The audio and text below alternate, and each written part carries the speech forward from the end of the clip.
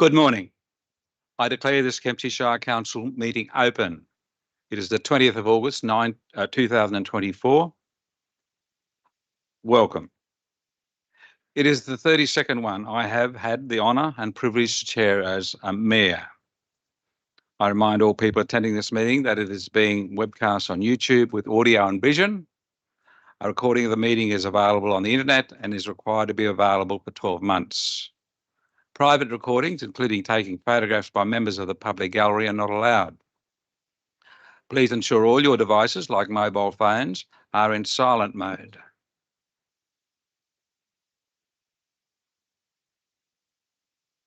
I especially welcome Mrs. Patterson, who is here in the public gallery to observe her son's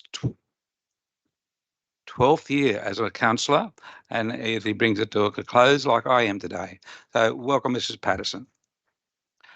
Councillors in attendance are Councillor Alexandra Wyatt, Councillor Kerry Riddington and Deputy Mayor, Councillor Scott Butterfield, Councillor Dean Saul, Councillor Arthur Bain, Councillor Anthony Batterson, Councillor Kinney Ring and Councillor Simon Ferguson. Council staff in attendance are Mr. Craig Milburn, General Manager, Mr. Michael Jackson, Director of Operations and Planning, Mr. Wes Trotter, Director of Utilities, Ms. Lisa Davies, Acting Director Corporate and Commercial, Mr. Daniel Thorogood, Group Manager Governance and Information, and Nicole Hodges, Governance Officer. Welcome for your first meeting, Nicole. I would like to remind all councillors of the need to conduct ourselves with respect for the democratic decision-making process that is expected in a council meeting. For those watching, please understand that councillors will be accessing the meeting agenda documents on their laptops and sometimes making notes on them. They are not receiving or sending messages with other councillors, staff or people outside this meeting. Councillors are doing their best to be informed on the decisions they are making. At the July meeting, I opened with a statement which needs repeating. It is, we are better together in democratic decisions, even when we disagree.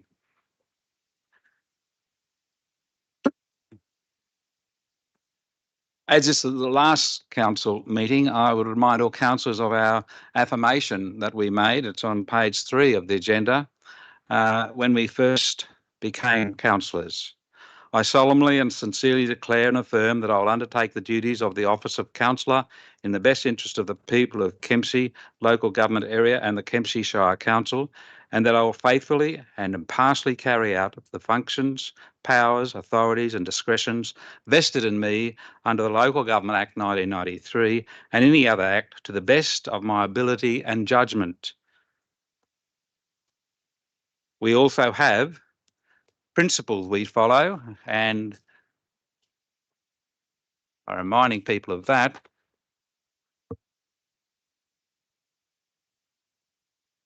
Because our meeting principles are to be transparent, informed, inclusive, principled, trusted, respectful, effective, and orderly. And to me, almost all of our meetings have been fulfilling those principles. Part 6.9 of the Code of Meeting Practice says the chair has precedence. When the mayor is speaking, no one else is, and you don't talk over the mayor. And that's the best way for a meeting to be run, so that when you wish to speak, councillors, put your light on and you'll wait your turn to speak. And that's how a good meeting will occur today.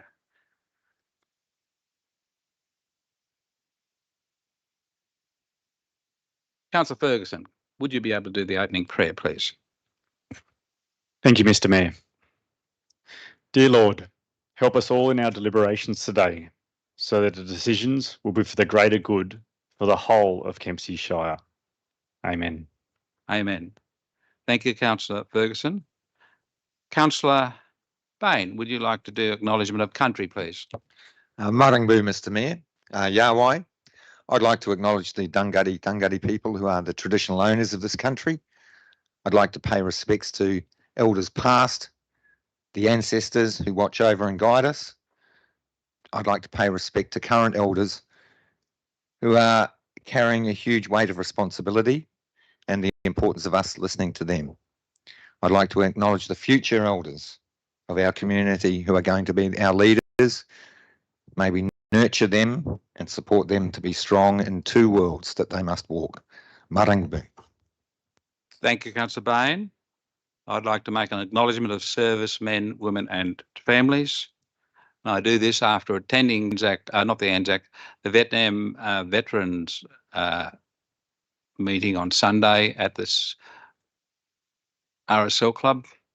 And I had the honour of laying a wreath on behalf of Kempsey Shire.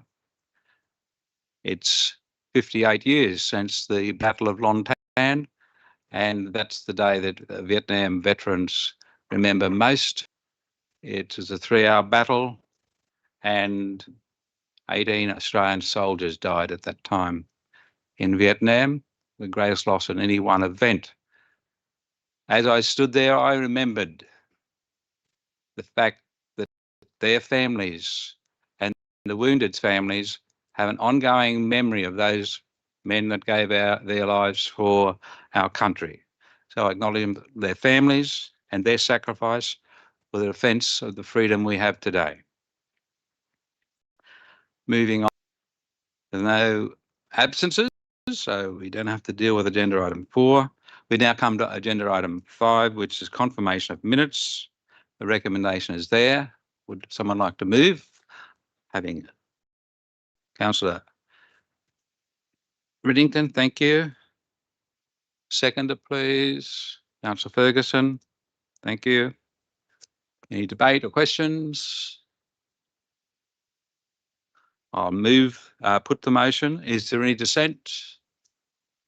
No dissent. I declare that carried. Any disclosures of interest? Councillor Saul, please. Thank you, Mr. Mayor. Mr. Mayor, I wish to declare a pecuniary interest in item 10.2, the planning proposal for Kemp Street, West Kempsey. The reason I'm declaring a pecuniary interest, I have property in that area, Mr. Mayor. Thank you, Councillor Saul. I'll be declaring a non-pecuniary, non-significant interest in item 10.1, as I know the father of the proponent. Mr. Mayor, unfortunately, You're going to act on that, yes. yeah, I was going to also declare I believe in the room on 10.2, Mr. Mayor. Thank you. Thank you, Councillor Saul. We now move to items passed by exception, agenda item 7. There are 5 there, and I'll be withdrawing 10.8, Slim Dusty Centre Annual Report 2024. Are there any other withdrawals? Councillor, I'd like to withdraw legal matters of some confidential questions. Thank you. 12.1. 12.1, thank you. Are there any other withdrawals? If not, are there any questions on the items that are still left in 10.9, 10.10 and 12.2? Councillor Bain, please. Is it appropriate for me to make a comment rather than a question, or? We could turn your comment into a question, but no, we only have questions at Okay, the time. all right, I'll turn my comment into a question then. Mr. Mayor, would it be correct to say that once again the statement of cash and investment shows that the our investment account is performing above the baseline and above the average of the general measure? Thank you. Mr. General Manager, would you like to answer that question, please? Yes, Mr. Mayor, that is correct. Thank you. No other questions? If not, I'll ask for a mover, please. Councillor Saul. Seconder, Councillor Patterson. Is there any dissent? No dissent. Declare it carried. I have 2 Merrill minutes to move at this time, and Mr. Thorogood has them at some point.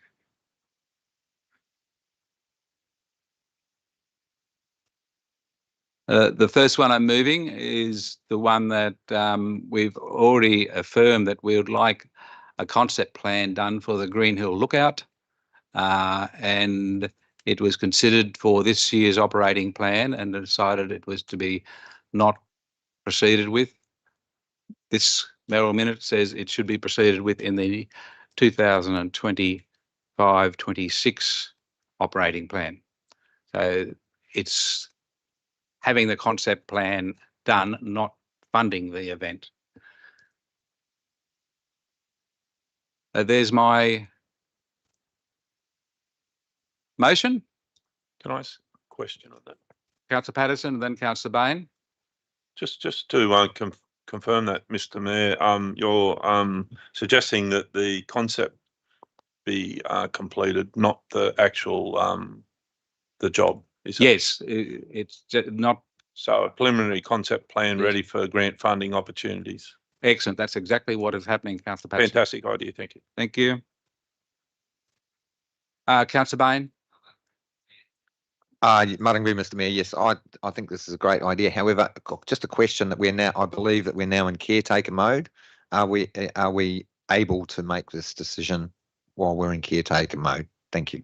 Well, I would think we should, but I'll get some advice. But as the General Manager could tell us, and has already told me, that when the consideration is happening in April for the operating plan, the new council, whoever they may be, will decide whether it's in or out then too. But we're actually saying it should be in there as the preliminary part.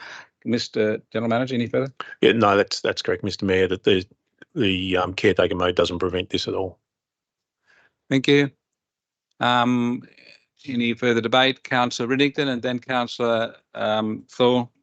Thank you, Mr. Mayor. I support your mayoral minute and notice of motion. I think this is a great initiative, and I think it would provide another great meeting place for the people of our shire with a great view over the Macleay. So thank you. Thank you, Councillor Riddington. Councillor Saul. Thank you, Mr. Mayor. Just a question first, and then we may go further. Mr. Mayor, should the words "give consideration to" be more mindful in that motion? I don't think so. As I said originally, Councillor Saul, if the new council in April decides that it shouldn't be considered, they can withdraw it. This is saying this should be there. The new council will decide whether it will be there. And second question, Mr. Mayor, do we have any costings for that concept plan? I do not have a costing. Mr. General Manager, any thoughts? No, through Mr. Mayor, we don't at this point. What this allows us, as the Mayor said, that between now and when we're doing the draft budget in April, we'll be able to work out those costs and present it to the new council. That gives a lot of lead time, Mr. General Manager. Yes. Anything further, Councillor Saul? Councillor Patterson. Mr. Mayor, a possible amendment. The actual the Green Hill Lookout is a fantastic opportunity for us to actually record the facts of our beautiful mountain range, our river, our heritage, etc. The one thing that the lookout, which I've just mentioned, the river is very well utilised by fishermen, by boaters, by skiers, swimmers, etc. But it is very well known throughout the whole North Coast as a fantastic fishing opportunity in our river, with perch fishing competitions, etc. going on. I was thinking, because of the financial structure we're in at the moment, being in a deficit, that I was wondering if we could somehow tie this lookout into a tourism type thing that was linked into the fishing and recreation of the river via Green Hill Boat Ramp, which is where they all put their boats in the water and fish from. Thank you, Councillor Patterson. In my closing statement, I'll probably address that. But yeah. Anyone else wish to speak? If not, addressing Councillor Patterson's point, the concept plan will actually investigate that. The council staff will seek input from all sorts of people, and including the tourism section of council staff, to see what would be appropriate there. and what be appropriate for people who are tourists who want to take photographs, drainage, tarring it, guttering it, putting in displays of information about the area. All those things would be part of that concept plan. And when it comes to council, as a non-councillor, you might wish to address the meeting A on few it. questions. I'm known for a few questions. Thank you, Councillor. There's no further debate, and I'd like to close it. Is there any dissent? One dissent. Thank you, Councillor Saul. Declare it carried. I now move Merrill Minute 2. That Council permits departing councillors to give valedictory speeches at the conclusion of the meeting. With only 3 of us. So that's what I'm moving, Councillor Saul. That we can't just make speeches at any time. We need a resolution of council, and that's what I've put up to make sure that our rules are followed. This will permit those speeches from our 3 departing councillors, including myself. No one wishes to speak? Thank you. Any dissent? Could I just ask a question on it? You may ask a question. Councillor Patterson, you need a speechwriter? No? Are we having a time limit on these speeches? I've lost my watch at that time, Councillor Patterson. Thank you. We do have a finish time of 4 o'clock though, so your speech can't go that long. Thank you. A question? Question from Councillor Saul. Mr. Mayor, I mean to say, I'm happy it happened. I thought perhaps you may bring it forward. That's all, not the end of the meeting. That's why I was just questioning. Okay, thank you. I think we've got more important business to complete first, but if you want to move a procedural motion that the speeches come forward, you can do that, but I wouldn't support it. But thank you. I'll put the motion. Any dissent? No dissent. Carried. Thank you. We now move to reports from committees, and we don't have any. So we move to 10.1, a planning proposal, Stewart's Point Road, Yarra Happney, and the recommendation from council staff in front of you. Does someone wish to move it? Councillor Patterson. Do we have a seconder? Councillor Saul. Councillor Patterson, it's all yours.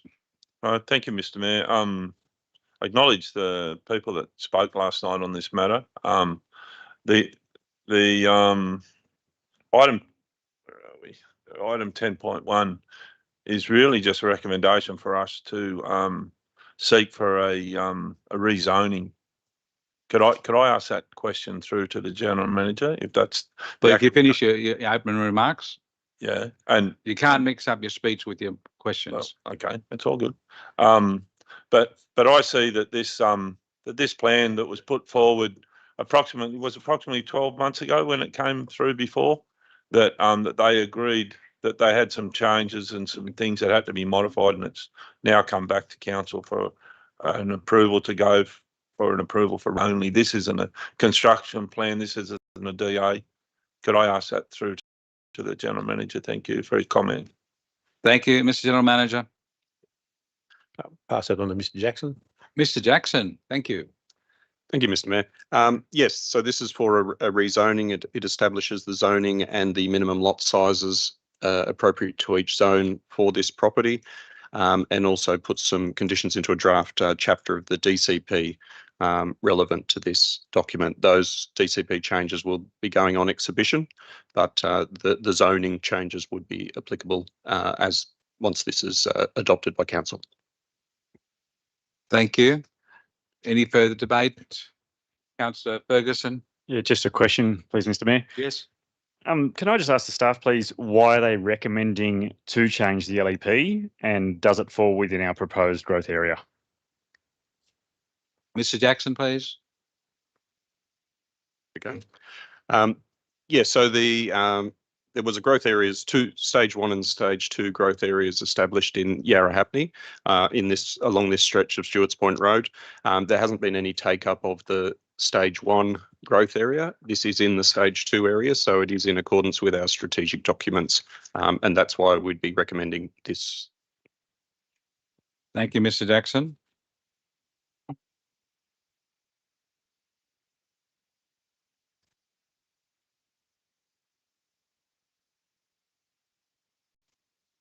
Lost a page here.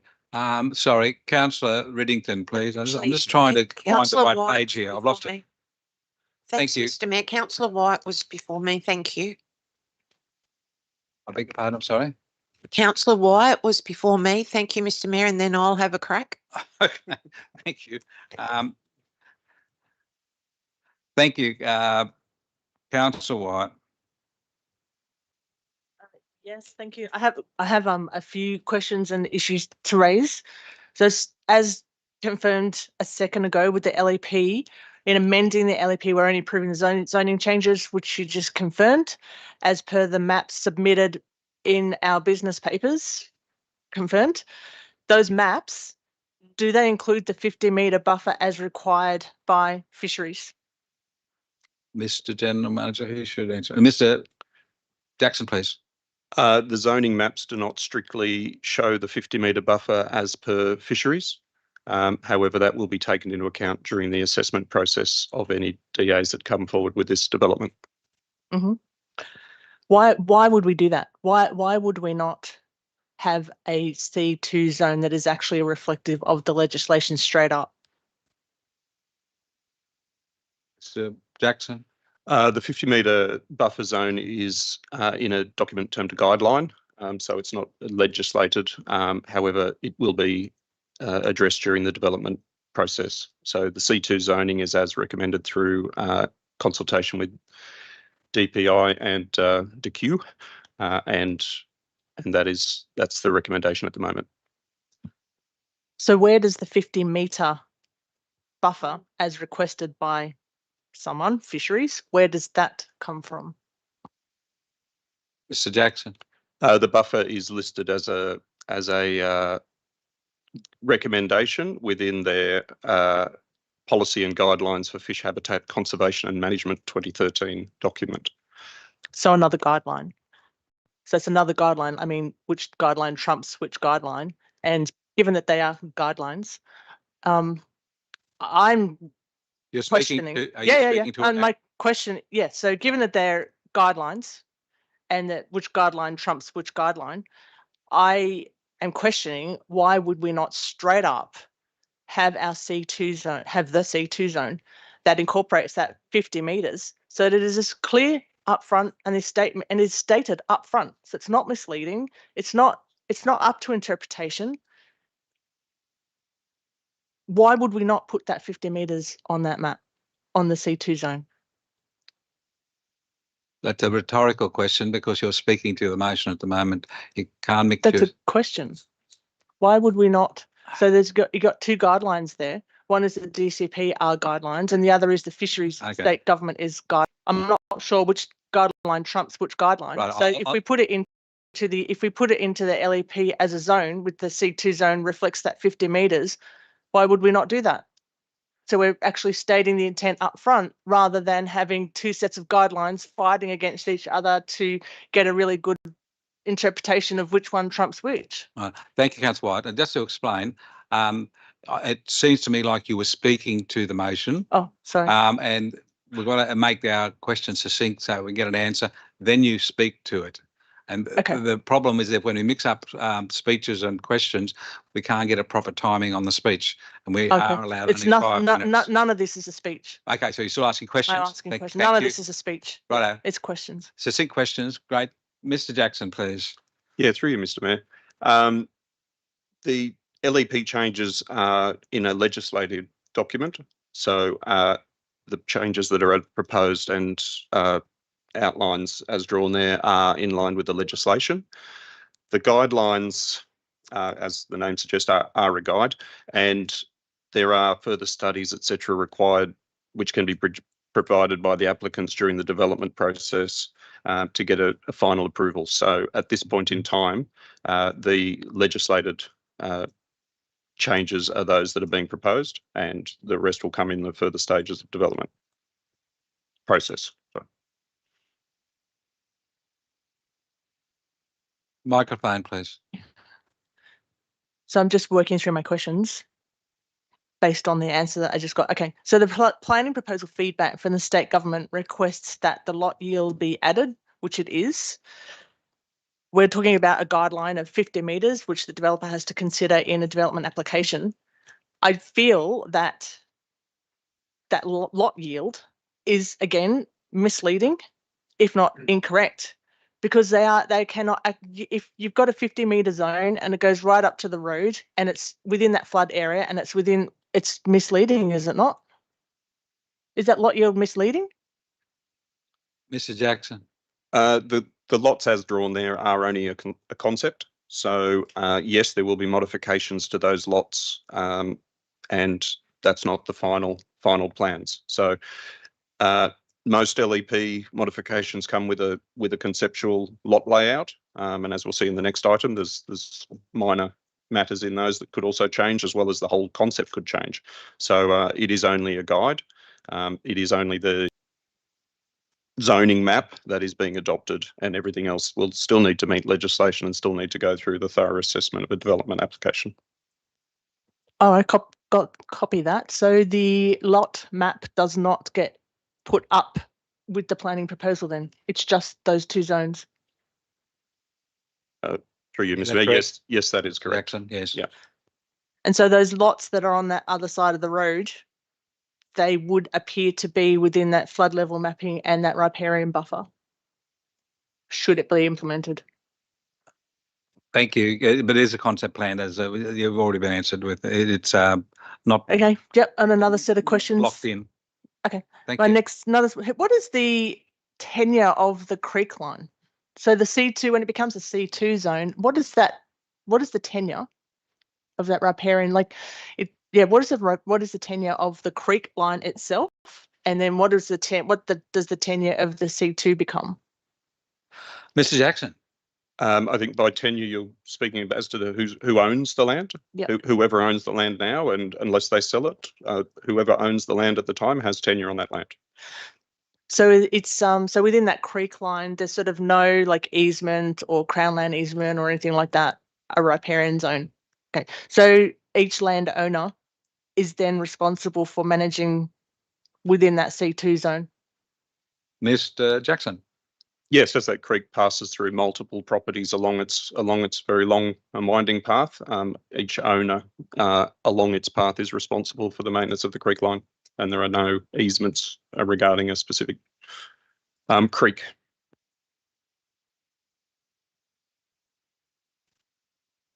I want to ask some questions about the DCP part of that. Does anyone else want to ask questions about the LEP before I move on to the DCP part of that? No, bring on your DCP. And then I want to close with a statement, please. Thank you, Councillor Right. White. I'll just outline my intent. Yep.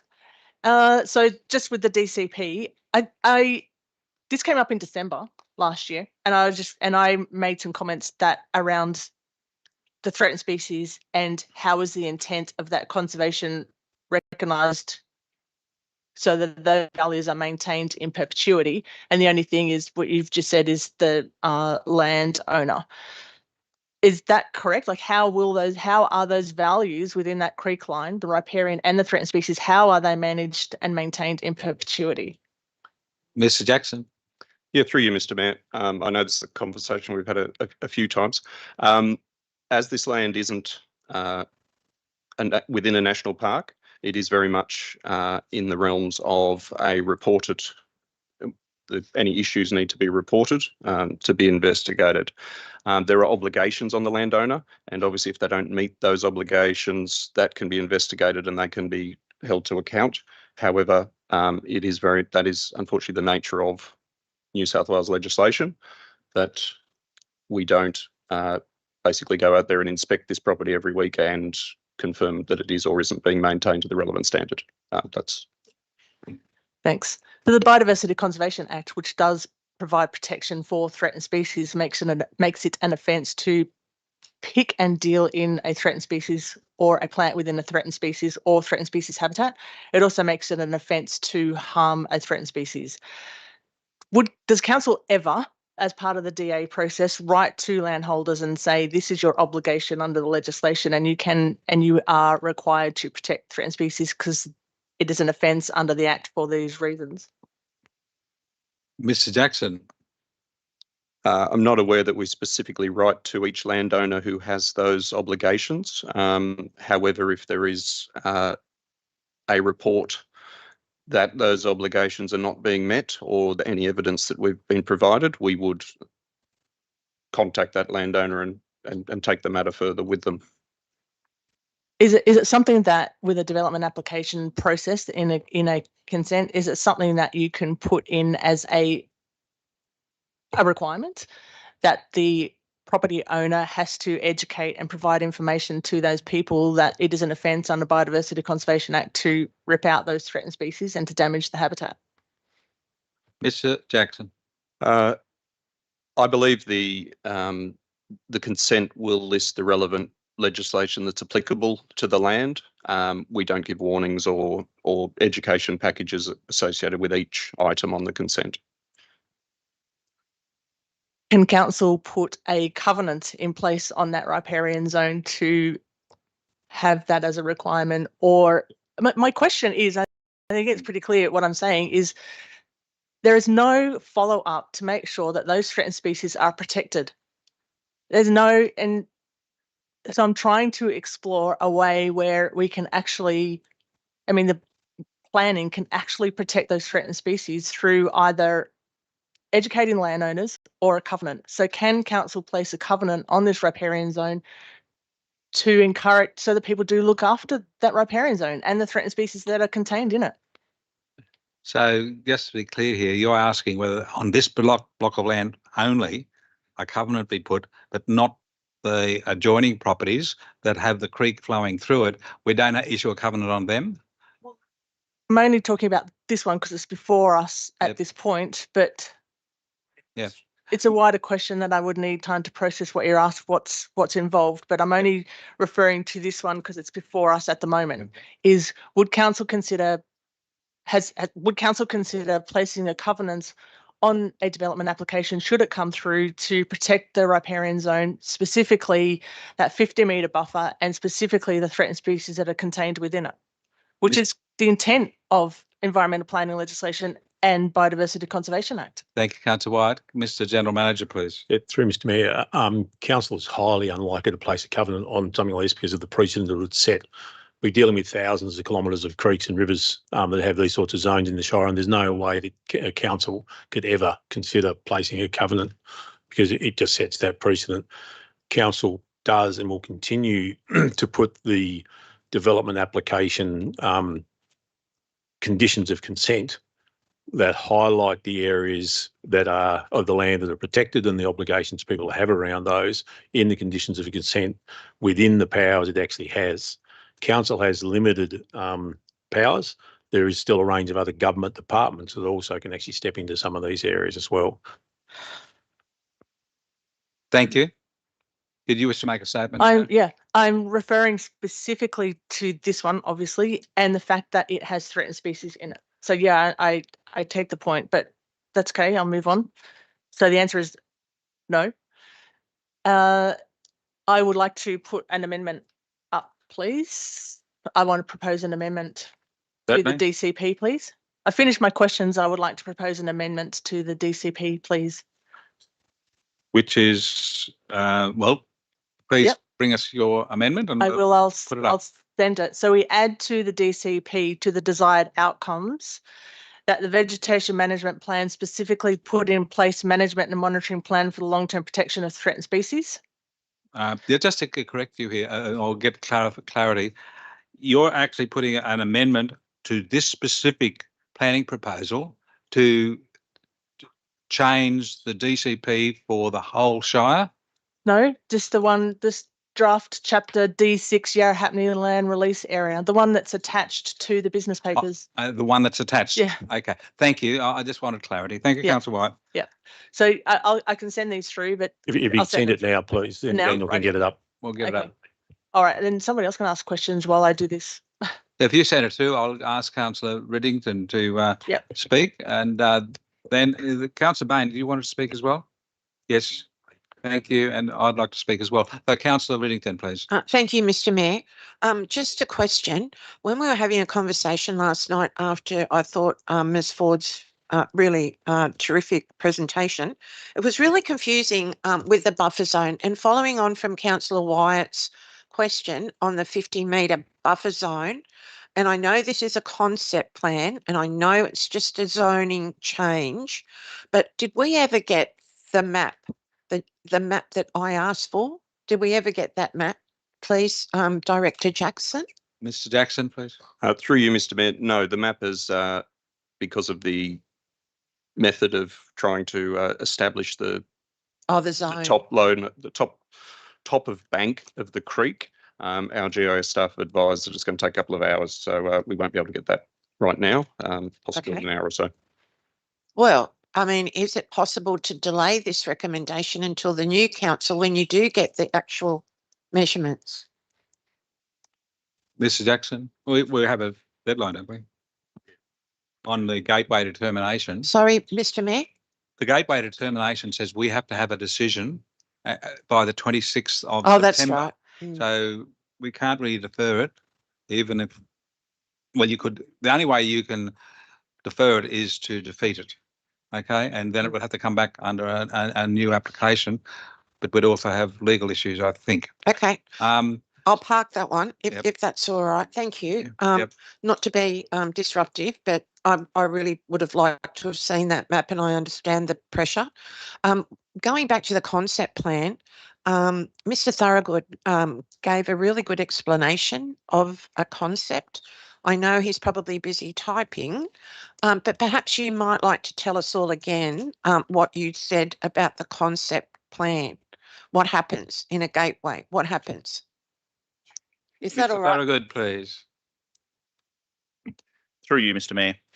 What I explained last night was that the concept plans which accompany these applications are intended to demonstrate to our planning staff that the objectives of the zone and the planning proposal could potentially be met if that zoning was applied. So they're only intended to demonstrate that it is possible, for instance, to fit lots in there, etc., so forth, or it may be. They're not definitive. They're not necessarily what will later come on a subdivision application. And in fact, quite often what we see is, given these processes take time, by the time an application is actually made for a subdivision, various environmental planning instruments may have changed, SEPs may have changed, other parts of the LEP may have changed, and so on. And there'll be a whole different set of constraints that subdivision will then need to meet, which will mean a different plan will need to be submitted at that time. Thank you very much. Before we go on to the other speakers, we'll come back because it's an amendment that's been moved. We have to deal with the amendment first. Councillor Wyatt, is the amendment there that you wanted? Yeah, A, B and C of 2. So if all councillors can read that. And would you like to explain the amendment again, please, Councillor Wyatt, and then I'll ask you to speak to it if we get a seconder. So following on from my discussion back in December about this, and also now about the management of threatened species, and legislation is put in place to protect threatened species under the Biodiversity Conservation Act. As I mentioned, it is an offence to harm the habitat of a threatened species and a threatened species. It does incur massive fines. We are a country that has a shameful reputation of having more endangered species and threatened species and loss of species than most other countries around the world. If we don't be strong, if we don't make our statutory, if we don't implement our legislation, what is the point of having it? Since I've been sitting here for two and a half years, I can clearly see what was told to me when I first stepped into an environmental law lecture, which says that the law is there to provide the license for that you want to do. So in other words, it's a Clayton's law. It has no power, it has no meaning, it does not stand by its intent. So I'm asking that we actually do take a stand, and we just heard that council has no authority to do this. Well, I mean, state, local and federal government, they are regulators of sorts. Maybe there's just no appetite for it. So my Councillor, just to be clear, I just wanted you to explain what the words are. And then you speak to it after we get a seconder. That's the procedure. Sorry to interrupt you. I see you in full flight, but yep. Well, hopefully you heard what I said, because I've lost my momentum and train of thought. However, thank you. I'll now seek a seconder to the amendment. Councillor Riddington, please. Thank you. And now you can start again if you like. I lost my Councillor train of White, thought. I'm sorry. The desired outcomes is that the vegetation management plan specifically put in place a management and monitoring plan for the protection of those threatened species in the riparian zone.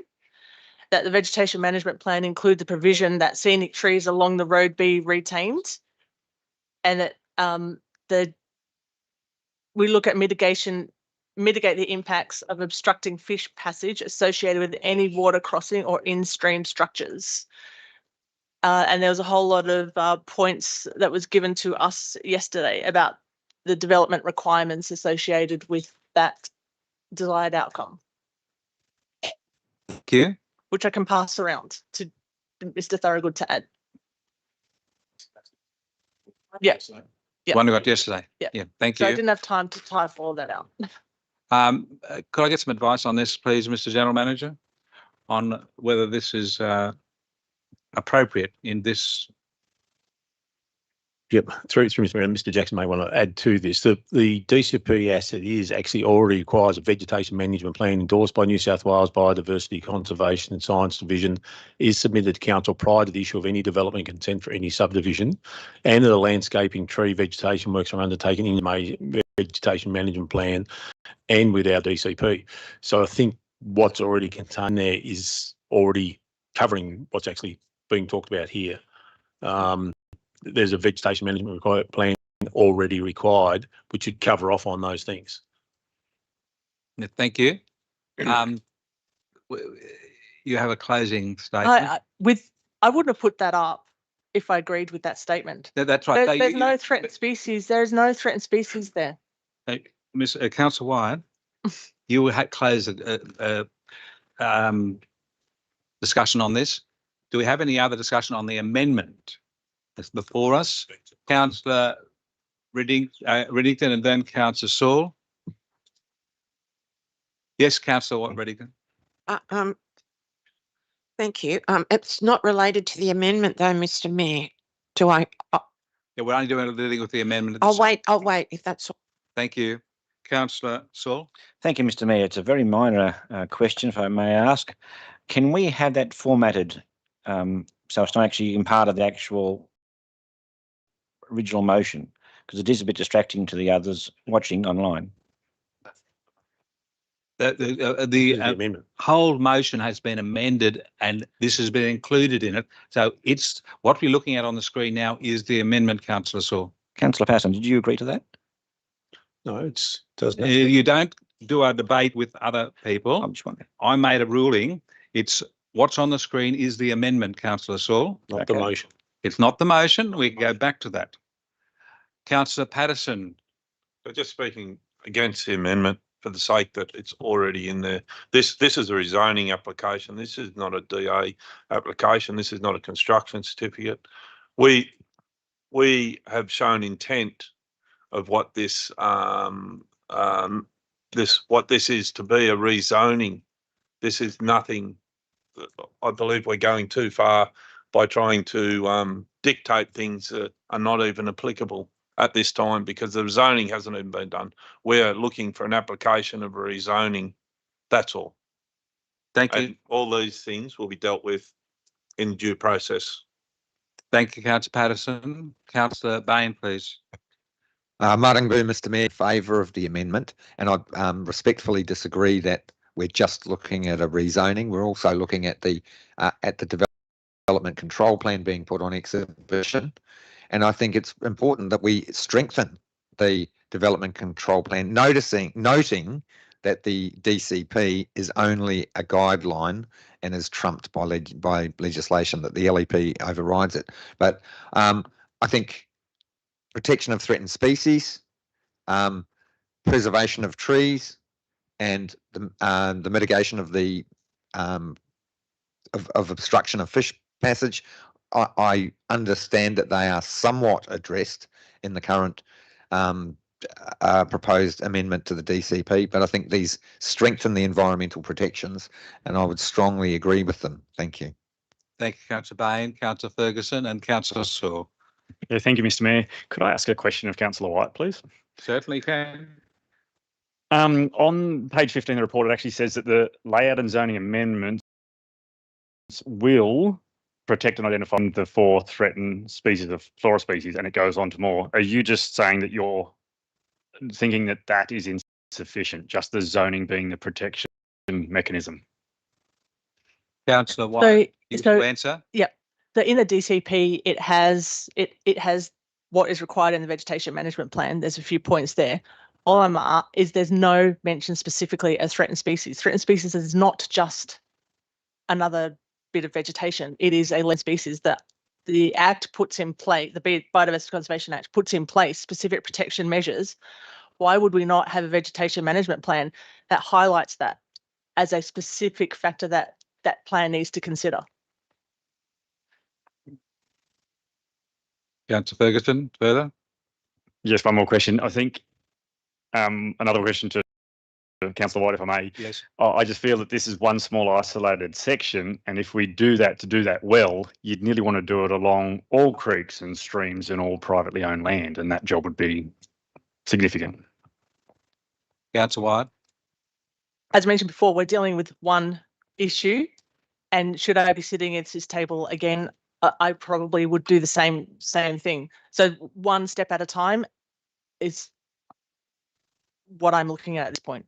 So I'm not looking at putting this for every property that has every creek in the entire Shire. I'm looking at this one that I know that we know has threatened species there, 4 of them. Asking that the vegetation management plan has a specific chapter in it that says these are the threatened species, these are their habitat requirements, and this is what we're going to do to protect them. It's a paragraph, and it's highlighting the fact that they are threatened species, that they do warrant different sets of protection and different sets of rules than, you know, a eucalypt forest or other non-threatened species. Thank you. Mr. Milburn will give some more advice on the proposal, and then I'll have Councillor Saul and then Councillor Butterfield. Mr. Milburn, please. Just to highlight to the councillors that section 3 in the development requirements 3.1 flora and fauna habitats, this is in the draft DCP that's actually going on exhibition, actually has a DO1, an assessment of the fish habitat conservation and management in accordance with the New South Wales Department of Primary Industry Policy and Guidelines for Fish Habitat Conservation and Management. Also need to provide for the establishment of a 50-metre wide buffer zone between any development of the waterway to preserve and enhance the riparian vegetation and avoid impacts on fish habitat. And it also has all significant trees on the site are to be retained and protected. So that's already in the DCP that's going on exhibition. So again, I think most of the things, from what I can see, the things that are being asked covered in what is going on exhibition. Thank you, Mr. Milburn. Councillor Saul, please. Thank you, Mr. Mayor. Mr. Mayor, once again, my concern is that we don't want to continue to bog down development. We don't want to continue to deter development by adding layers of bureaucracy in parts. Mr. Mayor, the staff have gone through this situation. They have given their concurrence. They're giving us a report for council to support this. And for the general manager just to mention then saying, yes, he believes the concerns in this room have been covered. I think that we should just, again, go back to the original motion and allow people to get on with their lives and to enable our community to grow. Thank you, Mr. Mayor. Thank you, Councillor Saul. Councillor Butterfield. Mr. Mayor, the general manager actually answered my question. I was going to put through to Director Jackson, just to whether this was the time to do it or maybe in the next step. But obviously, it's already included the DCP. So yeah, I don't really see the need for this now. Thank you. Councillor Ring. Councillor Bain, you had a question. Martingly, Mr. Mayor, yes, I have a question because I've already spoken to this. My question is, are we aware of what potentially land care agreements, riparian protections have been voluntarily entered into by neighbouring properties? Mr. General Manager? Yeah, through Or Mr. Jackson? No. General Manager. Yeah, through Mr. Mayor. No, we're not. And it's not particularly relevant to the rezoning of this particular site. May I speak to relevance?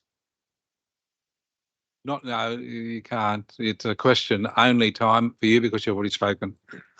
May I ask another question? You may ask another question. Would it be considered relevant if we're looking at this particular section of relation to have an understanding of what's happening on neighbouring properties and the protection of the whole system? Because a creek is not an isolated section; it's actually part of a whole process. And thank you. Yep, Mr. Jackson initially.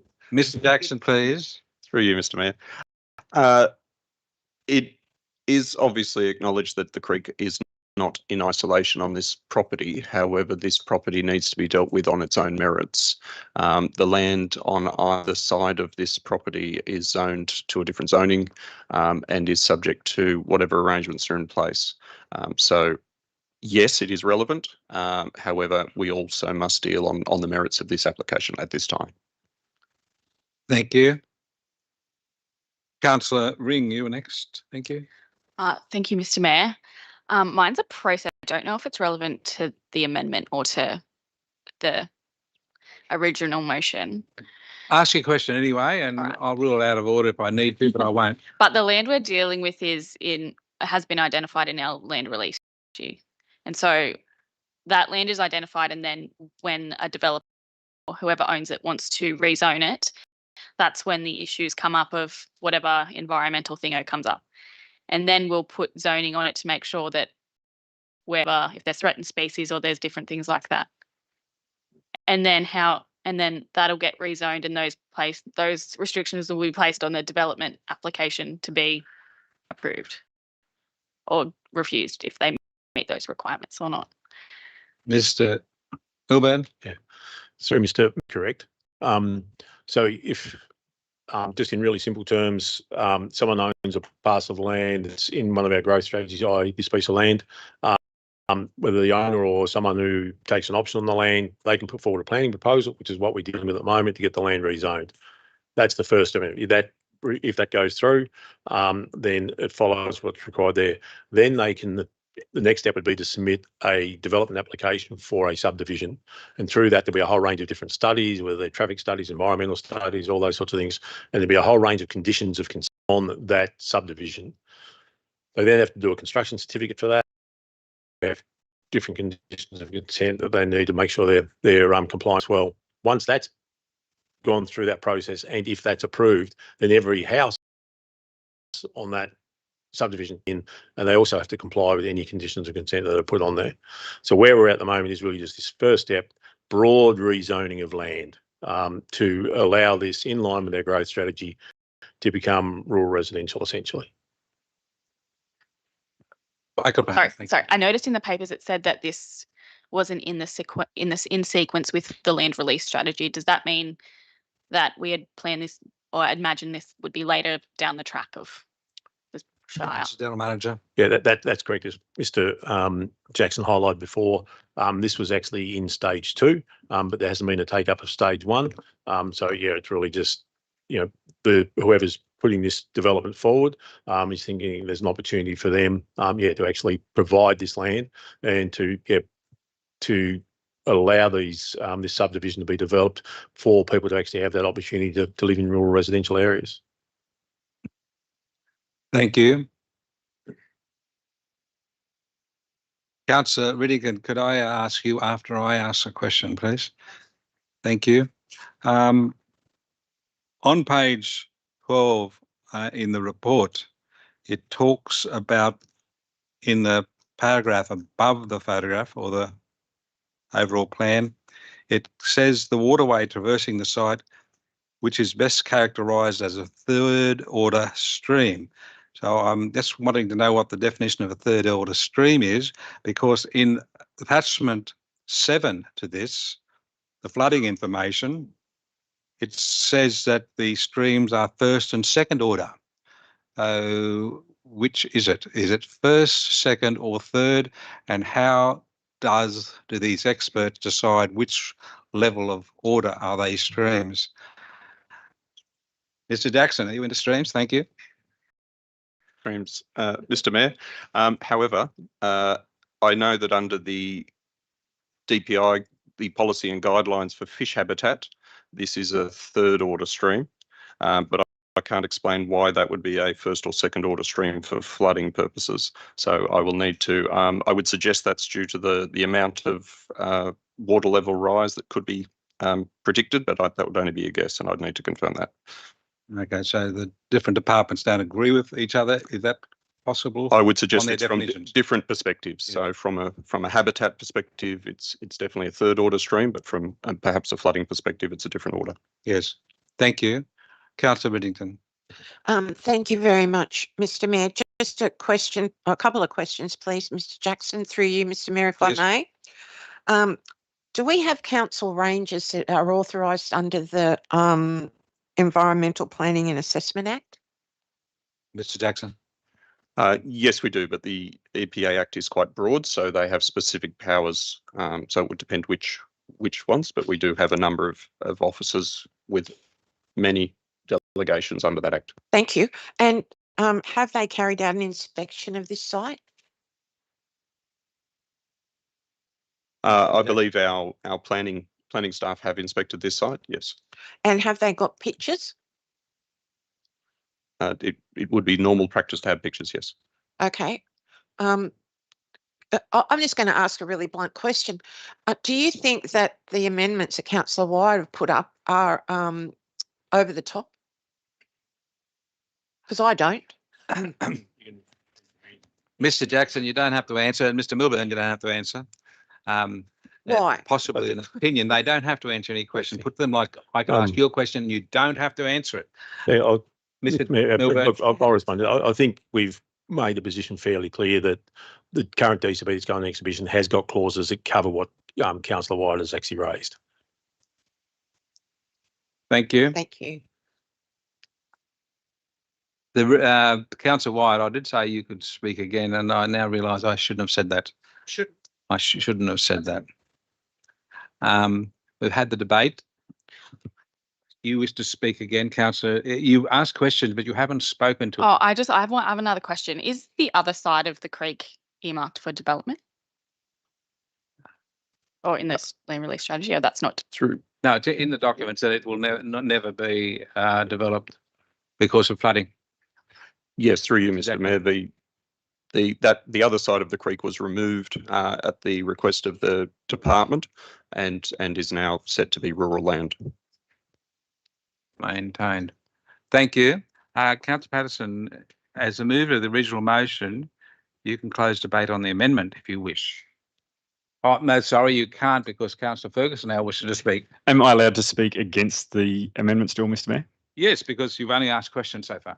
Thank you, Mr. Mayor. I'd just like to respectfully speak against the amendment. I just believe that we protecting those areas, and I'm all for the intent behind the amendment, but we are covering it off as the General Manager has spoken, and it is quite clear that the zoning will do that.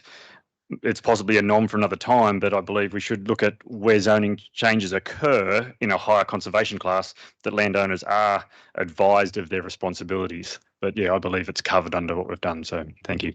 Thank you. Any other speakers? Well, before I hand to you, Councillor Patterson, I'll just quickly speak in favour of the amendment. I know the old saying that once you hit the nail on the head and it's in the wood, you don't have to hit it again. But sometimes just to be a little bit sure, you hit it again. And this one is just being very explicitly assurance to everyone that council is making sure these actions on the environment are in place for the DCP. So I support the amendment. Councillor Patterson, you would like to close? I'll close, and in closing, I'll be speaking against the amendment. In closing, Yeah, that's what you do, Councillor Patterson. that's what I'm doing. 322 Stewart's Point Road, Yarrapini. This is what we're talking about.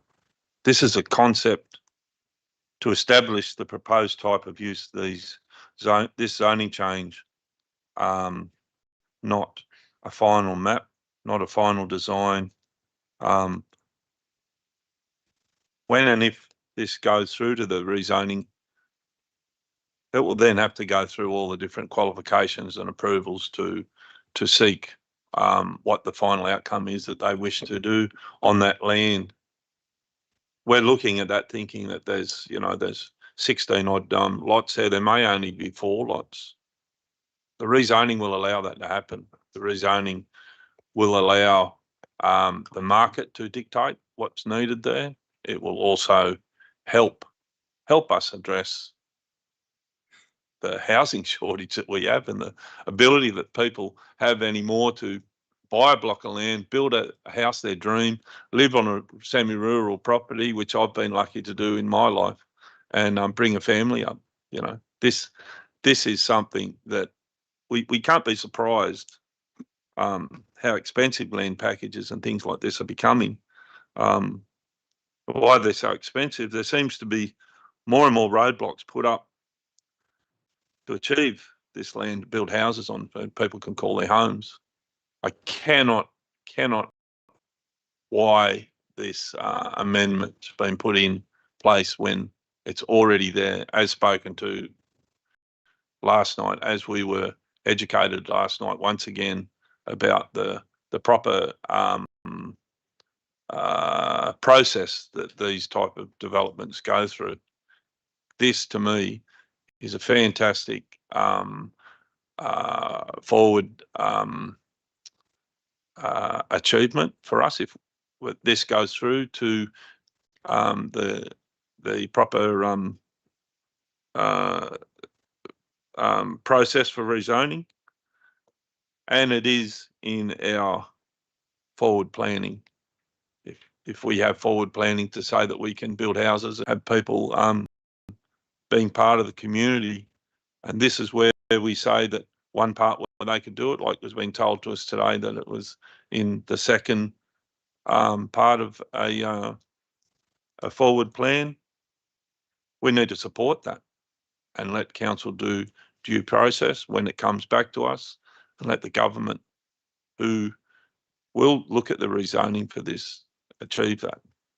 Don't put roadblocks up for people to build houses, to become family members, to become community members. Don't do it. Let this go through to the rezoning. Let this be rezoned. Let these people have a future for many other people that are going to come to this area and live. Thank you, Councillor Patterson. I notice your light's on, Councillor Bain. You cannot speak to the motion. What was your light on for, please? May I ask a procedural question? You may ask a procedural question, yes. Thank you, Mr. Mayor. My understanding was that Councillor Patterson was closing debate on the amendments. Yes. Sounded very much like the substantive motion. I just need clarification on that, please. Well, he is talking about the motion on the screen. Is why I perceive what he was speaking. So procedurally, he was correct. We'll vote on this. If it's voted up, it becomes a motion. If it's voted down, we go back to the original motion. So with no further speakers allowed, I now put the motion. Is there any dissent to the amendment on the screen? There's 5. That's 5 against. I declare it defeated. We go back to the original motion, which is back on the screen. And when we had the amendment moved, we had speakers ready to speak on this. Councillor Riddington, and then Councillor Bain and Councillor Ferguson. If you wish to continue, no. Councillor Riddington doesn't wish to. Councillor Bain, the original one is on. The original motion, correct. Thank you, Mr. Mayor. A question is, if we approve a LEP change to R5, what is our minimum lot size on R5? Mr. Jackson, please. I believe the minimum lot size is going to be 1 hectare. So not what it is going to be, what is our current minimum lot size for R5? I believe the minimum lot sizes are set on a map, so it does vary. So in some places it's 1.5 hectares, 2 hectares, 2.5 hectares. So the minimum lot sizes will vary according to the minimum lot size map, which is why we're adopting both things as the change to this LEP. So it doesn't follows strictly that all R5 is of the same minimum lot size. Oh, thank you for the clarification. So we are deciding on the minimum lot size in chambers today. Yes. Thank you. Thank you.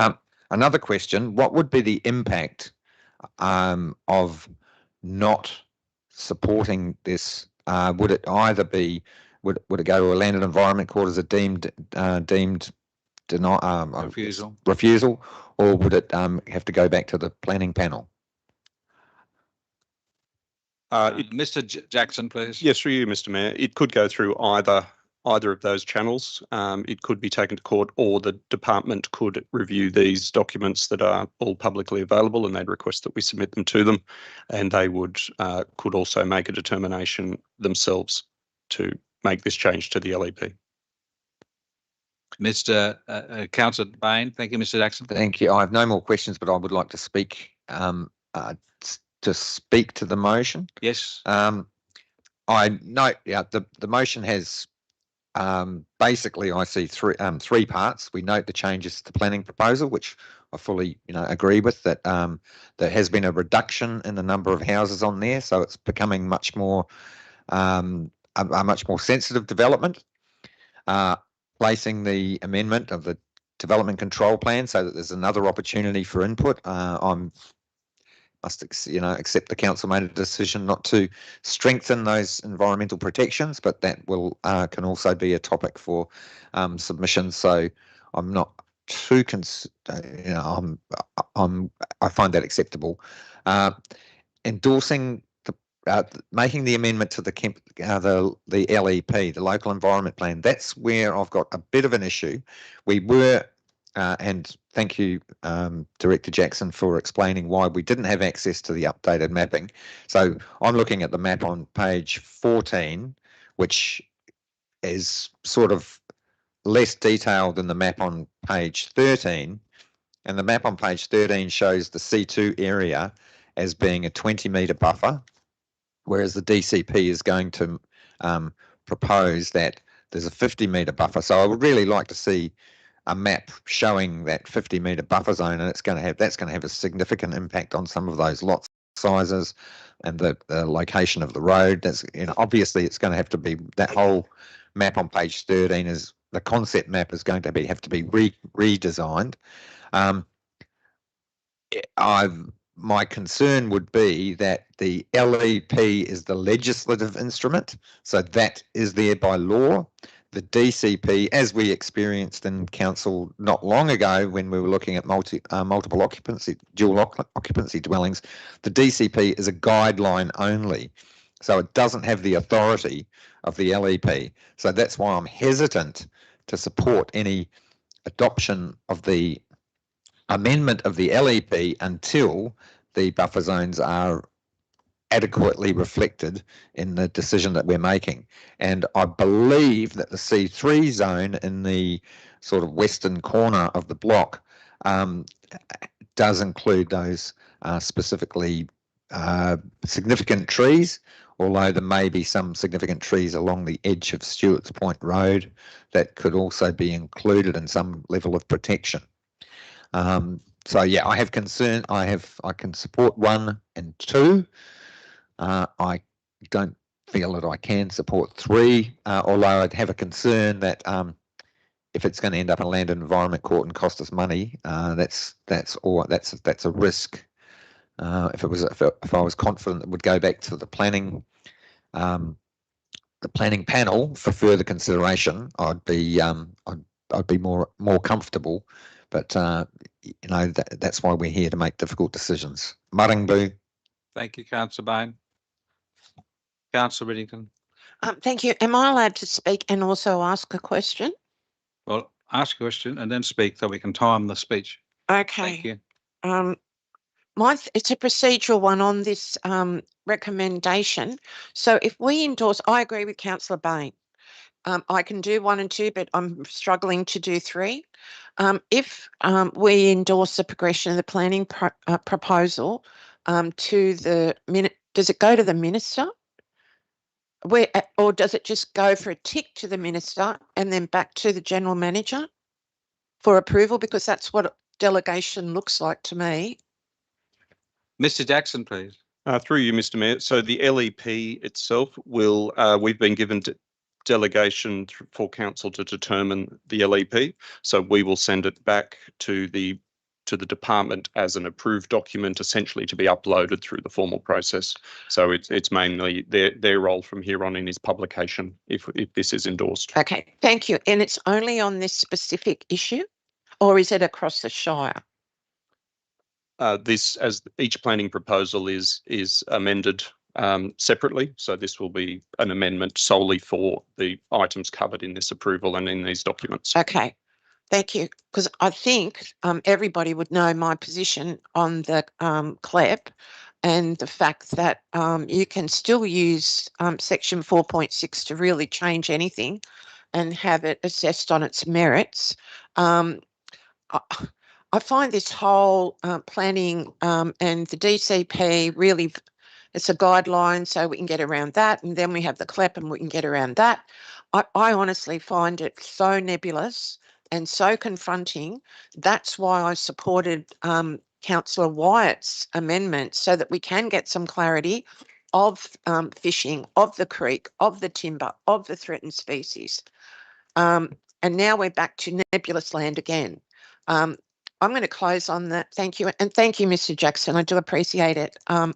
I just find the whole thing incredibly confusing, and so does the general public. Thank you. Thank you, Councillor Riddington. Further speaker, Councillor Wyatt, please. You've already asked questions on this, haven't you? I'm not asking questions. No, I'm speaking against the motion. Thank you, Councillor And Wyatt. yep, I'm speaking against the motion, and I'm supporting what Councillor Bain said and Councillor Riddington. I don't support any of it. I'm not sure. I'm not sure. It's a rhetorical question why we would put something through that appears to be misleading. If we proceed with this zoning change that does not put that 50 metres on, that's a precedent. It's open up to legal interpretation. All you need to do is get a very clever lawyer or senior counsel to work that out for you, and that will end up Environment Court. I believe guidelines are just pathetically weak. I fully support what Councillor Bain says. At least it's in the legislation. That's the benchmark. The guidelines not the benchmark. The statute is the benchmark. I'm not here to make decisions based on whether I feel threatened that someone with more money than council can take council to the Land and Environment Court. That is not the intent of council's decision making. That is not the intent of the Environmental Planning and Assessment Act. The intent is to provide sustainable development and to protect all of the values: community, social, environment, economic, those 4 values. I'm not here to, those values. I have a platform here as a councillor to strengthen environmental values for their intrinsic right to exist. I'm not here with a green cape and green blood saying that I want to put a roadblock to development. I find that actually quite offensive. This is not about roadblocks. This is about strengthening. This is about state, federal and local government, and local government has a role in strengthening environmental protection, which what I have heard for 2.5 years, we have no authority. We have no strength to protect our values. All I've seen here in 2.5 years is threats on the Land and Environment Court. We can't do this. We can't do that. We don't have enough compliance. We don't have enough to protect it. So I don't support this. I would rather see the LEP state up front with the statute of the intention is to protect those values, and I can't support this. Thank you. Any further speakers, please? Councillor Ferguson? Just a question, if I may. Yes. Is the 50 metre a legal requirement? Does it carry legal weight? Mr. General Manager. Yeah, through you, Mr. Mayor, as Mr. Jackson pointed out before, it's a recommendation. We have included it in the draft ECP, but it's not a piece of legislation. So it still has to be considered. And as Mr. Jackson highlighted, they'll still, as they go through the next stages of these studies, will need to be done and evidence produced about those impacts as well. Thank you. Any further speakers? If not, I'll ask Councillor Patterson to close debate on the substantive motion before us. Thank you. Something that people sitting around this table don't seem to think that with developments like this, don't forget the people who may purchase this land, build their houses, build their dreams. They may be more pro-environment than any of you guys. They may be more pro. Looking after the place and looking at the photos of this place. And I've been past there. It's just mostly an open paddock. They may actually put more advantage to the environment and make it a better place than it is already. So, planting trees, there'll be more trees on that site than there is now. Plants, building the environment. So, these people, whoever ends up developing it and building there, so I look forward to all the councillors here sitting around the table to support this planning proposal to be forwarded, to be rezoned, and start making progress on the need for housing, the need for quality housing, the quality and looking after the environment. I look forward to everyone's support. Thank you, Councillor Patterson. I'll now put the motion. Is there any dissent? 2 dissenting. Councillor Bain and Councillor Wyatt. Hang on. I've Dissent. just put the motion. Can we start again, please? I will start again. The motion before us on the screen, we're now voting on. Dissent from passing it. There are 3 dissenting. Thank you. I declare it carried. We now move on to 10.2. Mr. Mayor, 10.2, as said earlier, we're leaving the room. Thank you, Councillor. And I'll wait for your direction to return. We will. Don't get too far away. But thank you. The planning proposal is 10.2 is for Kemp Street, West Kempsey. Recommendation is there before you. Do we have a mover? Councillor Patterson, Councillor Patterson, you had your hand up first. Thank you. Like progress. And seconding, Councillor Bain had his hand up first. Sorry, Councillor Ring. Councillor Patterson, do you wish to speak to the motion before us, please? Page 25.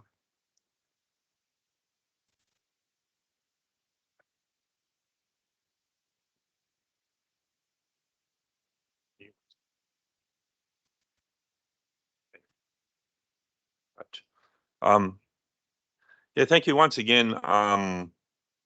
We have in front of us another planning proposal to address housing requirements that our community desperately needs. We see our families growing up in this area. I have 3 children. I see them getting further and further away from being able to afford a house because of less and less housing we seem to have. This proposal is obviously, like the speaker said last night, it's a third part of a development that's happened in that area, and I really see much benefit to the community. I look forward to everyone's support with this. Question that was brought up last night about whether the traffic management plan might be addressed, as I believe Mr. Mayor, that the general manager commented that will be in the due process of the DA. So, and that would, I suppose, possibly, if required, come to the traffic committee. So yeah, I guess there'll be a fair few questions on this, but I look forward again for the support to fellow councillors delivering houses for our community. Right, speakers, we've got Councillor Bain, Councillor Riddington, and myself. Councillor Bain, please. Martin Good, Mr. Mayor. Yes, I'd note that the recommendations about amending the LEP again, and that's fine. Like in this case, The C2 land there, that's the flood-prone land, is protected. The development fits in with the character of neighbouring developments. It's a further stage. Just want to clarify that I'm not anti-development. I'm pro good development, and there's a couple of possibilities here that again will come up in the DA process. But it's you know, the LEP will be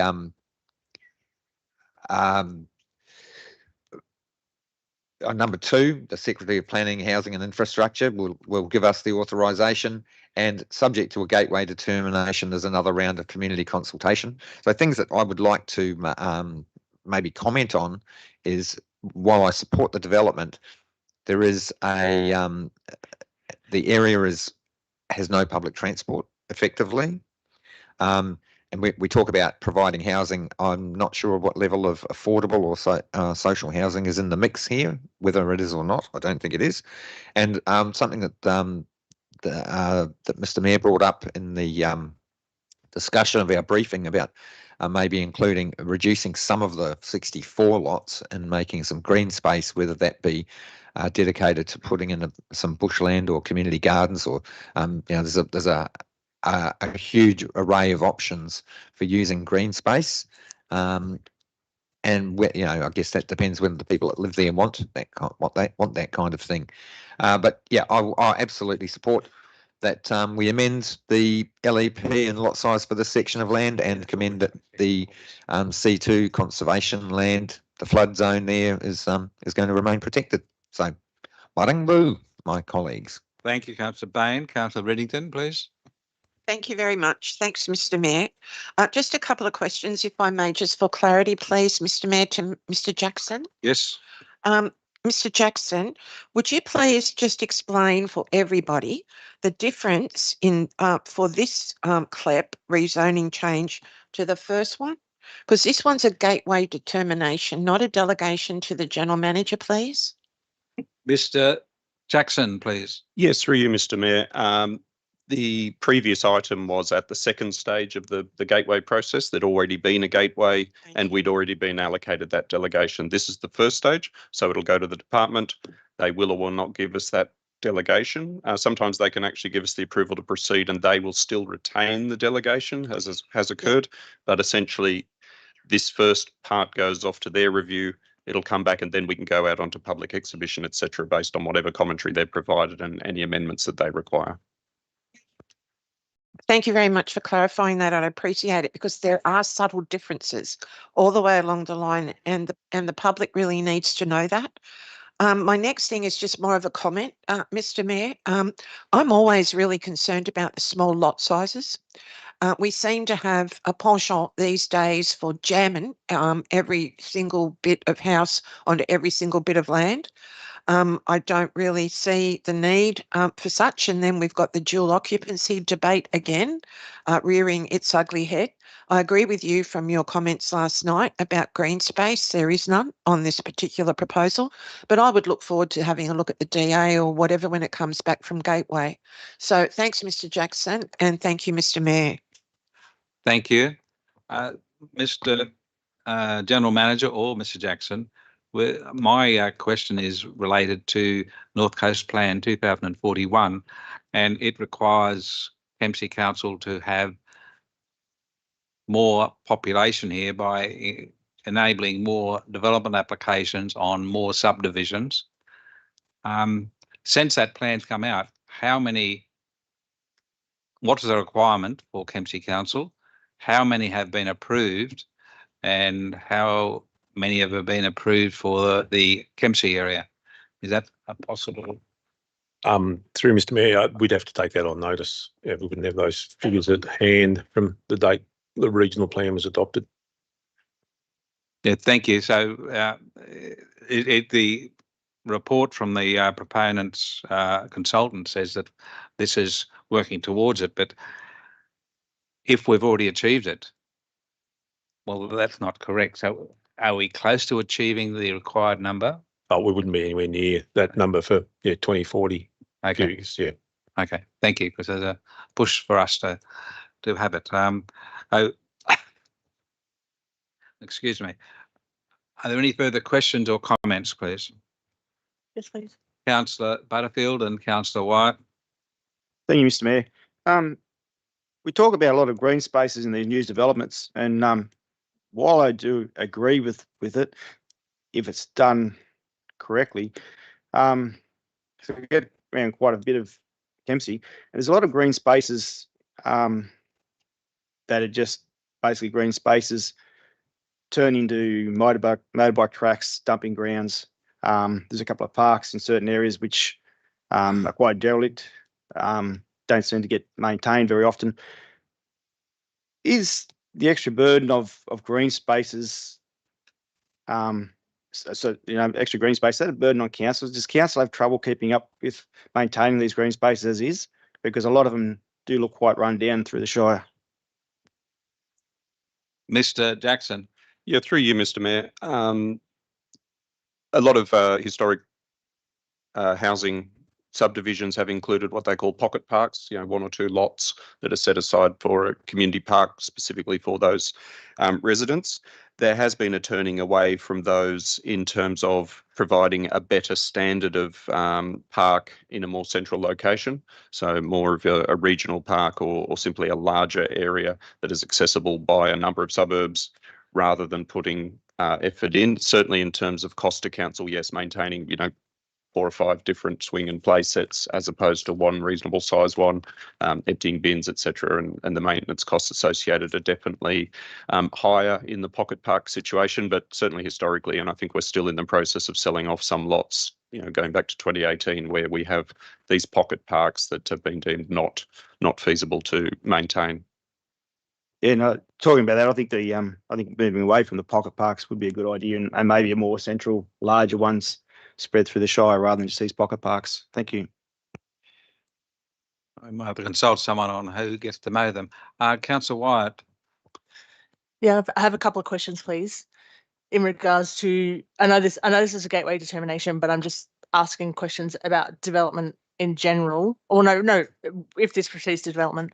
So the 2023 developer contribution plan, also known as those 7-11 plans, outlines the contribution calculations and the procedures, and then it has a list in, I think it's Appendix B3 or whatever B3 is, where the developer contributions would go towards. Would we expect developer to contribute towards those development contributions in that plan, or could a volunteer planning agreement be put in place, and who decides? Mr. Jackson, please.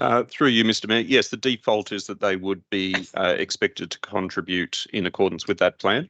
However, as the name suggests, they can volunteer to enter into a voluntary planning agreement. And on that basis, we would then need to assess what they're offering, the value of it, and whether that is preferred outcome, which in many cases would be brought back to council if it's of a significant nature to determine if we get them to go down the 7-11 contribution, 7-11, 7-12 contribution, or whether to accept and enter into a voluntary planning agreement if it's advantageous to council.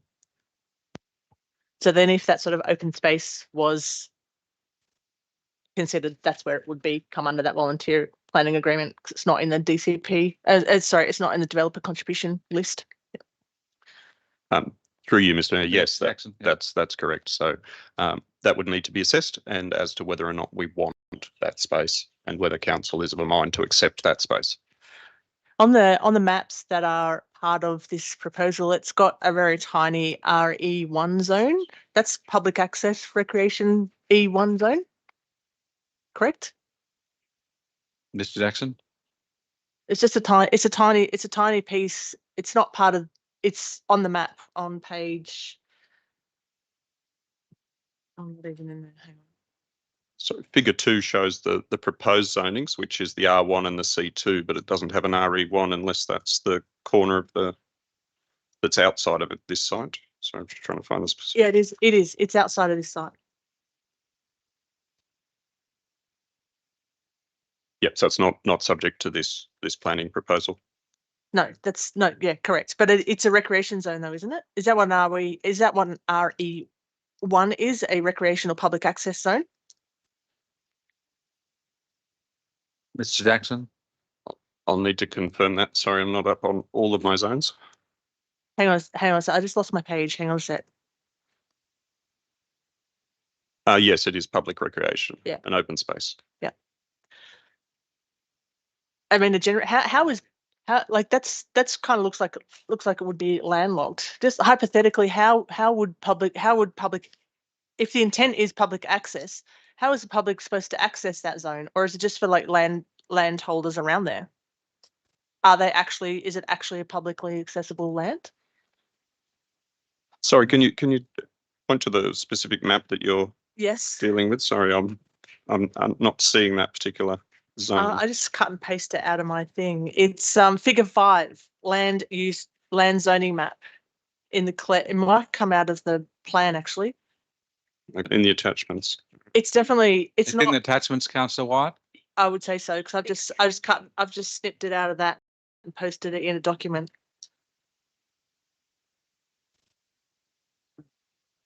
I'll find it for you.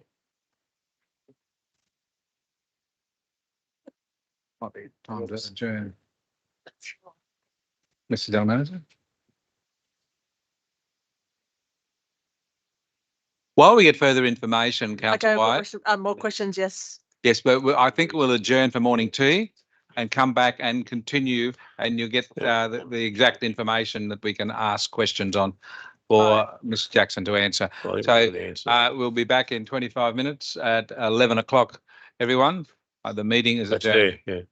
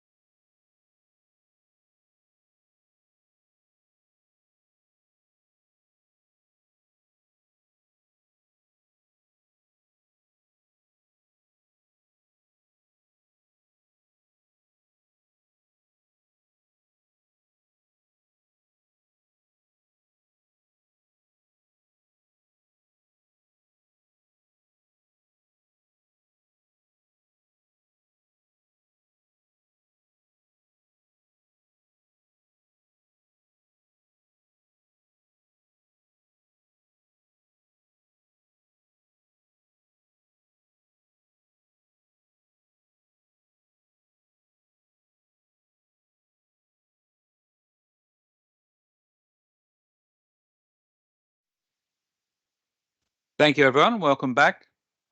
We'll continue on with the consideration of the motion before us, 10.2.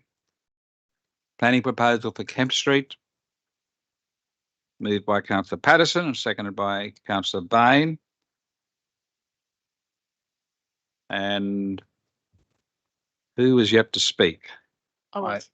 Councillor White. I was going through the questions. Yes, thank So, you. And I was talking about the public, the recreation, the RE1 zone, which is public recreation, I think. And we sorted out where that was.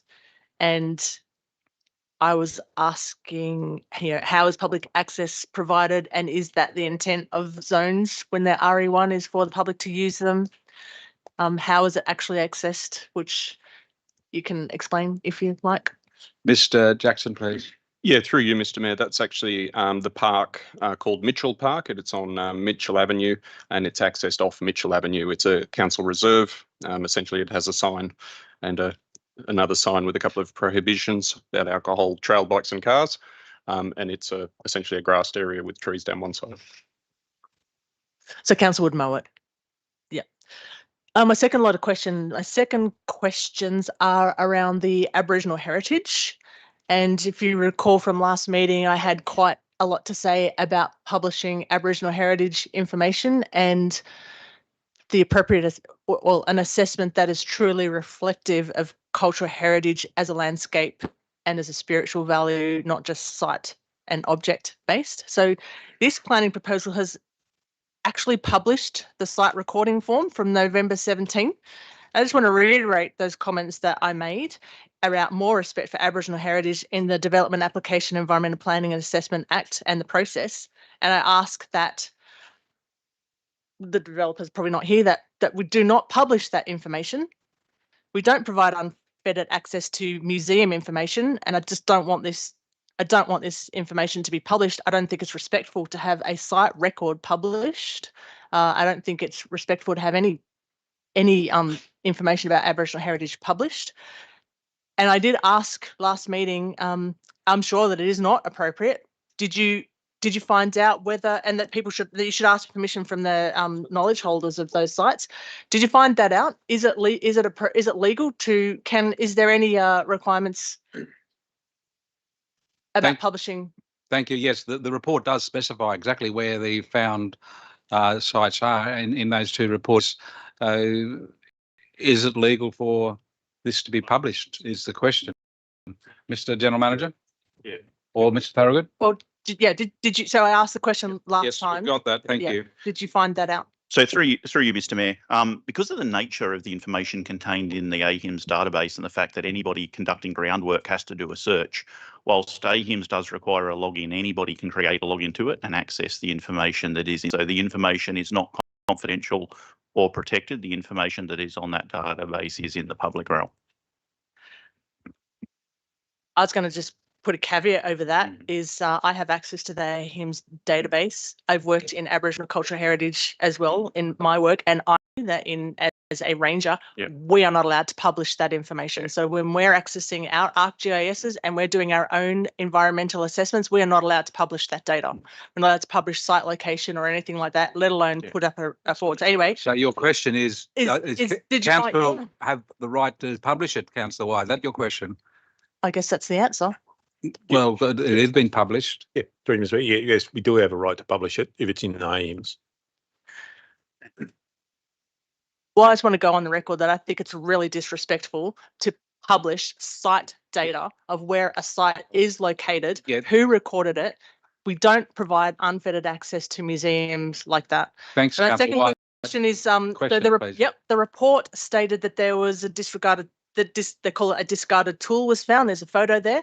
Do you know if Kempsey has a keeping place for objects? Then maybe Councillor Bain. Mr. General Manager. My understanding is that the Land Council has been consulted through the whole process, and if there was artefacts found, that they'd be consulted, and it would be up to them to actually be dealing with that. And so I guess that leads, do you know, Councillor Bain, is there a keeping place for Aboriginal objects in Kempsey Shire? Councillor Bain, you don't have to answer the question, but you may if you wish. To my understanding, there is not, but there may be that I'm not aware of. And I'll just make a really a differentiating point that while most non-Indigenous people understand that the Land Council is representative of the Indigenous community, they are representative of the Indigenous community as a whole and not specifically traditional owners. And there's quite a difference in that, particularly in Kempsey, where we've got a lot of people that were displaced and removed and are people of Indigenous heritage that are living here, but they're not traditional owners of the land. Maringbu.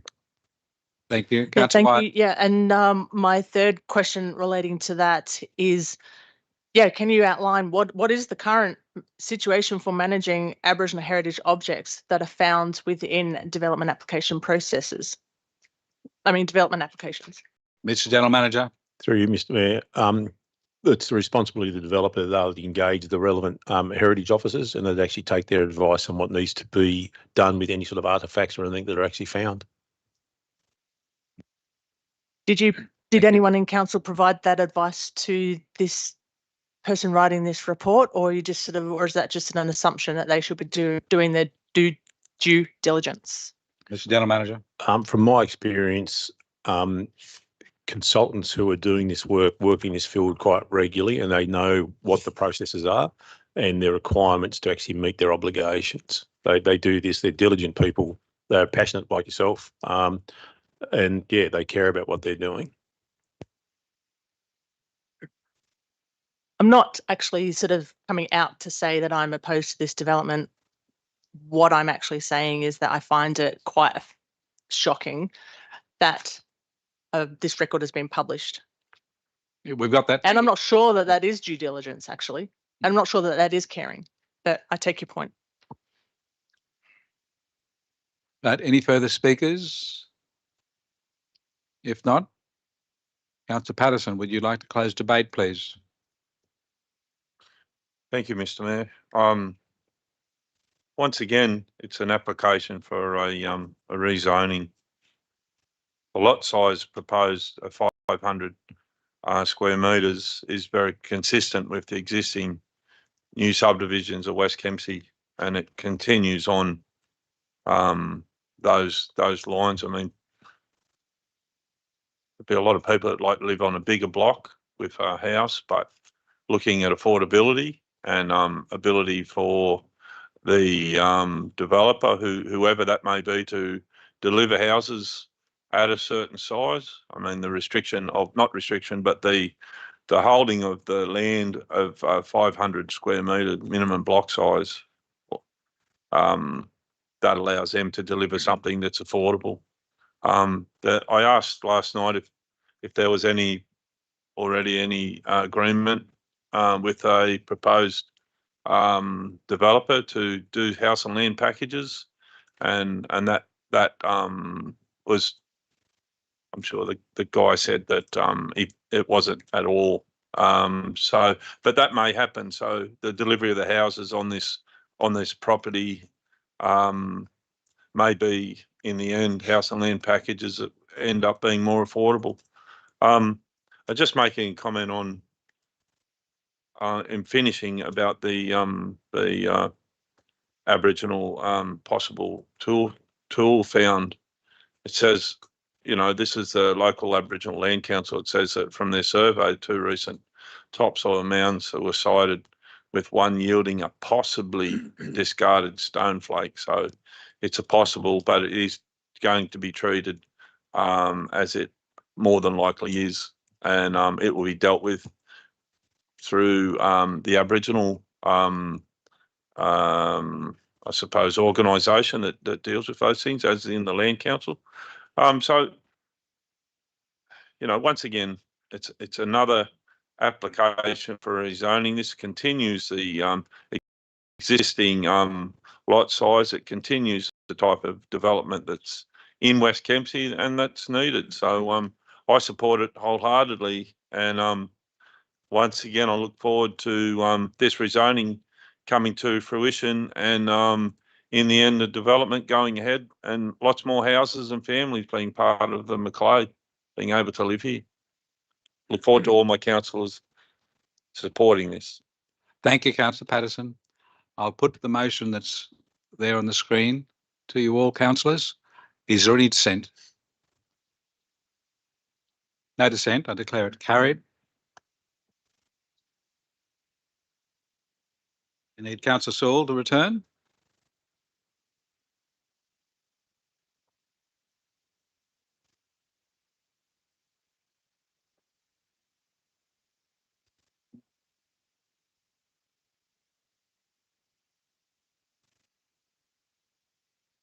The next item of business is on page 32, councillors. Excuse me. Councillor White. Procedural motion. I think it's procedural motion. I'm not sure what it is.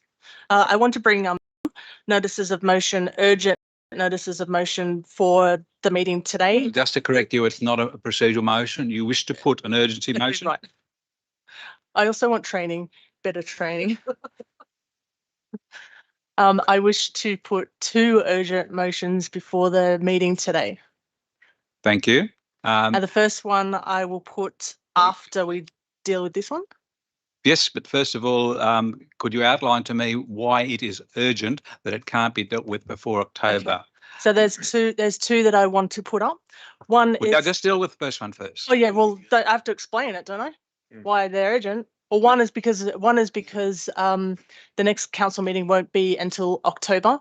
One is in relation to prepping us for, or prepping the councillors for that meeting. So it's urgent in that regard. And the second one is because the construction is going to occur on Monday. Construction of the Grassy Head Playground. Okay, Grassy Head Playground. Thank you. We'll deal with the first one first. Mr. General Manager, can you give me advice, please, on the preparation for the first council meeting of the new council, please? Okay. Probably need a little bit more information Yeah. from Councillor White about exactly what she means. So yeah, okay, cool. I recall sometime in my term as councillor talking about Aboriginal cultural heritage and obligations and safety and councillors understanding some cultural heritage, and I would really like to see a smoking ceremony occur for this building prior to the meeting or at the first meeting of council, just as a cleanse. I'd really like to see a strong welcome to country from both, I know from a male and a female, just to kind of set the scene, cleanse, smoking ceremony, send us in goodwill. Thank you, Councillor White. It's now my job as mayor to rule whether it's urgent or not. It's 8.3b. So I'm ruling that it is urgent. It needs to happen before the next council meeting. Probably. Mr. Mayor, could we see the words, please? Yep, it's probably not the words. Just to let you know, I've already spoken to one of the elders about 6 weeks ago, actually, about doing a welcome to country and a smoking ceremony at the start of the next council. So you may not need that because we're already planning it. Councillor White, do you wish to continue? Congratulations. Thank you. Very pleased. You wish to continue with that one or? But can you, is it possible? I know that smoking ceremony is done by men, is what I was told at the Smoking Slim Dusty Centre, but is it possible to get a male and female to do the welcome? Yeah, we've worked with the elders and through the Elders Council. It was one of the elders I was speaking to when they actually did the smoking ceremony out here. Work with them to get that request to them. Could you have your microphone on and give me an answer, Oh, please? thank Do you wish to continue with that? No. You don't? And I congratulate you for doing that. Thank you. Councillor Bain, you had your light on, you withdrawn the light. Thank you. Councillor White, your second one, please. And again, could you just outline it, give me the words, and I will then have to make a ruling whether it's urgent before the next council meeting. The second one is a review of the decision making of the Grassy Head Playgrounds. Is to recommend that council provide a detailed analysis of the decision making process, criteria and weighting used in determining the final outcome for the location of the Grassy Head Playground. And a report is provided to the council meeting, and it's urgent because recently we were informed that construction is going to start on Monday. Thank you. Okay, I'll rule that you've proved that it's urgent, and we'll then proceed with that. Now, just so councillors understand. Yes, we will. But yep. Yeah, I've ruled that it's urgent, and I'm moving on to 8.4. A motion moved under clause 8.3a can be moved without notice, despite clauses, and this is what all councillors need to hear. It's very important for all council to understand that you will not be speaking on this motion. Only the mover of a motion referred to in clause can speak to the motion before it is put. That's the urgency. That's the urgency motion. So you're putting an urgency motion that we deal with it, and you've all heard that. And then if it's accepted by you all as an urgent motion, we then can have a debate on the motion before us. Okay. So we need a seconder, councillor. Who seconded? Councillor Riddington. Thank you. Just so councillors are really clear, Mr. Mayor, I think you've made it pretty clear. What you'll be voting on isn't the content of what's being put up. What you're voting on is if it is urgent or not. That is the first vote. Yeah. So that is actually what you're voting on. So you're not voting on the content of it at all. It's just purely whether this matter is urgent or not. Thank you. Yes, I'll make my ruling. I think it's another question about procedure there. Sorry, just through you, Mr. Mayor, to clarify. So after council has decided whether or not considering this matter is urgent or not urgent, then Councillor Wyatt's proposed motion would be put before council to be moved, seconded and debated like a normal motion. So after you've decided if it's urgent or not. But we've already had a move and second that it is urgent. Correct. And you can now speak to why it's urgent to the whole council, and you're the only one allowed to speak, and then I'll put the vote, Councillor Wyatt. So you're addressing why it's urgent, not the reasons for it. Got it. Yeah, this matter is urgent because we have been advised that the construction of the playground will commence on Monday. The next councillor meeting won't be until October, even if construction did not occur on Monday due to weather or staff or anything other than that. Within 2 months, construction is more than likely to have commenced. Therefore, it's urgent and cannot wait until an October meeting. Thank you. Now, councillors, you're actually only voting on whether it's urgent, and you have to think whether Councillor Wyatt has proved that it's urgent. Then, even if you disagree with what the motion is, you can vote against it if it then becomes a motion for debate. So is there any people, and I'll put the motion now that it's urgent, are there any people who do not think it's urgent? To dissent, it's carried that it's urgent. We'll now put up the motion that you would like us to debate, Councillor Wyatt. Once it's up, I'll ask you to speak to it, and I will also need a seconder for that. So who's seconding the, Councillor Bain, you're seconding the motion? Thank you.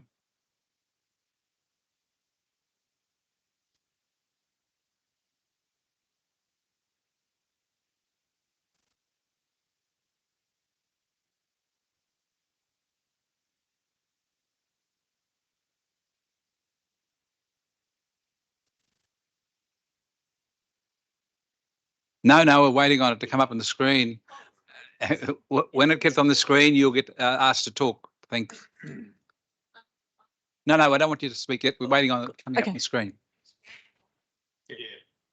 But we have to have it on the screen so the public can see it as well. Oh, well, while we're waiting, can I pass this around? Yes, please. There's 2 pages. You just take one of each. Or you don't have to if you don't want to. Freedom of choice. There it is on the screen now, Councillor Wyatt. The council provides a detailed analysis of the decision-making process, criteria and weighting used in determining the final outcome, the location of the grassy head playground, I presume should be in there. 2, receives a report of the October Council meeting, and 3, works on constructing the Grassy Head Playground be suspended. There's your motion. I now ask you to speak to it, please. I'm not sure that you're going to have time to read 2 pages of information there, but following. Well, you can have a procedural motion. We have 5 minutes. Okay, yes, I have a procedural motion that you have 5 minutes to please read the document. And I only finished this at about 6:30 last night. So thank you. Yeah. And I apologise in advance for spelling errors and editorial errors, which I can see. So, councillors, if you could read it, and when you finish reading it, if you put the documents down, I know that everyone's then ready to go into the debate. Thank you.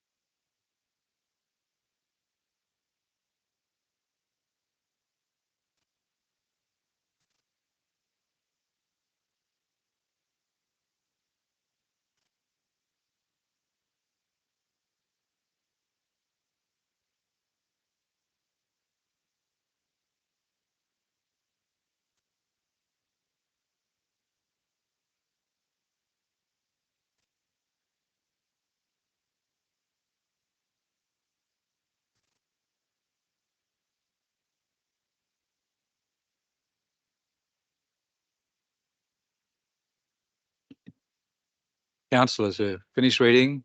Is anyone still reading? If not, I'll ask Councillor Wyatt to talk to the motion, please. Thank you. So this notice of motion is Sorry, about- yes, I do. I've already No. got a mover and second. Councillor Wyatt and Councillor Bain is seconding it. I don't think you have a mover and a second. Yes, I do. Oh, it doesn't say that. Okay. I've written it down. If it's in writing. I it's- believe you. Thank you. So, Councillor Wyatt, off you go. Copy that. So this notice of motion is about transparency in decision making and processes used in decision making. As you can see there, it says the purpose is to understand the decision making process, what criteria was used and what weighting was given to those form letters. You'll note that when this was first put up, council there's community feedback. Council then put it on hold and they went out to the community and they did some consultation. And you can see that there in the second quote from council that says, given the level of interest in this project, we propose to put it on exhibition. Council did that. That was a really good demonstration of we're wanting to involve community in the decision-making process. Then the decision was made to proceed with the Grassy Head playground in the location where it is. There was some issues around a form letter being considered as one, or is it considered as many? So as I said, it's about transparency in that decision making and weighting of that decision making. There's nothing on the website, there's no communication to the community that I'm aware of how a form letter is considered. I note that many communities are now using tools, IT tools like Google Docs and all sorts of things to help the community to have their say. Some people, so writing form letters just enables somebody to actually have their say. They may not have access to the communication, they may not know how to have their voice heard. Advocacy is about standing in front of someone when needed, standing beside someone when needed, and standing behind someone needed. That's one point. The other point is about equity, and equity is about providing the tools that everybody has so they have equal access to council. So that's the intent of a form letter and what the community is using with those form letters. But council doesn't have any, that I'm aware of, doesn't have anything on the website about when is a form letter considered one and when is it considered separate, and how is that processed, and what is the criteria, and what is the weighting given to those? That's the first thing. I'm also aware, emails were sent to us that the community, a couple of people in the community have made a submission to the Office of Local Government about the decision-making process. So I'm not sure if that therefore holds this up, because there may or may not be some questions coming from the Office of Local Government. I understand that they may have made a complaint. So I'm not sure how making a complaint affects an activity from going ahead.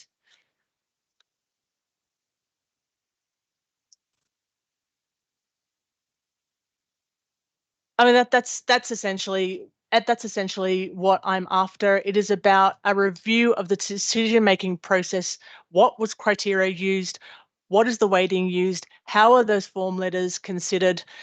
I think there's a really good point here that says the council has, this is from the community, by calling the community to a meeting, the council employees were giving the community the perception that our feedback mattered. And at the last council meeting, the public forum, the president of SPADCO said something along the lines of they'd made like lots and lots of submissions with lots and lots of suggestions, and they felt that their voice wasn't being heard. They couldn't see a lot of what they've sort of said transcribed.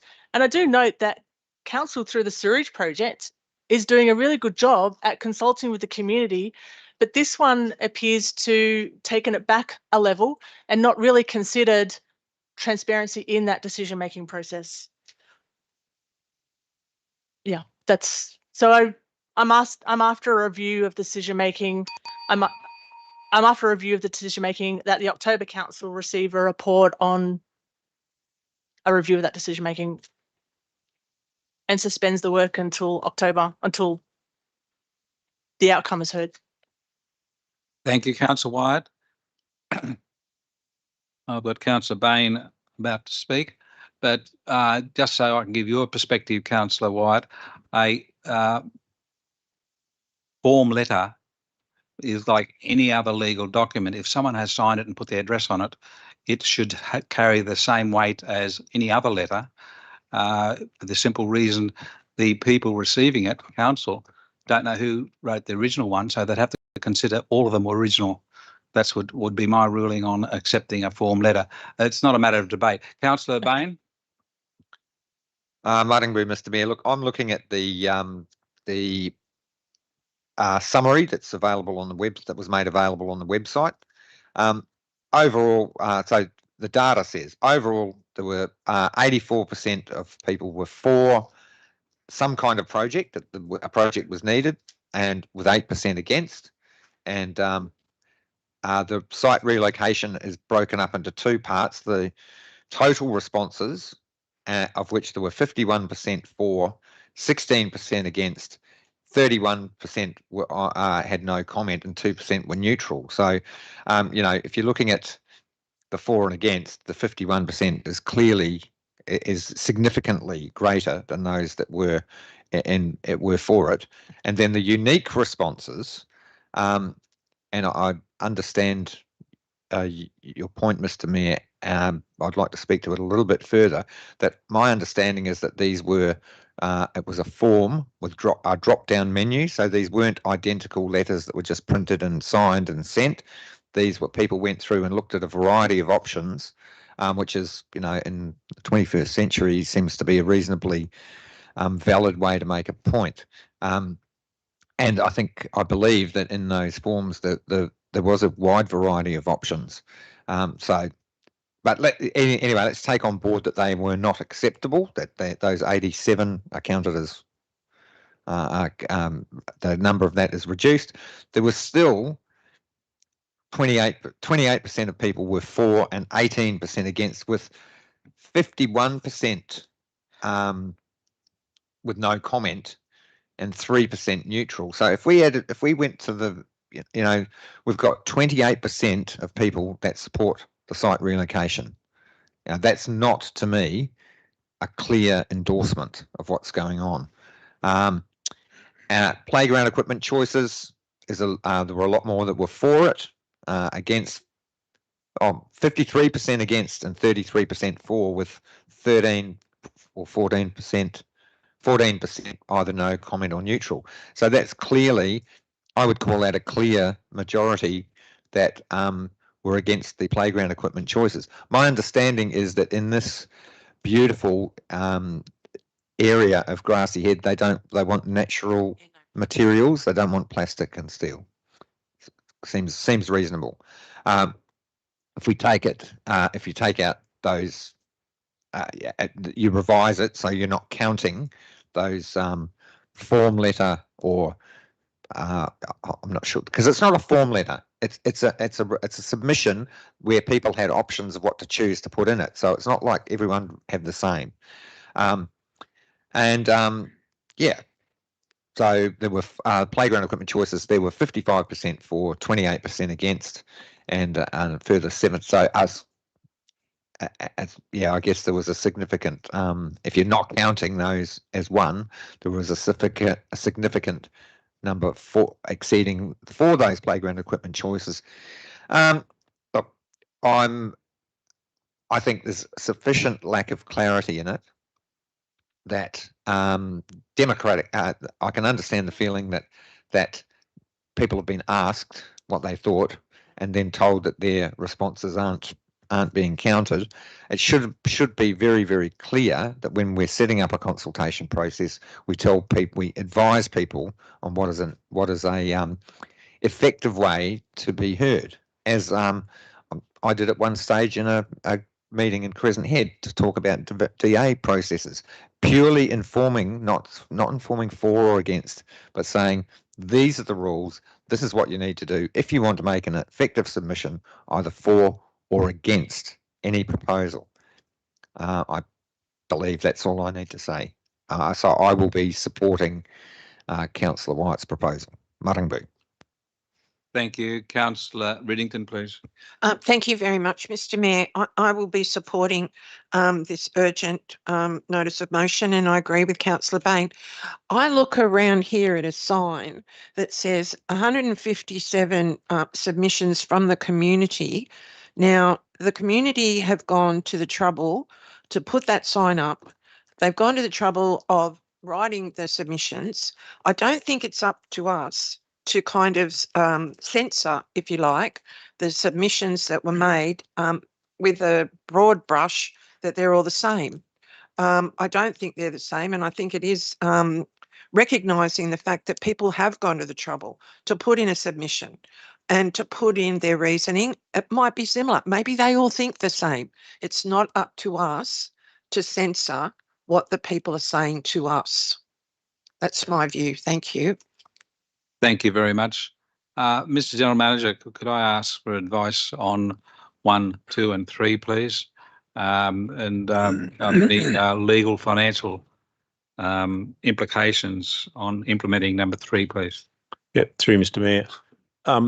What I'm hearing from the councillors is, I guess, a discussion and concerns in relation to a broader general consultation process, which is highlighted specifically in this particular instance. So in terms of number 1 and 2, no issues with providing that information, doing a report and providing it to the October council meeting. In terms of number 3, there's significant issues there. Firstly, the contract's been let. So the contractor has been let, council's in a legal arrangement with the contractor. They'd already be mobilising, so they're actually getting things planned out and ready, staff lined up to actually commence work on Monday. If council were to adopt 3, we would then potentially be liable for liquidated damages straight away by actually suspending that contract. You then could face escalation in costs with that project through any further delays as well. The other thing it also does is it sends messages out to other contractors that do I or don't I do business with Kempsey Shire Council, because in this case, councils in good faith entered into a contract and all of a sudden councillors have got themselves involved in it and they've actually suspended the contract. So do I take that risk? Do I increase my costs to build in extra risk if I'm dealing with Kempsey Shire Council, or do I just not bother working with Kempsey Shire Council? So you're placing council in a very significant risk if you adopt number 3. It's something we would totally advise against. As I said, we can deal with 1 and 2, but we totally advise against adopting number 3 because of the risk it actually places council in. Following on from that answer, Mr. General Manager, would it be possible to approach the contractor and put it in a new location? Was that the majority wanted the playground site to be at the old location?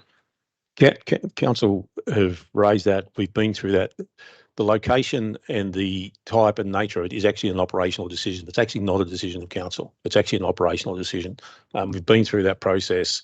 There were a lot of people in the community out there, and we even had, I think it was last week, our staff were out there talking about some other areas where they're getting comments from members of the community out there that we work really well with Spadco, but they don't represent everyone out there either. So we get comments from other people as well. And that has to be balanced out in those decisions.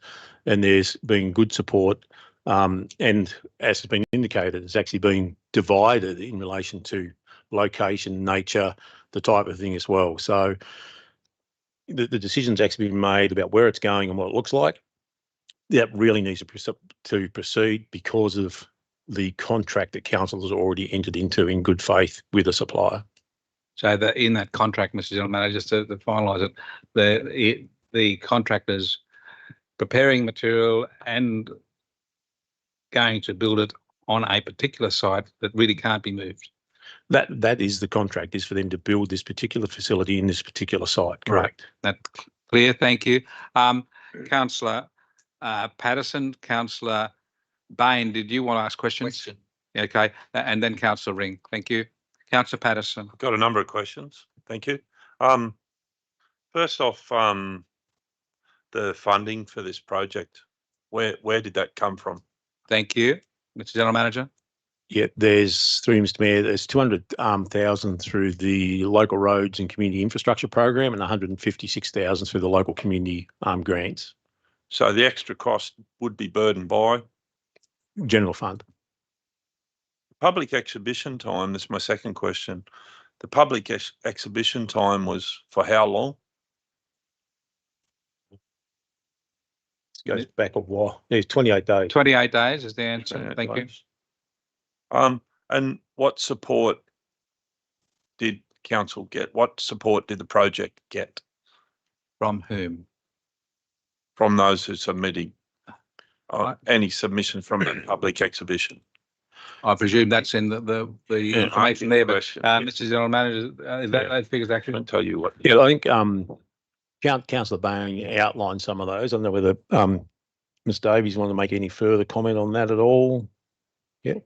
Yep. Thank you. Through you, Mr. Mayor. Certainly, Councillor Bain spoke to the summary report, which has been provided to all of the community members who made submissions while the project. It has, as he rightly noted, been divided into responses based on consideration of the pro forma that has been mentioned versus consideration of the other submissions, if you exclude that. It is quite complex in that the way in which the information is provided looks at a number of key issues, but not all people who made submissions responded on those key issues. So in some instances, say for example, with regards to the site or the change in site, you had a number of respondents who replied for that, some replied against, and then others did not comment on that as well. And this, I guess, goes to the complexity of assessing community engagement feedback. That is not necessarily a clear yes or no when you receive individual submissions. So, I mean, I guess the key challenge with this is that we have had a range of feedback for and against both the site and the other elements of the playground, the actual particular equipment that's proposed to be installed. And that is what is effectively, under debate at the moment as to what weighting should be placed on that community engagement received for or against versus, the other technical considerations that council staff might consider with regards to an appropriate site to have that equipment, environmental factors, a range of other things. Yep. Thank you, Councillor Patterson. More questions. Yep. Yes. My next question is about the selection of the site.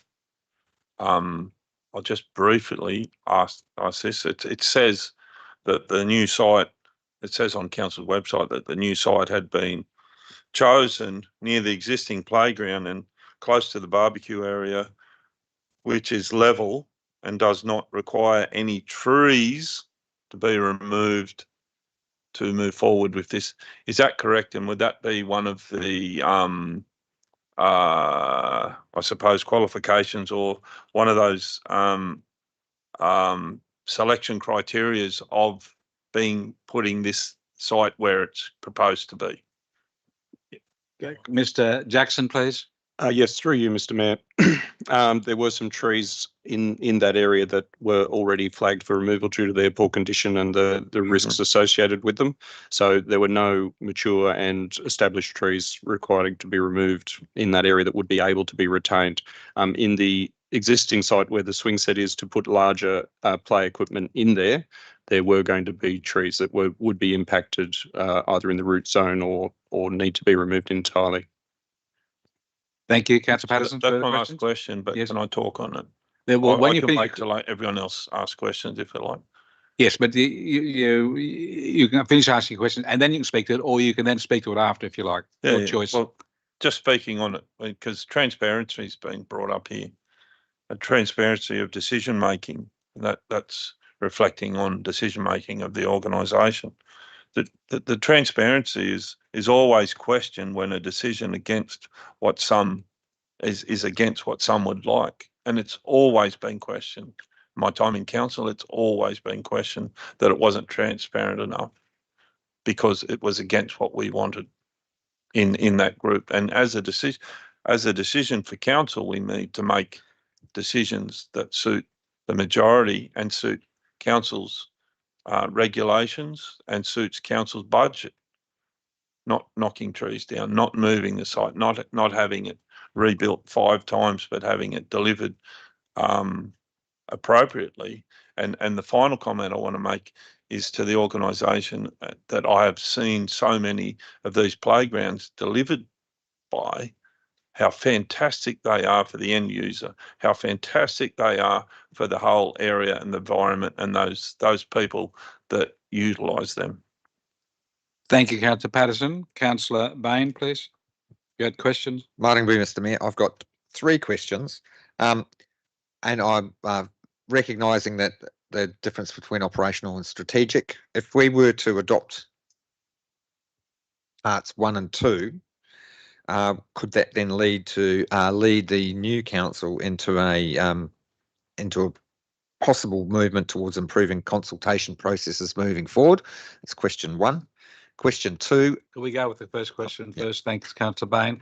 Mr. General Manager. Yeah, through Mr. Mayor, one of the things that the new council will be doing, as this council did, will be reviewing our community engagement strategy, so they'll be looking at that anyway. Thank you, Councillor Bain. Thank you. Is there a review? Was there a review of environmental factors completed, and if so, can we have access to a copy of it? Mr. Jackson, do you know? There was an REF undertaken on this project, yes. Thank you. So yes, so we can provide that to councillors. Thank you. And this is a procedural question. If we were to test the notice of motion as it stands and it was to fail, is it possible to then, for me to foreshadow a motion that we would come back and do 1 and 1 and 2? Foreshadow it right now. Okay, I will foreshadow that if Thank this you. motion is defeated, we'll come back and look at parts 1 That's and what 2. a foreshadowed motion does. But thank you. Mr. Mayor, I might just jump Yes, in, might save you some time. If it's defeated, we'll do 1 and 2 anyway. We'll actually do that anyway. Thank you. So yeah, we don't need a resolution to provide that information. So Councillor Bain, any further questions? Councillor Ring and then Councillor Butterfield. Sorry, I just need to gather my thoughts a bit more so Scott can go Yeah, first. for sure. Councillor Butterfield, come forward, please. Thank you, Mr. Mayor. Just with the responses and the counting and the debate about how it was worked out, assuming that the responses assuming the responses weren't against be this or another project, would assuming that be right that they actually go towards for a project? So if you say for this thing, you got 50 votes saying against, and then you got 50 combined against, for, no comment, whatever. But assuming the 50 remaining that weren't against, for and no comment, would that be counted towards as a yes? So like in this, where they say, oh, can we maintain the current one? There was say 51 votes, and then there was a remainder of 49 was either for or no response. Would that be assuming that the other ones that weren't noted as against go towards the for column? You know what I mean? Yeah. So yes, we want to move. We're assuming that be right. Thank you, Councillor Butterfield. A bit of math. Yeah. Thank you. Yeah. Mr. yeah, Milburn. through Mr. Mayor, no comments are no comments. They won't be counted for or against. They Right. must be simply classed as no comment. Probably the other comment I'll make when, not just in this, but with any project that the council is making decisions on, consultation is one element of it. The decision involves a lot of other things outside just the public consultation. There are risks that have to be weighed up. There's sites, there's a whole range of things depending on the particular thing. It's not just the consultation. And thank you. I just sort of clear it up because I sort of bit of when you probably- talk about the numbers. Well, in saying that, Mr. General Manager, want to Yeah, further sorry, explain, mate, Councillor sorry. Butterfield? I should actually just clarify that a little bit more. And the really good example of that is our SRV. The community is very, very clearly against an SRV. Council still resolved it because they considered the consultation and a whole range of other factors. That's what happens all the time. But just in saying that, would there be a possible, when we do a sort of community consultation or put these things on for submission, would it maybe have a required field for a yes or a no? Maybe so we don't have that grey area. So it's like a mandatory thing. Is that a possible thing maybe you look at or not? Mr. General Manager. Yeah, through Mr. Mayor, look, given the feedback we've had on this, we'll certainly be continuing to look at the way we do the engagement. And often, because of the diversity of things we're actually talking about and engaging the community on, they will need different tools and different techniques. So a yes, no, for situation may be appropriate in some cases, but it may not in others. Thank you. Thank you. Councillor Saul, please. Thank you, Mr. Mayor. Mr. Mayor, in this debate, the General Manager is correct. If we were to suspend this, it does jeopardise reputation for future contracts, because we don't then have a situation where, well, are they going to go ahead or the last minute change their minds again? The point is the ratepayer then bears that cost. We were supposed to be trying to save money on projects, and yet we may go out and have to pay compensation or extension of costs because of this delay. Mr. Mayor, as a council, we're trying to do our very best for the ratepayer in two ways. One, trying to grow our shire economically through tourism, and having a lovely playground will bring people into the area. Obviously, the kids will enjoy playing on that, and it'll be a draw card for the local kids and, of course, for the caravan park. It's a positive thing to happen. We shouldn't be trying to interfere with that. And the second thing is we don't want to end up having to pay more out because we don't seem to be agreeing on spots or how it's built, how it's constructed. Let's get it done so the people the community can enjoy it, and the ratepayer won't be costing any further expense. Thank you, Councillor Saul. You have a question, Councillor Ring? Yes, thank you, Mr. Mayor. I guess my first question is there a standard process in making these decisions and going about these projects that is standard across the organisation? Mr. General Manager. Yeah, through you, Mr. Mayor. Yeah, normally it is. They're operational decisions. Council puts a budget in for a playground, for example. Our staff go out, they work with the community, they design it, and we go and build it. And in terms of our community consultation, is that the same process each time as well? Again, it'll depend on the nature of the particular project. If it's a small playground like this, it'll be a particular process. If we were looking at something, major like, redevelopment of Riverside Park, it'll be a very different process. And sorry, I'm just trying to continue with my line of questioning. Thank you. But I just wonder if we're questioning this process and how this data's been collected and displayed, are we then questioning all the community consultation processes that have happened, or is it just this one? That might be directed at Councillor Wyatt. I don't know. Yeah, but my interpretation of what Councillor Wyatt said, yeah, is questioning everything we do. I don't think that's what Councillor Wyatt's doing. Yes, you want consultation. Yeah, my understanding of what you're saying is that you're questioning the process, our consultation engagement process broadly, and this really is leading to, and what Councillor Bain asked, is a review of our engagement strategy. Between what you're saying, no, that's a statement from me. It's not a question. Okay, thank you. Right, well, I'll jump in here too and give my 2 cents worth, or maybe it's even less now. I've got no sense. I would support 1 and 2 quite clearly, but I'm really concerned about possible costs and possible reputational damage. That's why I suggested, if it's all possible, that the general manager or a staff member approach the contractor to see if they're amenable to possibly relocating or using different materials in light of the community input. But at the moment, I couldn't support number 3 for that very reason. And I'll keep it as simple as that. Councillor Riddington. Thank you very much, Mr. Mayor. Just a procedural question. Can we please go back to the foreshadowed motion that Councillor Bain was preempting? Because I would really like to be able to have 1 and 2 written down. I personally can't support 3 for the following reasons, with the court case and other, reputational damage. However, I really would like 1 and 2 written down and voted on. Right. Well, just the procedural question to me is, yes, please, that if we vote this down, we then go to Councillor Bain, who's foreshadowed, and I accept it as the foreshadowed, and he could move it. But at the moment, it will be cementing what council staff are going to do anyway. Thank you. It's just that I know, and I respect the general manager saying that it will happen. I would just like it in the meeting, if that's all right, please. Thank you.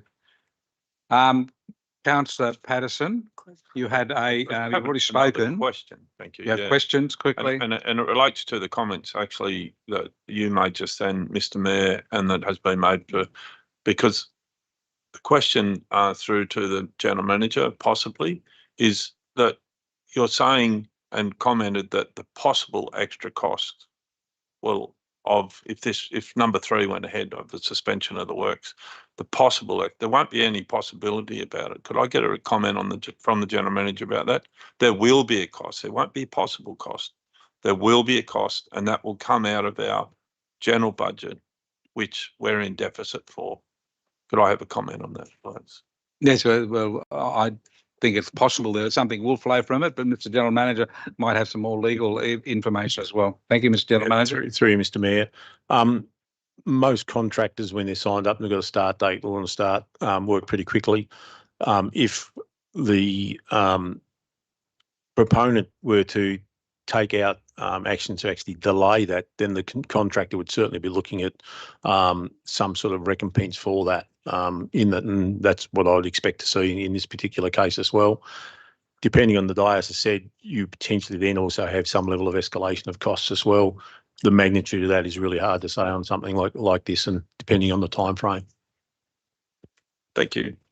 Mr. General Manager, if it was delayed, we would almost certainly have to pay for staff time who would have been working but would not now be working because they didn't have an alternative job. So that would include, we would have to look at compensating the contractor in that regard. That's what I mean. The contractor would actually be saying, this is about damages that you've actually held us up. We've got all these things in place. They'd be looking to actually have that paid. Correct. Right. Thank you. Councillor White, do you wish to speak again? If you do, you'll be closing the debate, or you want to ask a question? Just a question. Sorry, yeah, just a question. Excuse me. I'm pretty sure that all of us have the email from, I think it's Spadco, that a complaint has been made to the Office of Local Government. How is that complaint managed, and how does that relate to the outcome of building the playground? Mr. General Manager. Yep, through you, Mr. Yep, that is totally in the hands of Office of Local Government. It doesn't prohibit us, and the Office of Local Government on something like that would not give a direction for us to not proceed with the project. They would come and ask questions if they had concerns about our process of consultation. We've received nothing from OLG at this point in time. I'd like to close debate. Yes, I'll seek any other speakers. And I would have low hopes of a quick response from Office of Local Government with my experience with them, but you may now close debate, Councillor White. Thank you. I just want to make 4 points. Number 1 is operational matters, in my opinion, become a little bit grey and a little bit blurred when A, complaint has been made to the Office of Local Government, and B, that a barrage of emails and conversations have come to councillors about the decision making. So I think there's operational matters can be grey sometimes. Another example of a grey area of operational matters is the Tozer Road, where councillors did attend some meetings like that. So I respect that the professionalism of the staff to do construction and RES, but operation is it's not a line in the sand. It's not clear 100% of the time. The second point is that Spadco that provided a template where people could make a choice. So it wasn't your stock standard form letter where got signatures. So people were able to make a choice in what they put in that letter, and they also signed it by free will. And I go back to the point that I made earlier around advocacy and what that looks like, and equality in what that looks like. I don't know if you've ever seen the picture of what equality looks like. You've got a few people looking over a fence, someone that is tiny, someone is super tall, and maybe someone in a wheelchair. And rather than, to make those people access, you provide the mechanisms for them to see over the fence. That's what equality is. You provide the mechanisms so people have equal access to decision making. That's what Spadco's done in this point, and that's what a form letter, a letter is. The second one is around the 150 submissions, although I've got an email that says there's 140 submissions, and Councillor Bain pointed out that for the location of it, and this is why it should be questioned really, we've got 18% against and 28% for a change of the location, and 54% are neutral or no comment. And then for the equipment itself, you've got 28% are so 55% are for and 28% other style against. So I've got a set of data. You've got a set of data. What I'm asking here is for an analysis on the decision-making process, the criteria and the weighting. And in response to Councillor Ring's question, yeah, I guess not today because I'm only dealing with this, but I am questioning the weight. It's come up before. I am questioning how we deal with those pro forma letters. And I think we should have something that is clearly stated on the Your Say Macleay page of how or somewhere in the community consultation process of how those letters are dealt with. There is a community plan that was written. There's two parts to it. I can't think of what it was, but I brought it up before. It's around how we consult with the community over development. And it looks at a risk management process in terms of significance of the development and the contentious nature of the issue. So, that's one criteria where you could use where something that is very contentious in the community, very emotive, then maybe that's one of the criteria that you think, okay, well, I will not consider the form letter. I'll give it a 1 point or a 3/4 of a point. I won't just count all 87 as 1.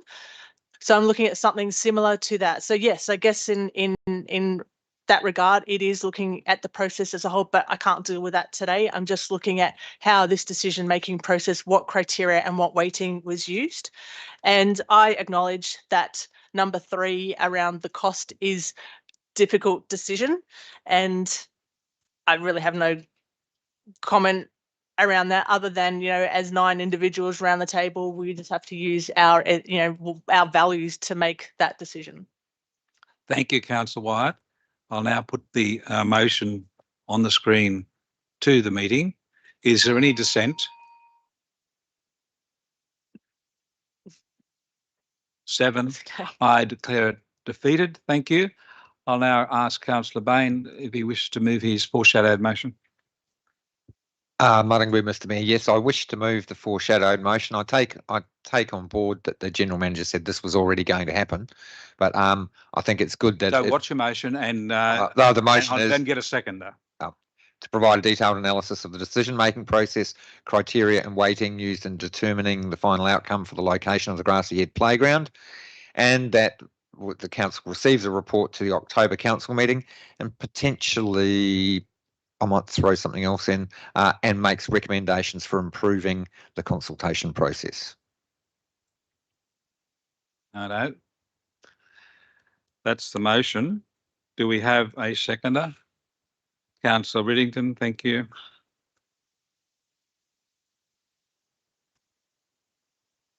Yeah, I think manager. So we've got a new point 3, Councillor Bain. Oh, no, it's in addition to point 2, receives a report to the October meeting outlining potential improvements to the consultation process, or words to that effect. Oh, thank you. Thank you very much, Manager.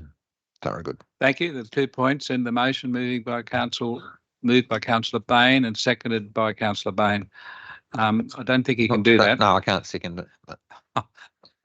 Oh, I can see it on the screen. I'm reading it. It must be true. Councillor Riddington actually moved it, seconded. Thank you very much. Councillor Bain, speaking to it, please. Yeah, I think we've probably had sufficient debate on it. I think having it as a notice of motion means that there is some accountability and ensuring that it's prioritised. I think it's important that coming to a new council in October that it will highlight the need to improve that consultation process, which I believe does have some room for improvement, and that is not meaning to demean the staff or their intentions. It's just saying that as the 9 leaders of this community, we can honestly look at our processes and say, well, hang on, there is room for improvement, and so I commend it to my colleagues. Thank you. Thank you, Councillor Patterson. Then Councillor Ring. Thank you. Thank you. I've got a question through your second. Just about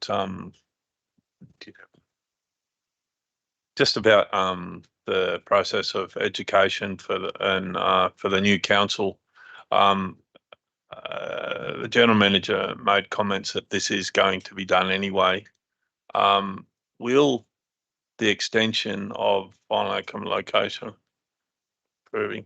Will recommendations for improving the consultation process, will that change anything in that process for the new councillors? Are we telling them what to do, or you guys already would have a process set up to educate the new councillors? That's a question. Yeah, that's a question. Thank Have you. Mr. Milburn. Through you, Mr. Mayor, as I mentioned before, one of the things that the new council will be doing is reviewing the community engagement strategy. And any recommendations we make in line with number 2 here would actually be probably referencing the fact that they'd be reviewing that. So we wouldn't be trying to make those in isolation. We'd be trying to bring those things together. So it'd be, it might be recommend A, B and C be considered by the review of the community engagement strategy. So it's actually seen as eventually as one piece of work. And then obviously going through that process would be training the councillors, the new councillors on that engagement strategy. And So, Councillor Patterson, the answer, my interpretation is it still leaves it in the hand of the new council to make final decisions on this sort of thing. My follow-up question is once again to the general manager, if that's okay, through you, Mr. Mayor, is about the consultation process. Will it involve, or the teaching of the new councillors, will it involve, like Director Lisa commented about, not always that the outcome of a consultation is the best outcome for council. Like if it's looking in the responses, we had close, it was 50-50 on 51% for and the rest sort of not, I suppose, mixed against, and about this playground thing, that when it comes into the need for a selection of a location and a budget, they have weighting as well. We used to have a thing that I haven't heard much of it these days, because I suppose things have changed. It's like a quadruple line for when we're looking at projects, that we put it through all those different regimes to come up with the better result. Because my question is, and I know it's a long drawn out question, is that I'm hoping, will we educate our new councillors in that fact that if you get a noisy, it may be, and I mean this with all due respect, a noisy minority may not end up with the best outcome for the majority. Thank you. I think we need to have the respect for anyone who makes a input to what we do. Mr. General Manager, please. Through you, Mr. Mayor. Yeah, we certainly, as part of that training with the new council, we'd certainly be highlighting the role engagement and consultation plays and how that needs to be considered as part of that larger decision-making framework, which does come into other things. And, I use the SRV as an example, where, the community may say one thing, council listens to that, but there's a whole range of factors as you as councillors and us as staff in our decisions actually need to consider beyond just what that community feedback is. It's one component, and we'll certainly be training the councillors in that. Thank you. Thank you. Councillor Ring, please. And then Councillor Saw. Thank you, Mr. Mayor. I'm going to be speaking against this motion as it is, based on the grounds that I don't think a way of going about determining whether the community consultation process is doing its due diligence is worth pinning on an individual project. I think in the way of doing that, you're not actually getting a good overview of the organisation itself. You're actually pinning potentially like 1 or 2 staff members who I'm very sure would not feel good about having their individual work picked apart based on reviewing, like you'll want to review an entire consultation process for an organisation. I think it's actually not, it's not in the right spirit of actually getting down to what the issue might be. And I think that from what I've heard from the general manager's comment before, is that there is a process. There would be due diligence in how we deal with different things that come in based on where we're at now, and that would be for the entire organisation. So I really think, while there is community, upset or there are parts of the community that are upset about this project, and we're in a position where it's going to go ahead, I think going back to revisit this particular thing in light of what we actually want to do, which even the conversation now is about what do councillors understand about the process? What can councillors learn more about it? What can we do in that community consultation strategy? It's the bigger, we're looking at a bigger picture here, not trying to look at this thing on a really minute level. And I think maybe you want to put up an amendment or something like that. But I think in the way of doing this, I really can't support it. And I speaking from someone who presented data last week and presented in front of people and not feeling great about it and having I can't support this, and I can't get involved at this level of operation. And I think strategically as a councillor and as a leader, I can't do it either.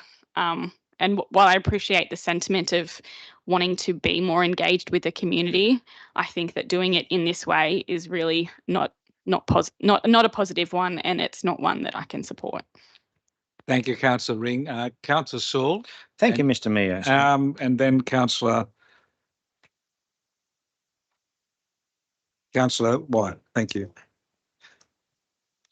Thank you, Mr. Mayor. Mr. Mayor, with the first point, can I ask through yourself, Mr. Mayor, to the General Manager or other staff, what cost would it be to do a detailed analysis on this report as a ballpark figure, please? That's the first question.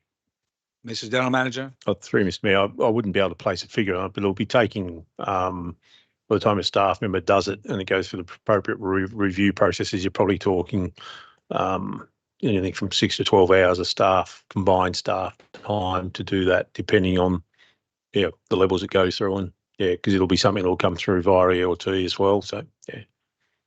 So there definitely is a cost in doing so. Mr. Mayor, my concern again was about cost. I think it's a situation where we need to be, again, mindful of the ratepayers' expense. And hopefully, if it's happening already, we don't actually need to lock it in, because two things will happen. One, the pressure will be on to have us back by October, when possibly it needs more time to have. And what's the hurry? It'll happen eventually. Why are we trying to dictate timeframes?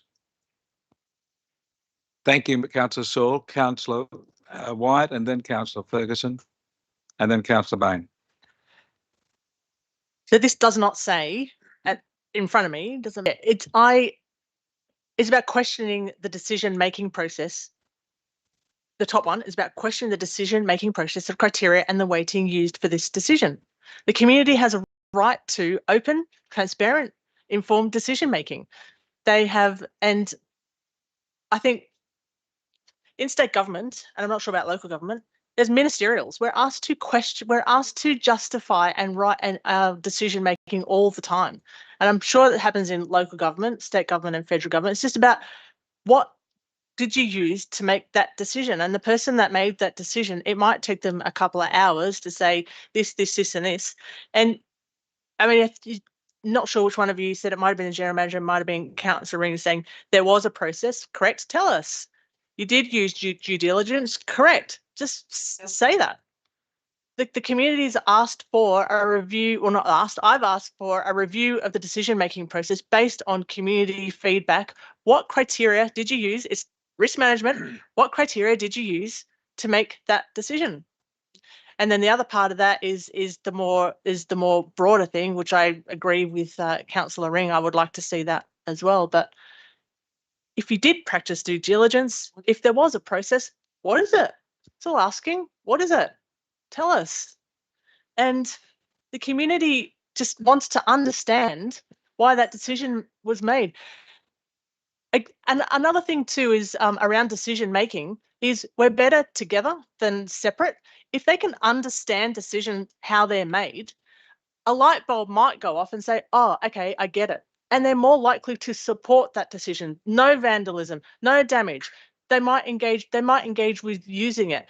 A question was made yesterday around, if we changed, I think you said it, Councillor Ring, if we change the narrative around something, they may adopt it. So if you provide the decision-making criteria for them might go, okay, we get it, we understand. They might be more likely to support it rather than this adversarial position of, yep, we made a decision. Yeah, I think being a bit more open and being a bit more transparent, you might get, well, it's building the trust bucket really, but you might get more support and for the outcome. Thank you, Councillor Wyatt. Councillor Ferguson, please. Yeah, thank you, Mr. Mayor. Just a question to the General Manager, if I may. He mentioned that this sort of report or analysis would be done anyway, I believe. Is that done because of a result of the feedback post-decision or just normal process? Mr. General Manager. Yeah, through Mr. Mayor. The comment was that the fact that it's actually been raised here by councillors and clearly is a concern of councillors. So it would have been just something based on that, whether it was a resolution or not. I would have brought something back to the council because of that. It's not normally part of our process to review every decision we're making. Clearly, we don't have resources to be doing that. Given that this has created some level of controversy in particular parts of the community, we would actually have a look at this and bring some information back to the council.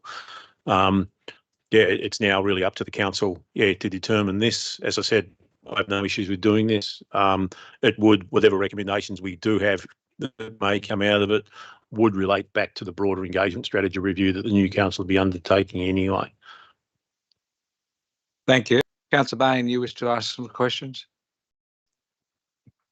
I'm thinking, considering what Councillor Ring has said, and concerning that it's kind of targeted at one project, and the potential of making a further amendment of saying, instead of a weighting used in determining projects in the Shire, but then that would expand it even more. Maybe I'm wondering with the use of Grassy Head Playground as an example, and would provide satisfaction to the community for one, but also that it could help to improve our processes. So my question is it better to use that Grassy Head Playground as an example, or is it what's going to be the impact of broadening it to making it all projects in the Shire? Thank you, Councillor Bain. I don't see number 2 as being precisely about the Grassy Head Playground. It's just recommendation for improving the consultation process, and it might be based on some input from that process on the Grassy Head, but it could be on overall. So, as the General Manager has already said, that was coming to the councillors anyway. And Mr. Manager, do you wish to add to that? Appreciate what Councillor Bain's indicating and what Councillor Ring had said as well. As I said, I don't have any particular issues with this, the way it's actually worded. I've got confidence in the consultation process the staff utilised. I believe they did a good job. Are there some learnings coming from it? Yeah, clearly there'll be some learnings coming from it. So I have no issues with that. If you weren't to do this, what is happening, as I've said, is a review of the engagement strategy anyway. It will be happening early on in the new term or the term of the new council. So this may give some learnings that can lead into that. So yeah, look, I'd, for the sake of time, if nothing else, encourage councillors just to vote in this and support it, because like I said, there's no particular issues from a staffing point of view with it. May I ask Councillor Ring a question? You may, but you could close debate too, but that's okay. Just briefly, I'd like to ask Councillor Ring about the understanding that this is not targeted at blaming any staff member, but would you be able to accept the motion as it stands, using the Grassy Head Playground as an example of rather than, and I definitely don't, there's no intention that it's blaming or highlighting flaws of any staff. Just what's your thoughts? Sorry, Councillor Bain. Councillor Ring. Councillor Ring. Through you, Mr. Mayor. Councillor Ring. Councillor Ring. Yes. Thank you. Again, I say this every time. You do not have to answer the question, but you may. Yep. Through you, Mr. Mayor. I think my point was more, are we being strategic or operational in this? But that's fine. If we can leave it and vote, I'm happy with that. Thank you, Councillor Bain. Would you like to close debate? Yes, thank you, Mr. Mayor. I think it is strategic. I think we're talking about an overall communication a decision-making and communication consultation process. I recognise that it will be reviewed by a new council, and I think this would be a great working example to help improve that process. I commend it to my colleagues. Marangu. Thank you, Councillor Bain. I'll put the motion. Is there any dissent? No dissent. Oh, one dissent. Oh, no. Hand up a little bit higher, not behind the screen. Thank you very much, Councillor Butterfield. There's 3 dissenting. Thank you. Carried. And I'll now entertain a motion that we work past 1 p.m. Councillor Riddington, you moved that. Thank you. Yeah, I like your nod. And seconded by Councillor Bain. Any dissent? No dissent. Declare it carried that we work past 1 p.m, which is almost certainly going to happen. And we now come, and we hopefully will be able to start and possibly end it very quickly, up to councillors. 10.3, a proposed dwelling at 492 Fisherman's Reach Road, Fisherman's Reach. Councillor Bain, would you like to move it, please? And we have a seconder. Councillor Saul, thank you. Councillor Bain. Yes, I support this. It's not a great difficult decision, I believe. It's the raising of the height of the building is partially a recognition of the potential impacts of changing climate due to global warming, and it's well in character with the other areas and the other buildings in the vicinity. So I don't think there's any issue at all about approving this. Thank you. Thank you. Councillor Saul, you speak. Yes, Mr. Mayor, I'll be very brief as well. Mr. Mayor, it's good to see development in our shire. It's good to see that a new home's reconstructed, and I think we should commend this to be supported. Thank you. Thank you. I would like to ask a question. In the report, it says the purpose is to the application is to demolish the existing single dwelling house. In light of the fact that we now know it's demolished, could council staff explain why that's still in the report? Mr. Jackson, thank you. Yeah, thank you, Mr. Mayor. The report considers the application as it's been supplied. The property was demolished only a couple of months ago, and an emergency order was issued to allow that to occur. So this application has not been amended. We've not sought an amendment to that. So the demolition part has occurred with a separate approval, but it's still within all of the paperwork that the development applies to. So it's simply a matter of not updating the package and not requiring that to be updated to further delay the approval process. My second question, if I may, and I'll come to you then, Councillor White. Is it possible that the proponent of this could have submitted plans with a lower roof line and therefore not exceed the height limit? Mr. Jackson, thank you. It is possible they could have put a flat roof on the structure. However, the hipped roof with a central hip does minimise any impact on surrounding buildings, and flat roofs have their own particular circumstance and issues. So in this instance, it's not deemed that a flat roof would be required, and would make a significant difference to the impact on surrounding properties, and particularly with regard to sunshine and light. Thank you very much. Councillor Wyatt, please. You asked my question, but just a general question. Do you need approval to demolish a house? Yeah, through you, Mr. Mayor. Yes, you do need the approval to demolish, and in this case, the house was damaged prior to that approval being given. Thank you. Any further speakers? I'll be voting against this, and I'll tell you why. I think that the possibility of the planner knowing the height limit, they are using the application to us to approve a exceeding of the height by 2 metres or 1.5 metres according to their report.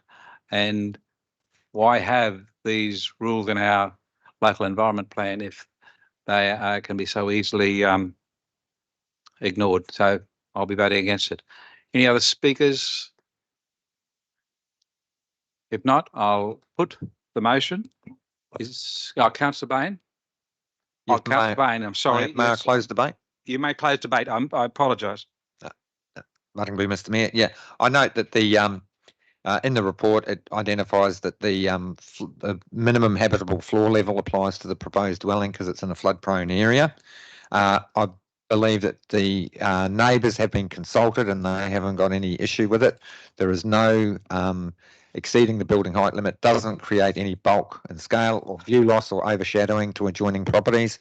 I believe if the neighbouring properties have no concerns that we should not hesitate to support this. Thank you. Thank you, Mr. Councillor Bain.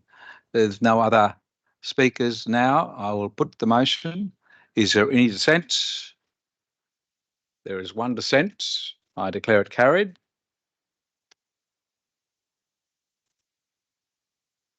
And the food is going to be there at 10:40 or to 12:40, I should say. So we can start 10.4, but at 12:30 I will be adjourning for lunch. Well, probably better not. I think we'll adjourn for lunch now and come back here at 1:15, everyone. Thank you. Lunches should be ready at the hotel for us. Ladies and gentlemen, could I just ask that those that do wish to hang around and discuss things move out to the courtyard outside, because I do need to secure the doors upstairs and downstairs. Thanks. And while you're walking out, I had a couple of community members actually ask about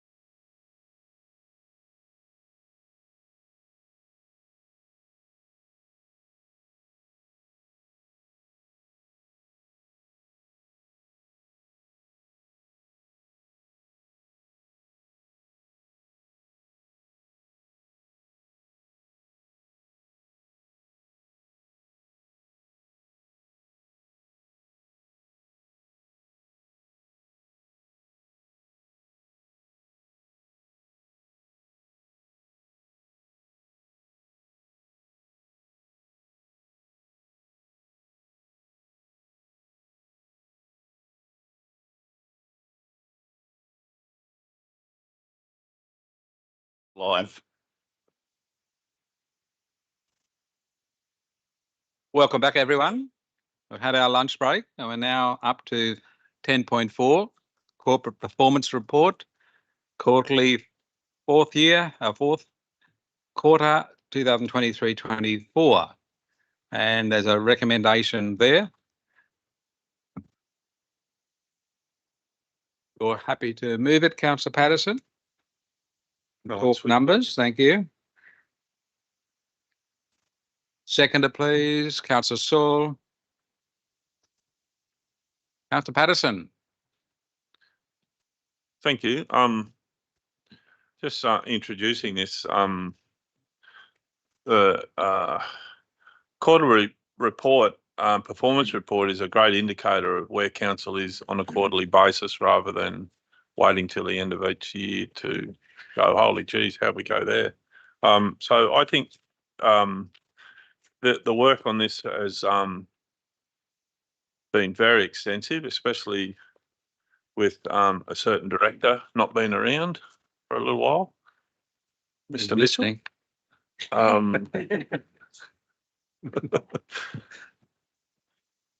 Anyway, I look for the support of all the councillors on accepting this report, and I do have a few questions.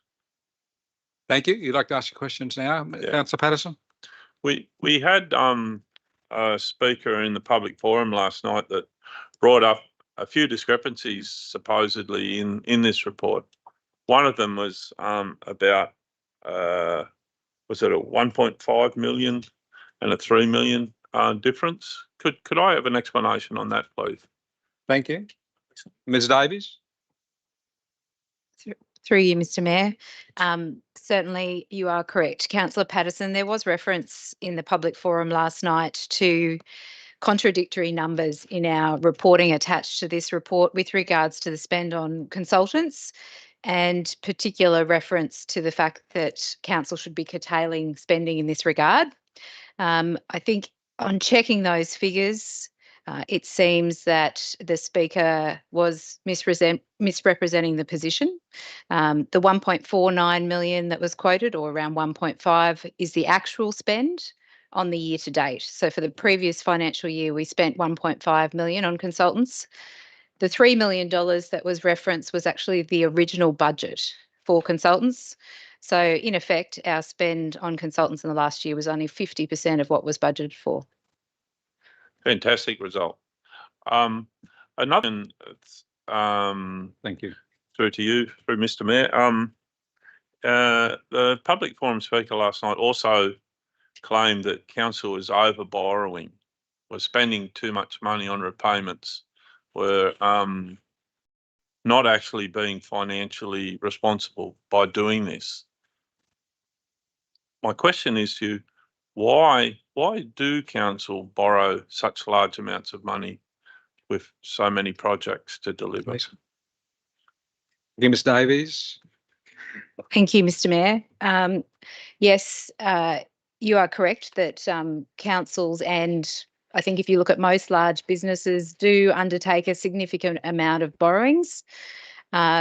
We are not, as was represented, in a position where we are going to need an urgent bailout as a result of those borrowings. This is quite normal business practice, provided it is within our means, which we are confident that it is.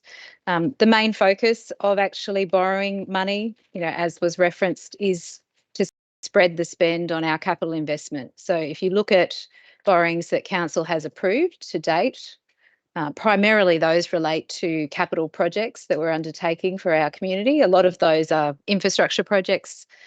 It allows us to spread the spend of those projects over many years rather than having peaks and troughs, and effectively bring forward some of those projects, for the benefit of our community. Would one part of that be intergenerational equity? Explain. Yeah, absolutely. We do bandy around the term of intergenerational equity with regards to, spending money, I guess, that is effectively of benefit to current generations, but then also managing, I guess, those costs over future generations that may also benefit from that spend. Thank you. That's all the questions I've got at the moment. If there might be other council. Thank you, Councillor Patterson. Anyone else wish to speak? Councillor Wyatt. Yes, please. Yes, please. I want to speak on the key performance indicators, which is, I'm not sure what number it is. Key performance indicator document, please. On 2 points, our finances and our people. And our finances has in number one, our finances has a lower operating grant income of $1.2 million. Is this the untied funding, the federal assistant grants? It's in the, it's point one in the. Mr. Milburn. Yeah, through you, Mr. Mayor. It wouldn't be specifically the federal assistance grants. It would be other operational grant areas. I'm just reading that. Yeah, so it would be just other operational grant funding we were expecting to have, and it probably is largely a timing issue. I know that we had substantial funds come in towards the end of the financial year, but some other funds didn't come in. So often those things and those sort of amounts are a timing issue in operational grants. And are they untied? Or a combination of both? Yeah, combination. And are you sort of saying that it's lower because of the timing when they came in, whether they come in and when they're actually reported as coming into the budget? Is that right? That's correct. Cool. Second lot of questions is around our people. And I've raised this just about everyone, but it's our people. Number 3, lost time injury and employee wellbeing. So lost time injury looks very high compared to 22-23, where we've got 24.3 versus 13.2 in the last financial year. And I recall that the work health and safety savings and workplace lost time injury was sort of a performance measure in terms of where council could save money. I remember that sort of early on in our council piece. I mean, are you concerned with those figures? Mr. General Manager. Yeah, through Mr. Mayor. Yes, there's a level of concern with those figures. We have had a increase in some of the LTIs in the first quarter of this year, which was a concern. Some of those also are relating to the new introduction of the psychosocial areas, which I think is going to be a major concern for many employers going forward, just how that works and how it comes out in the long term. So that has certainly impacted on that. We have been looking at that and doing considerable work in terms of our WHS areas and making sure staff are aware of what is required. It's been something that we've always done, literally since I started here. It's been a major emphasis for that, and that's why we have been able to save somewhere between $500,000 and $700,000 on our insurance premiums. And our insurance premiums are still quite low, and actually I think they're actually the lowest they can actually get. Still, given the record we've actually had, over the past 5 or 6 years. But WHS is a ongoing issue for us to deal with, and the psychosocial side is going to be, like I said, something a lot of businesses are going to have challenges managing. That's a fair enough statement. So the psychosocial category was introduced last financial year into work health and safety legislation. So it's now a category of injury. Yeah.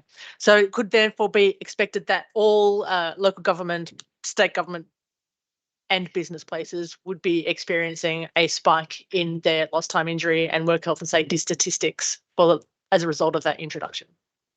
Through Mr. Mayor, I think there will be a number of businesses that will see that level of increase. It's a very subjective area to actually make assessments, and like I said, the industry itself has got to actually work out how it deals with it as well. Yep.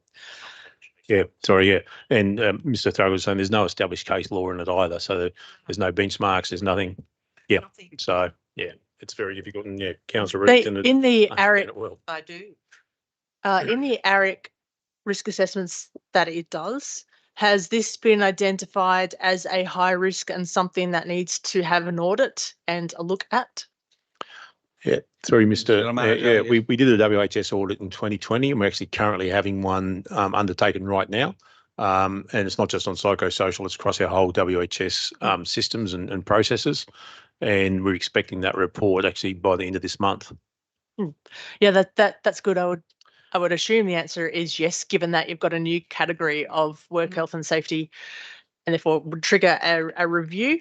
And it's about financially that the work health and safety insurance premiums are exceptionally low. Do you think they will increase as a result of this increase going from 13.2 to 24.3? Yeah. Mr. General Manager. Through Mr. Mayor, no, we're not expecting from this any particular increase from this. I think we can continue to manage that. There will be, because we're actually literally at the bottom of the scale of where we can be, there will be natural increases that come with the premium over time, but it certainly should not go up to anywhere near what it was 6 years ago. No. And you already alluded to this question, but can you just, in a nutshell, what is council doing to manage that increase and manage the wellbeing and lost time in frequency rate? Yeah. It's a whole range of things, I guess, in that area. Starting with things we've actually started, we've instituted 2 stop work for safety days a year, where we actually pull the staff up for half a day, and actually we focus on that. We have regular WHS input into our monthly yard meeting with all of our outdoor crews. It is raised at our directorate reports and updates to our staff that the directors do on a very regular basis every couple of weeks. We raise it obviously with all our all-staff events that we actually have as well, which is 4 times a year. We have it written into the PDPs, our performance development plans. So all of our managers, our managers, group managers, directors, and myself are all required to do site inspections along with our WHS committee. We have 2 WHS committees, one at the staffing operational level and one at the strategic level. That's actually there as well. We obviously provide a pretty vast range of training for our staff, not just around WHS, but obviously about confined spaces, working at heights, working with power, all those sorts of things to ensure that they're operating safely. In addition to that, we also have mental health first aid training for our staff. So there's just a sort of a snapshot summary of some of the things we're doing. Microphone. Yeah, I was just typing out the answer. Thanks. That's quite thorough. And I presume you would. There is a there must be an online platform where people lodge their accident near misses as well as a hazard. Yeah. Yeah, correct. Sorry, let me rephrase that. Does the reporting platform for work health and safety include an actual incident, a near miss incident, and a risk? Yep, through Mr. Mayor. Yes, it does. Yeah, our system's called Vault, but we are looking at it's an industry-wide one that's being used through our insurer, and they're actually looking at updating and changing that platform. Sorry, what's it called? It's called Vault. Vault. Yeah. Thank you. I just might have some more questions. Yes.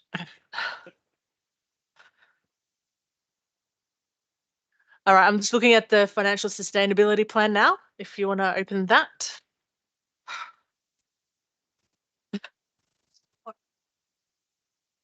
I don't have much more. I actually like this plan as it gives us a snapshot of the agreed performance measures, and it's part of the IPNR approval in June 2023 and year before. And I can see that the service level review is behind.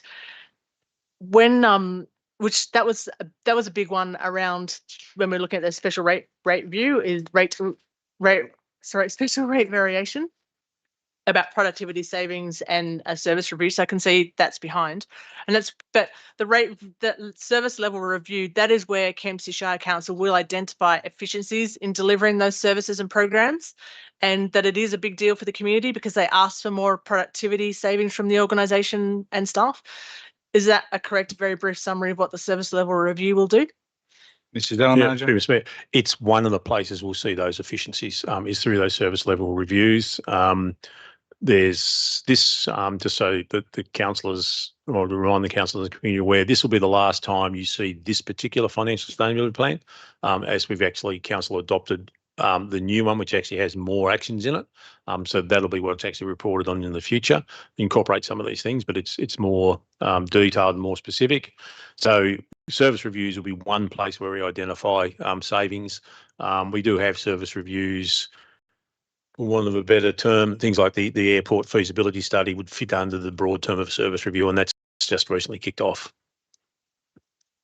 Thank you. You've preempted my second question, but it's sort of just, I mean, those level reviews is the bang for our buck stuff, is where the community wants to see the service delivered as efficiently and possible, value for money, wants that with a legal obligation around service delivery and industrial relations, hence the need to review. Correct? Yeah.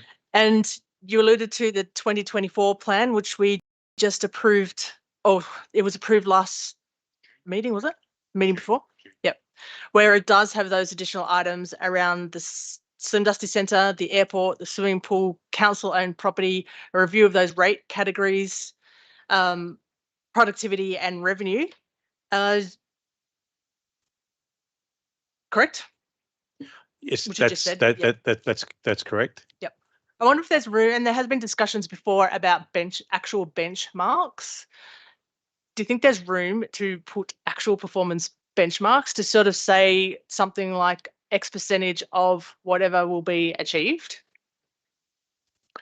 Yeah, through Mr. Mayor. Look, there are, providing those benchmarks are accurate benchmarks, and unfortunately, LG New South Wales used to provide or contracted PricewaterhouseCoopers to do some benchmarks across the state. Actually, it was across 3 or 4 states in New Zealand.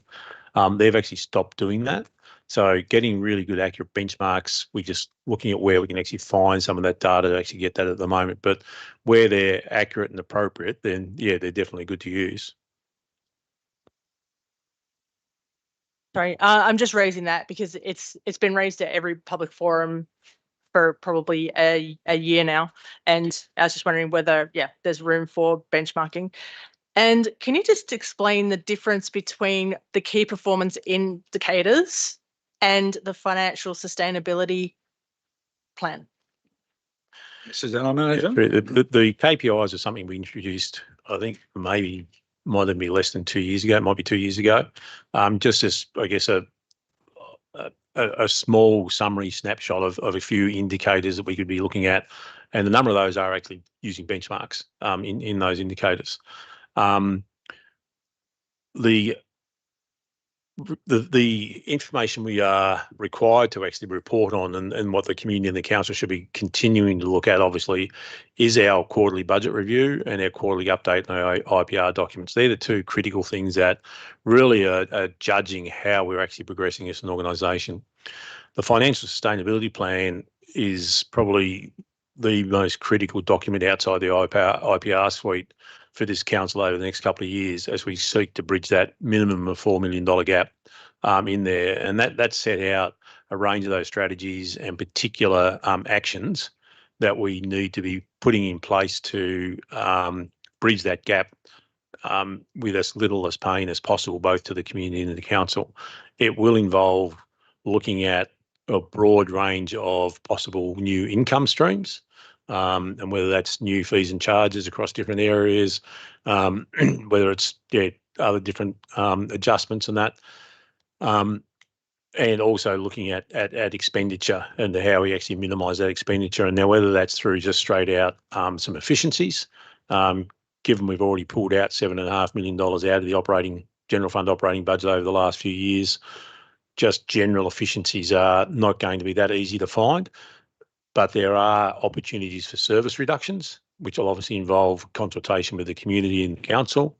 And at the last council meeting, that the council set up the Revenue and Review Committee or task force, that will be an important part of that process as well. Just make a comment in terms of the rating review. One thing about the rating review, that needs to be done, but it will not bring in an extra cent. It doesn't actually help us in terms of our financial sustainability. It just redistributes the way the money is actually paid by our rate base. So while we have to do that process, it won't actually give us anything in terms of income or expenditure. It is budget neutral in that way, other than the cost involved in actually doing it. So it's so that financial sustainability program really is a series of mini projects for us to actually work on over the next few years. We've got a project control group set up. We meet monthly on that, and that work, I'm pretty pleased with how that's progressing, and looking forward to updating the new council, and certainly in October getting the terms of reference for the revenue and review task force up, and getting the councillors directly involved through that process. Thank you. So a couple, I did find extra questions, sorry. The DP and OP talks about 70%, 75% of that is achieved, 35 are behind schedule. Two are around EPA controls or approvals. Some is around contractor supply of product, engineering or professional services shortages. Then there's affordability of the Kempsey Central Sewer. It seems, and that most of the others appear to be associated with the big sewer and water projects out, Stewart's Point, Crescent Head, Central Kempsey, and Willawarren, which these are massive projects. Are these all, so the fact that 34 of them are behind, were these risks identified in the risk management process of your project management as foreseeable risks, and therefore you planned for them to a degree? They're not left of field risks that you had no idea were going to hit you. Through Mr. Mayor, it's probably a combination, without going through there specifically, but there'll probably be a combination of some things that we aren't aware of, and some that, shortage of consultants is something we know. We still plan on what we believe can be delivered, but during the course of the 12 months, we've actually seen things like, Sydney Water, for example, take up and absorb so many water engineers and things like that. So trying to get project managers, water engineers, has made it very, very difficult in Wes's area. And similarly, where we hope to be able to increase the number of planning, and we had the flying squad in terms of the planning, that still puts some of those things behind, because we just simply don't get the resources we need, and we'd hope. So there'd be a combination of some totally unexpected, and some that we'd actually be seeing and understanding that are likely to happen. Is we have a project management team or project management unit, and I'm assuming they would be writing project plans, and in there would be a section around risk. So some are foreseeable and identifiable and can be planned for, and others are non-foreseen. Yeah. Yes, we have a project management office, and they have a suite of templates they use. So all of the projects that are actually across that project management office, run by the project managers, include what's the word I'm after? Like Gantt charts that actually show the workflow. It actually has risk assessments, it has budgets, variations, and that all gets reported to ELT on a monthly basis. I have another question around the grants. So I had a quick squiz through these, and it looks like, give or take, 70% of those grants are associated with roads and landslips and making roads safer. Providing roads, which one councillor is platform. And there's 40K zones and pedestrians and signage, and I reckon there's about 20% that is around about water and sewer, maybe 5% on environmental and 5% on community. Do you reckon that's a fair enough breakup? So a bulk are roads, water and sewer. That's correct. The vast majority of our assets are roads and water and sewer. So the more grants we can get in to actually assist with that, the better. Yeah.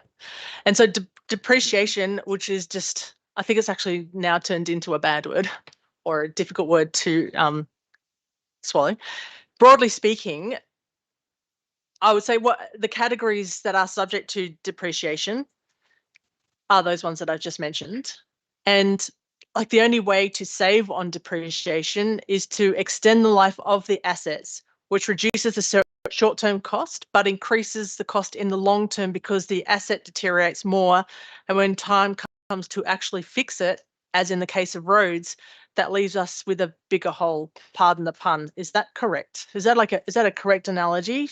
The longer depreciate, the longer we leave the asset, we might save money in the short term, but it costs us money in the long term. So council's job is to find that spot between saving money and not making a bigger cost in the future. Mr. General Manager. I think you've summarised that very, very well. And it's pretty spot on. We might capture that to actually use for training for the new council. Okay. So Honestly, 2.5 years, that's how long it takes to understand how this works. You can't walk in here and be expected to be a genius when it comes to this stuff. And I am grateful for the learning that I have received. the on that depreciation side, it's the life of the assets. It's actually making sure what we try and do with the systems, the process, and the expertise we have is to get that pretty right about, we don't want to push things out longer than they need to be because of exactly what you said. We don't want them to be shorter than what they need because you're spending money where you don't have to. So it is all those asset classes and the components is actually trying to get that right year amount for those. So, yeah. There's a question on the expenses. So on that chart as well, and I'd like it as an Excel spreadsheet in future here when I'm here again. Anyway, it says on the contributions that council have to make, airports around about $5 million. There's quite large expenses in the sewer and water, and there's some expenses towards planning studies like the flood program, the Stewart's Point EIS, and the coastal program. With the airport, $5 million, is that what council has to contribute? The General Manager. Yeah, through Mr. Mayor. At the moment, yes, it's between 5 and 6. If we aren't successful in receiving another grant, that's purely to go towards the upgrade of the runway, to keep the airport operational. If we don't upgrade the airport, you close it. So given the airport that is part of the Financial Sustainability Program review, it's number 20 in the 2024 Financial Sustainability Plan, is this a project that should or could be put on hold until we know the outcome of the review? Mr. General Manager. Through you. It has been slowed is probably the best way to put it. We've got grant funding there and we don't want to lose that if we need to spend it. So we're still doing the basic design work, but we're not going anywhere near going to tender or anything. The scope of works and the contractor for the feasibility study has been released. We're actually hoping to have at least a draft report to the new council before the end of the year. And final question, the other expenditures are around contribution to weeds, flood program, coastal program, things that I mentioned before.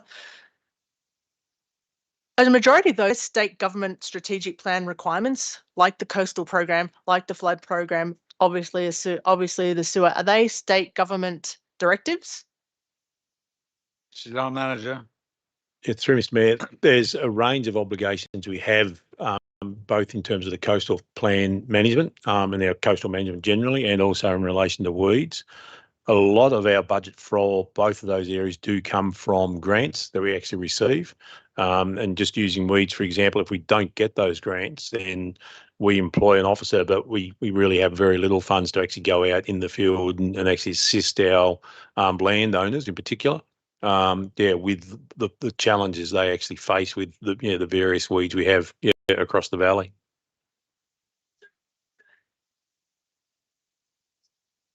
Microphone, thank you. So they have a benefit to the landholders and to the environment or the sewer or whatever they're being provided for. And generally speaking, we might not have a choice if they're legislative, statutory or strategic requirements from state government. Got to do it. Yeah, there's an obligation we need to do that, and they provide for every $3 they provide $2 of that funding, so it's a 2-to-1 funding area. Probably if I just add something with that, there's things there. Pretty well all of that comes from the state government. I believe that the federal government, particularly in relation to tropical soda apple, needs to step up to the mark a lot more. It's a breach of biosecurity that actually entered our valley. It should never have happened, but it has. And the federal government, I believe, really needs to actually take more action in relation to helping fund what we need to do to try and control it, but also in terms of researching how we actually, basically destroy it. And I've got some questions around council expenses. Does anyone else have questions? You're happy to I'll do. Oh, sorry. I'm on a roll. I'll just finish now. Okay. Councillor expenses, yeah. Councillor White. Councillor Go ahead. expenses. So it looks like on that report, we're entitled to $6,222 each. In the interest, and there's criteria there. In the interest, so the professional development, in the interest of transparency, can you explain what those categories are? What is that $622,000 made up of each? There's four or five categories there. Yep, through you, Mr. Mayor. Yes. I'll actually get Mr. Thorogood to have a look at that one. Mr. Thorogood. He sits firmly in his area and you'll hear a different voice. Thank you, through you, Mr. Mayor. So one of the things I will point out is a couple of the expense categories, or in particular the delegates expense category, the $2,222 that is spread across that is notionally allocated to each councillor because it's not a per councillor limit. It is $20,000 limit for all councillors for delegate expenses. So where you're attending conferences and seminars that are away, and that generally allows, if every councillor was to go to the NSW conference and the mayor goes to the ALGA conference, that about spends the $20,000 without there being much left over. So the first one, travel expenses, every councillor is entitled to $2,000 a year to cover their kilometres going to and from events that council requires them to be at, excepting the mayor, of course, who can claim up to $5,000 in that category. The delegates expenses I just covered off then. Professional development is for courses that councillors wish to go on of their own volition, so to speak. So when you ask to sign up, say one of the NSW courses or so on, that gets deducted from that amount. It's also, if we were to hold any group sessions where we brought in external facilitators and so on, then they would be distributed across all of the councillors. Out-of-pocket expenses doesn't have an allowance against it because if you are travelling on council business and you incur out-of-pocket expenses, taxis, parking, meals and so on, then we will pay them back in accordance with the same terms that we would reimburse staff for those. Thank you. Councillor White, that it? No? Can I just make a statement? Well, maybe I'll say in favour of the councillor expenses. I just want to kind of wrap up with a question-ish kind of. Sorry. It's in the interest of transparency. So the professional development allowance, which you've just outlined, and only Councillor Bain undertook training, to which my understanding was he organised himself around financial management for councils and communication, and that assisted him in interrogating the information provided to us, including the Power BI platform. And you might recall from the May meeting, the Australian Women's Local Government Conference, they surveyed attendees and 59% felt that there was available budget for councillors' training and development needs. However, they felt that it was too expensive, it was a burden on ratepayers, they felt too bad to ask, they don't like getting the money, did the training, but they were wary of the cost, that Office of Local Government should assist council training it. There was no so there's a general consensus there that, yep, we desperately need training because we need to increase our capacity and our capability in order to do the job that we're elected for. But there is this guilt factor in having that expense provided. And for me, I wished in hindsight that I had undertook more training and more self-directed training, and that we were able to have a full professional development package, which is an expectation from the Local Government Association, Local Government Act rather, and the Office of Local Government.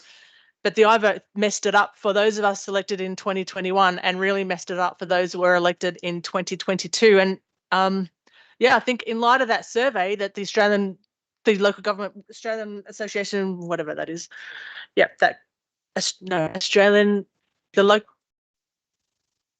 for women, it's the women. Yeah.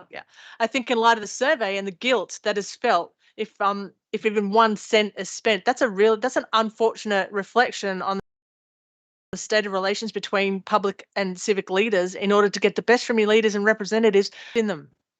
Because don't expect them to walk in here fully abreast of what we're doing. Is that correct? Would you agree? Thank you for the question. Thank you, Mr. Mayor and Councillor White. You actually given me the opportunity to talk on one of my pet subjects. I'm a very, very big advocate for the councillors always, as you know, taking the maximum increase in your allowances and also using what little we can provide in the way of these expenses. We have learned a lot in this last term. This was the first term where we need a professional development program for individual councillors. We need to do that much better, and I'm sure we will do that much better in this next term. And I would like to be sitting here at the end of the next term, which I probably won't because it's 4 years' time. Whoever's sitting here, I'd like to see that each year that training expense is actually expended, because it's important that the councillors do receive that training. And despite what some members of the community might say about cutting it, it needs to be there for the ongoing development of the councillors so that they do fulfil their civic duties. Given the hours that the majority of councillors put in, you get peanuts for what you actually do. So while ever I'm here, I'll always be an advocate for, you're getting as much as we can actually give you, which isn't much. Councillor White, you finished? Thank you very much. Councillor Riddington, please. Thank you. I forgot what I was going to say. No, not really. I'm being facetious. Okay, first up, I just want to go back to the workers' compensation and lost time injury. On this particular Our People reporting, we have 2 ticks and 2 crosses. I don't think the crosses are too bad.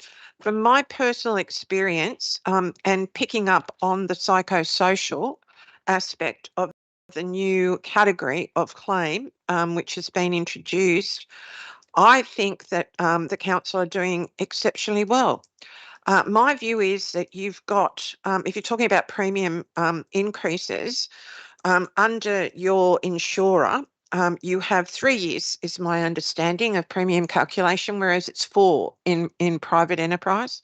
So what you'll have is a calculation based on your claims over 3 years, which I'm thinking, if you've got a good handle on this, I think you'll be fine. I'm probably not asking a question. I'm probably giving my little tick of approval, because I can do that now because I'm going. And so my next thing is, I took exception, and with the greatest of respect to yesterday's speaker, I took exception to the comment that staff may be skiving off on their sick leave. I found this absolutely appalling, that comment. My view is that when you look at it, you've gone through a huge amount of change in this organisation over the last 5 years.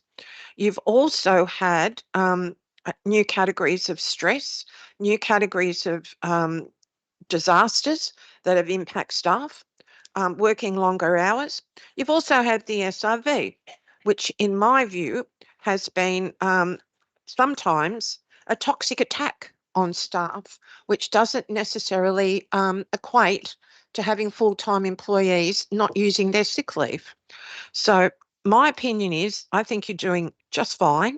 There's room to improve. But my view is, look at it in a positive light. Look at it that you have really good staff. You have people who are committed. People who work and live in this community have a right to their jobs and also have a right to their entitlements. So in my view, I don't think you're doing too badly at all. Sorry for the tirade, but that's it. Thank you, Councillor Riddington and Deputy Mayor. I'll say that not too many times more. Thank you. Anyone else wishing to speak? You wish to close debate, Councillor Patterson? Couple of questions, then I'll close the vote. We don't have to close it yet. We might have more questions, but Okay. you go with your questions. Yeah. First off, just on the key performance indicators, the operating result, it shows that the general fund has a provisional deficit of 1.9 million, while the water fund a surplus of 1.4, sewer fund a surplus of 5 million. It says in here that the 1.8 million consolidated unfavourable variance was mainly due to lower operating grant income. lower than budgeted. Could I have a comment on that, please? Mr. General Manager. Through Mr. Mayor, that goes back to probably one of the very first questions, I think, of Councillor Wyatt. Yeah, it was grant funding that we had anticipated receiving and that didn't come in by the end of the financial year. So this is just another, I suppose, an example of the council's financial issues being created by external issues rather, by government.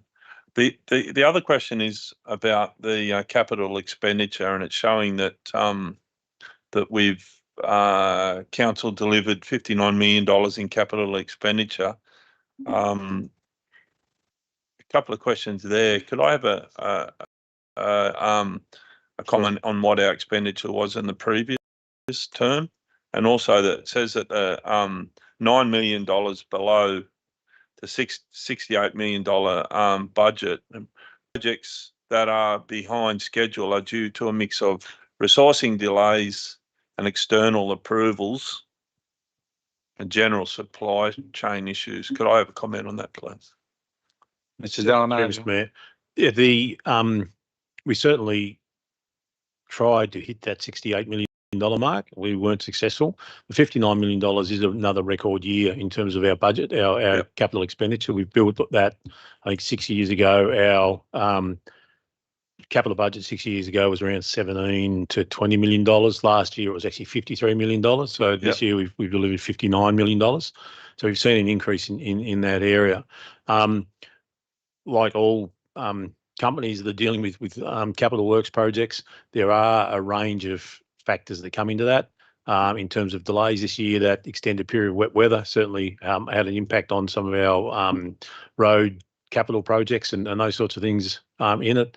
There are external approvals where we might be waiting on the EPA, like we are in terms of our waste management facility, to get those sorts of approvals in place. General supply chain issues is something that's faced across the construction sector generally, in terms of getting the materials and the resources you need. So we're in a common place to a lot of construction companies and organisations and businesses that are in that sort of space. That's I have another question. Just my comment on that is that it's a great achievement by the organisation to deliver that much with only that percentage not being able to be delivered. I mean, as a person in business, I mean, there's so many, as a general manager just outlined, there's so many outside circumstances that, make a variation on the delivery of a program. And you guys are really working, I believe, at record levels. Is that a question, Councillor? That was a comment on that last one. But my next question is, and it's through to the general manager. I just noticed, or possibly Lisa, last night, Ms. Speaker, Miss Davies, sorry. I'll get it right. I'll wait there. This is my last meeting. A comment made last night by a speaker in the public forum was that, council spending too much money. Once again, as a business person, if we would operate council as a business, let's shut all the parks, let's shut the libraries, let's shut the pools, let's shut anything that we don't need to eat and live. This is not achievable because we have community expectations. We have things that we're expected to deliver to a community. A community is expected to have potable water. They're expected to have toilets that flush. They're expected to have, libraries and pools and roads and recreation. Could you give us a comment on that, Mr. General Manager, of what type of budget or what type of finance or end result would we have if we didn't have to worry about any of those things I just spoke about?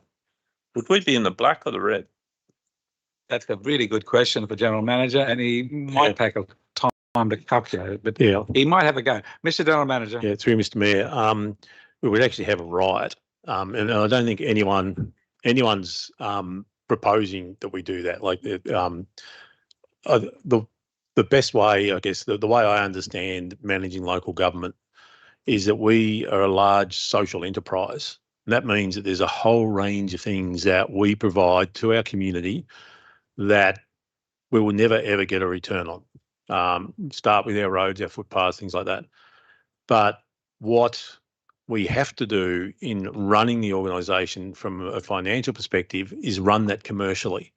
So even those things that are absolutely loss-making and always will be, and whether that's your libraries, your roads, your slim dusty centres, your whatever it is, your sports fields, we need to make sure that we are putting in place efficient ways to deliver those things, and making sure we drive those efficiencies as hard as we can. The same as you do in a commercial business. And having run my own business and seen what you can do with those things, it's just part of what we try and do here.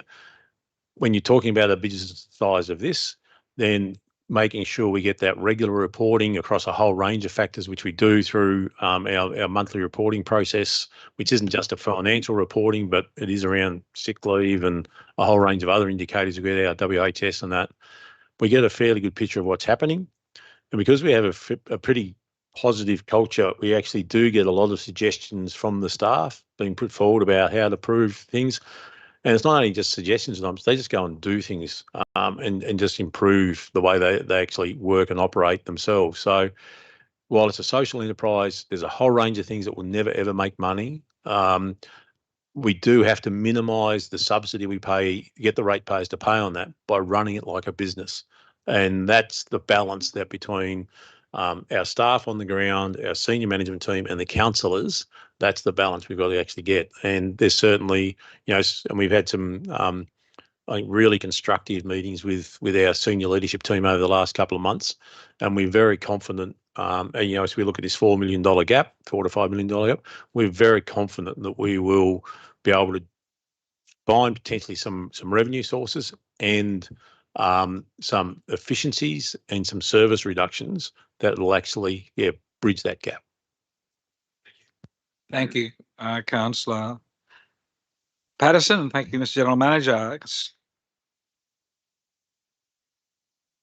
Councillor Butterfield. Thank you, Mr. Mayor. I'd just like to take the chance just to recognise council organisation as a whole and Ms Davies for stepping in to deep end for Director Mitchell. With everything that's going on in such a incredible year, with everything that's happened and we've have to go through, we're not probably in the best position, but I think we're heading up, and I'd just like to congratulate Ms Davies and the team and the whole of council for the work they've done. So I think it's a big job what you've had to step into. Thank you. Technically, I should rule you out of order, but that's okay. Thank you. Thank you very much. Any more speakers on the motion before us, please? No further questions. Councillor Patterson, you wish to close debate in a very efficient way, please? Very strict. Thank you. And the last question I asked the General Manager was to part it, which he explained fantastically, to explain to our community how difficult it is to run a budget in the black, to run a budget that community expectations are met, that government regulations are met. And I just think council's doing a fantastic job, and I commend this report to fellow councillors. Thank you. I put the motion. Is there any dissent? No dissent. I declare it carried. I remind councillors that we're not halfway through the agenda yet. Carry over and revotes pay at 10.5 on page 46. Point of order, Mr. Mayor, if I may. Councillor Butterfield wasn't here for that vote. Was out of the room for that vote. Is that going to be recorded? He won't be counted as voting. That's the way it goes. Isn't it that he'll be counted as voting against? No, he just won't be. Vote won't be there. He's out of the room. Thank you. Yep. So we have the recommendation. We improve the rollover of unspent and proposed carryover and revote projects that were not there but haven't been started. So do we have a mover? Councillor Bain. Seconder, please. Councillor Ring. Councillor Bain, please. Going fast. Martin Boo, Mr. Mayor. Yes, I've read the reports, and I note that there's potentially a need for improvement in future of more accurate assessments of what we're doing. I mean, there's quite a lot of money being revoted, and I get it. I get that, you know, there's been constraints and there's been issues that have arisen, and, you know, changes in costing and so on. I did spend some time talking with Mr. Mitchell about this earlier on before June, and I believe that there are some processes in place to improve the accuracy. It's not about we're not doing the job. It's about we're maybe biting off more than we can chew, or looking at being too looking at taking on too much, and so we're not getting done the jobs that we need to do. I appreciate any comments on that, but I think we do revote the projects, and we approve the rollover of those unspent funds on projects we've been given. Revoting is where they haven't been started, and we need to maybe look carefully at what we're budgeting and make a little bit more accurate assessments. Thank you. No one wish to speak on revotes or carryovers? There's no one wishing to speak. We'll close debate if you can, and he doesn't want to speak to it. It's closed. Is there any dissent? I saw Councillor Saul moving his hand. He's not. Oh, no, you're not carrying no dissent. It's carried. Thank you. We now come to 10.6, naming of fields, Terry Giddy OAM, and I will be moving this, and I have a replacement motion, Mr. Thorogood, if I could. It's up on the screen. I've added 1 and 2 and some extras in 4. I move that Council notes the unanimous support of the consultant's motion, Merrill minute for Terry Giddy OAM at the September 2023 meeting. 2, notes the unanimous support of the June 2024 Merrill minute requesting this report. 3, endorses the naming of Kempsey Street Sports Complex as the Terry Giddy Sports Fields and places the naming on public exhibition. And 4, subject to community support, A, lodges a proposal with the Geographical Names Board, and B, installs appropriate signs and a suitably inscribed plaque outlining the extensive achievements of Terry Giddy OAM at the fields. That's my motion that I've moved. Do I have a seconder? Thank you, Councillor Patterson.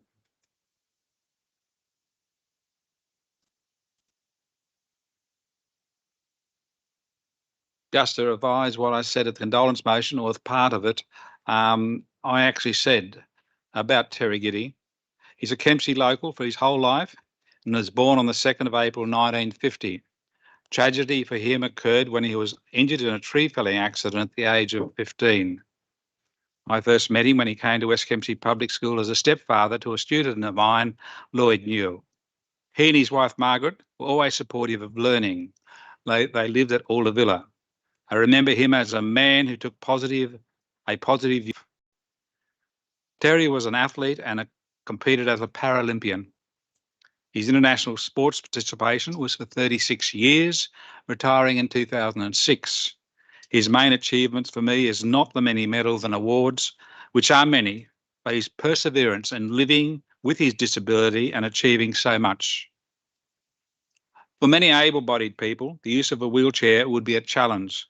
For Terry Giddy, he did not see it as a barrier to successfully taking part in sport. These sports included shot put, discus and basketball, all representing Australia. He won 6 Paralympic medals, 1 gold, 3 silver and 2 bronze. He was selected to carry the Australian flag at the Paralympics in Barcelona, Spain in 1992. For all those who met him, he was an inspiration to achieve their best. When he came to West Kempsey Public School to show his gold medal for discus in 1984, he was treated like a rock star. The students of the school would have had a lasting impression of a kind and humorous man who took on the world and achieved success. I can commend the motion to councillors. Anyone wishing to speak? Councillor Patterson. Oh, sorry. Thank you. I too knew Terry Giddy fairly well met him through some of his sons, Kevin Newell and Tim Newell, Lloyd Newell. He was a fantastic man that achieved way more than most able-bodied people. I actually was backpacking around the world years ago when I was 21, and I was in England, and I got to go to the Paralympic Games over there and saw Terry Giddy achieve gold medal. He was just a fantastic role model for young people. He operated a gym up there in Fernhill Crescent at Orla that I got to go to for a number of years with lots of other people, and just the shining light he was, that man, for all those years that he was in that wheelchair.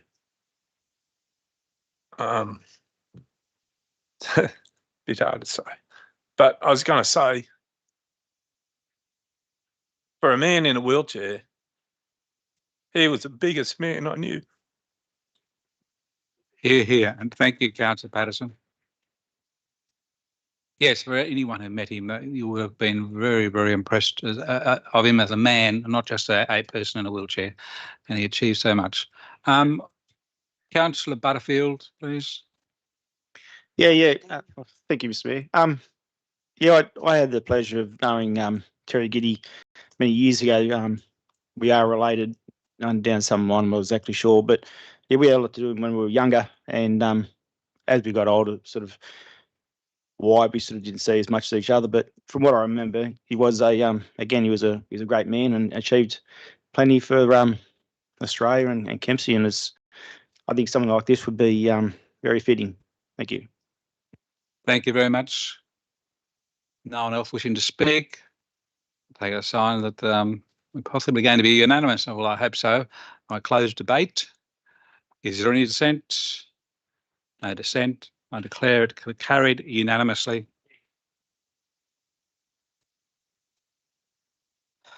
We move to 10.7, Local Government New South Wales Conference 2024.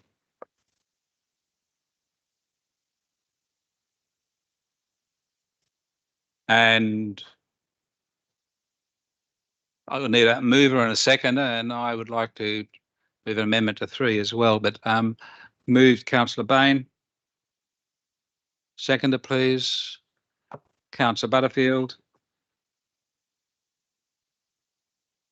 Councillor Bain. Martin Boo, Mr. Mayor, I think the Local Government New South Wales Conference is a really, really important event where we as a council can raise issues that are going to be promoted and lobbied to state and federal government. It's our primary way of and apart from writing letters, it's our primary way of making a difference on the bigger stage. I understand that when we do put motions up and they get supported, that doesn't mean that everything's going to change straight away, but it puts things on the agenda for change. I would like to just speak briefly to the 4 notices of motion to be submitted and ask my colleagues for support on that. One is to increase funding CSRO to investigate biological means of controlling tropical soda apple. If we can get that, we'll save millions in chemical and we'll have significant environment protection. But we must beware that biological controls can sometimes kick back cane toads, for example, and prickly pear. So that needs to be really thoroughly researched. I believe that research has been done, but that funding ran out and needs some more. And I know this sounds really odd in terms of the fact that many of us are running in groups at the coming election, but I propose that group voting be removed from local government elections. And I think in terms of, people think I might have a political party agenda, that is not in line with the feeling of the political party that I belong to, but that it demonstrates that we are allowed. My argument is that it's a strong grassroots democracy process that people can vote under the line for whoever they choose. And I think group voting enables uninformed voting. Thirdly, term limits for Local Government New South Wales Board. We've got people on the board there that have been there 20 years. I believe we need good succession planning, and that there needs to be a process then for people maybe limiting to two or three terms. I'm not sure how popular that will be in the on the floor, but I believe the board of Local Government New South Wales are proposing that they take over the decision making on what things get discussed and what doesn't. And I think there's a potential there for an undermining of grassroots democracy. So I would propose that. And the fourth one is came from discussions with New South Wales Farmers Association that concern that disaster recovery funding is often based on impact to council infrastructure, and fantastically we have built back better bridges. So the unintended outcome of that, I mean, and this is not our outcome, this is the state government, is that where farmers were impacted, 500 landowners were impacted in the fires in October last year, and they did not receive any significant support because it wasn't recognised as a natural disaster, because not enough council infrastructure had been damaged. And that's so we need to maybe ask Local Government New South Wales to consider reassessing that and looking at impact on landholders rather than just councils. Authorise the I believe that the Mayor is going to propose a amendment to the part 3, authorise attendance of any other councillors. I would propose that we send 4 councillors, 2 experienced councillors and 2 who are new, to go to the local government conference. I don't believe all need to go on the first crack, but then we education system so everyone gets to experience that during their time on council, but not all at once. So if I'm not going to presuppose what Mayor Hall's amendment might be, but I would be open to accepting any amendment along those lines. Marangu. Thank you. I noticed the lights are on from Councillor Riddington and Councillor Wyatt, but I will move that amendment right now so that you can all see what it is, and I'll quickly speak to it and seek a seconder. And Councillor Bain may accept it in. So my new point 3, everything else stays the same. Authorise the attendance of newly elected councillors at the 2024 local government election with the expectation of their full 3-day attendance. They'll all get that experience straight up, Councillor Bain, and that's what I would be moving. I need a seconder for an amendment. Thank you, Councillor Ferguson. Councillor Bain, would you accept it? I was thinking of something a little bit more frugal than that, but I can live with that. And with the expectation of their full 3-day attendance, and that may well preclude some of the new councillors from being able to attend. May I ask a question at this point? You can ask a question. When does the early bird rate for bookings finish, and is it going to be after the first council meeting or the declaration of new councillors? What normally happens, and Mr. General Manager may correct me, is we book the rooms if they may have already been booked, and then when we find out the final numbers, we hand in the rooms we don't want, and they all get taken.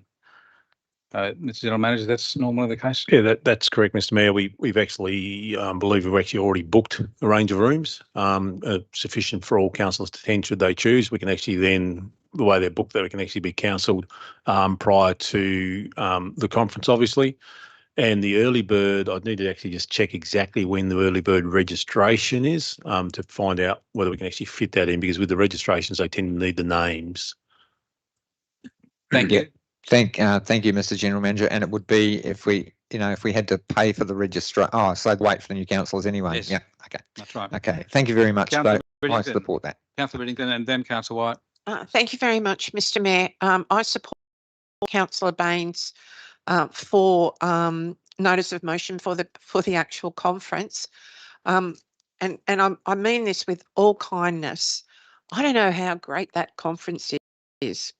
To me, I've not seen much come out of it. I enjoy going. It's like a council meeting on steroids, and it's quite good networking.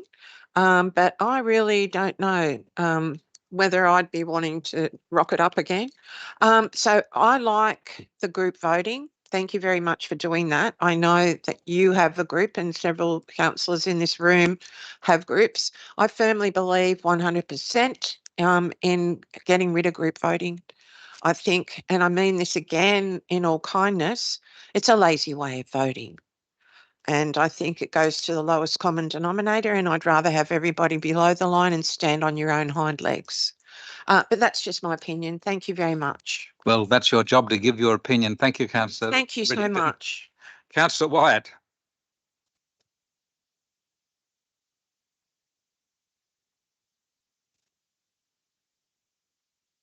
I was sort of going to say about the conference as well. There's $20,000 allocated for the conference. Personally, I would rather see this allocated to the learning and development in any form that a councillor decides is right for them and is approved.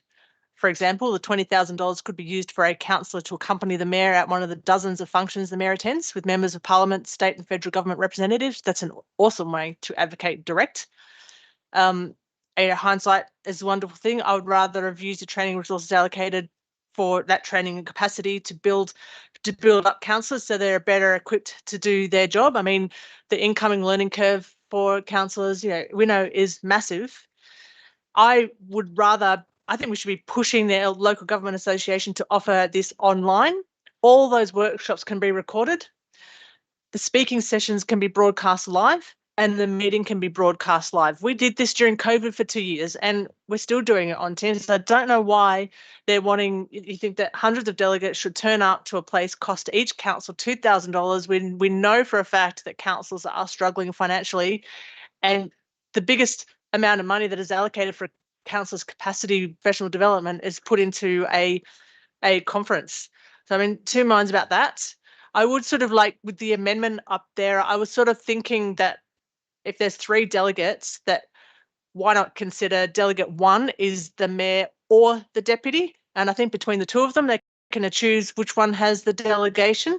They can and they should be on the same page with representing our community, and representing those motions. And then delegates 2 and 3 could be a councillor. Just the disaster recovery one, I'm not sure, this came up last time, I'm not sure if it actually got into the business papers for the local government association, and I remember talking about this when I first became a councillor. I've got an email thread with the general manager and all of us, that it's the criteria. So is this what you're referring to, Councillor Bain, is that you want affected landholders to be able to access the same type of funding that council does, so that it's a test on assets, full stop, rather than just the test of the council assets? Councillor Bain, would you like to answer that question? Marangu, Mr. Mayor. Yes, it's about when a certain level of natural disaster is declared, then that decides on the amount of support that is available to those who have been impacted by the disaster. At the moment, the criteria, the trigger, relies on impact to council infrastructure, not to private infrastructure. So that's the nutshell of it. Yeah. So I dug out an email that I sent on the 15th of August last year, referring to the conference that was this year.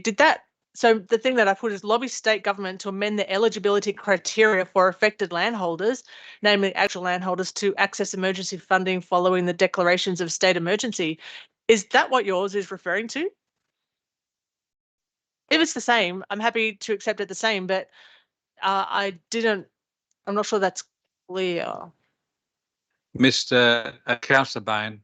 The only difference I can see, Councillor White, is that in the notice of motion that I put, which is summarised here, not in full, is that it specifically mentions the trigger being council. Yeah. And so yeah, to change the eligibility, it's very, very similar. And it came up through when I knew this was coming up, I contacted a number of groups, and New South Wales farmers got back to me and said these were the issues. They were fully supportive of tropical soda apple, and the disaster recovery was really important to them. So I'm there representing not my belief, but also what's important to our community. Thank you. Do you recall, kind of directed question to Mr. Thorogood? Oh, actually, so I can just send you the email that I can just send you the notice of motion that I put up for the local government conference last year, which I'm pretty sure is the same thing that we're talking about. It's that eligibility criteria. I'm pretty sure that's what we're talking about. I just go to the groups one. I'm sure that there's a certain political party in New South Wales right now that would be really happy for no groups because they could have nominated themselves. I can't. I hear your sentiment, I really do, but I am running as a group and I will be supporting group voting, because if I don't, there goes my integrity straight up, and I wouldn't want people to vote for me because I am sort of supporting something that I'm doing anyway. I mean, I hear you, I really do. Group voting has been embedded into our federal and our state and our local system. There is no way that these other parties in these big local governments in New South Wales are going to accept no more group voting, except for perhaps the one big group that didn't get any of their delegates up. Well, maybe the Liberal Party. That's the one that I mentioned. Order. Yeah. No mentioning campaign. Yeah. So I support everything else, but not the group one. Thank you, Councillor Wyatt. Councillor Butterfield, and before you begin, Councillor Butterfield, I remind all to try and complete all the remaining agenda items, and I wish us well in getting there. Councillor Butterfield and Councillor Saw. Thank you, Mr. Mayor. Just on Councillor Riddington's comments about the conference. Once that's all been said and done, and they go back and put all our ideas forward, do they actually report back to councils like Kempsey Shire Council, such as what they put forward, what was approved, anything like that? Because I don't read all the emails that come through, to be honest, but I really haven't seen a great deal. So I'm just really interested as to what comes out of those conferences. I did enjoy my time down there, and it was a bit of an eye-opener. Some really good ideas were put forward. Some were a bit painstaking sitting through, but I probably would go again. But it's not something that I'd probably put my hand up for every time, because it is, as I said, I don't see a lot coming out of it, to be honest. With the terms for the LG, local LG, how do they get voted in, and is it like what we do for a 4-year term and then they go again to re-vote? How do they come? How's that board come about? You asking a question to Councillor Bain? To Councillor Bain, or whether Councillor Bain could possibly answer it. Councillor Bain. Martin Boo, Mr. Mayor. Yes, I'm not sure on the frequency of board elections, but I do remember at the Rose Hill one that was board elections. You might have noticed that I think the voting delegates would have all voted. It was done during morning tea and lunch break and before and after business, and there were call flutes and people handing out how to vote, and it was a properly manifested election, and that's how the board are elected, and that's reported back to the plenary of the local government New South Wales, and all information on that is available on the local government New South Wales website, which we're all paid up members of, thanks to Kempsey Shire Council. Thank you.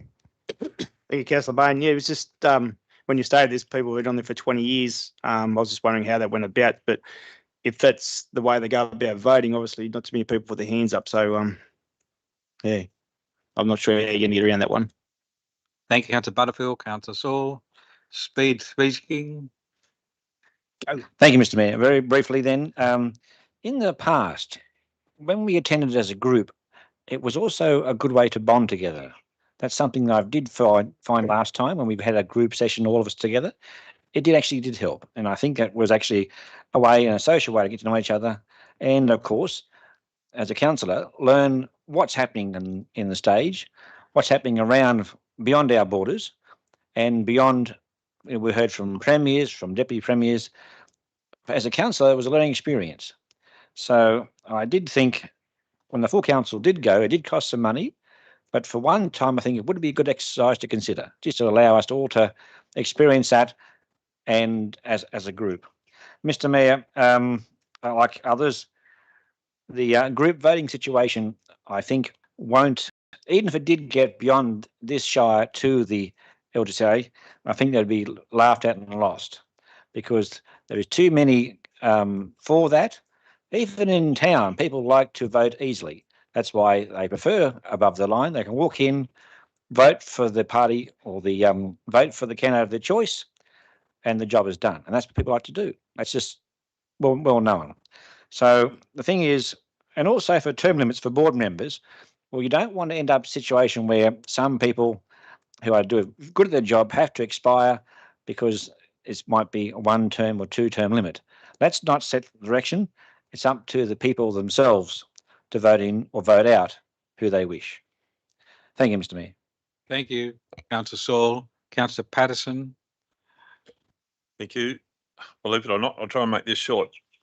I find the annual general conference quite good. It's good to see how political actually the majority of councils are, and how I believe myself they don't work, because the political parties get involved in community and it doesn't work. I don't believe political parties at all should have anything to do with local councils. The conferences are a great networking opportunity, and I think that all councillors at least should go to one in their term. And I don't think you should always have the same voting delegate either. Thank you. And those things that Councillor Bain has put up, I think that they're all fine. The group voting is just a lazy way of voting. I don't necessarily support it either, but I support what he's put up there. It looks all right to me. Thank you, Councillor Patterson. Would you like to close debate, Councillor Bain? Yeah, Martin Bridge, Mr. Mayor.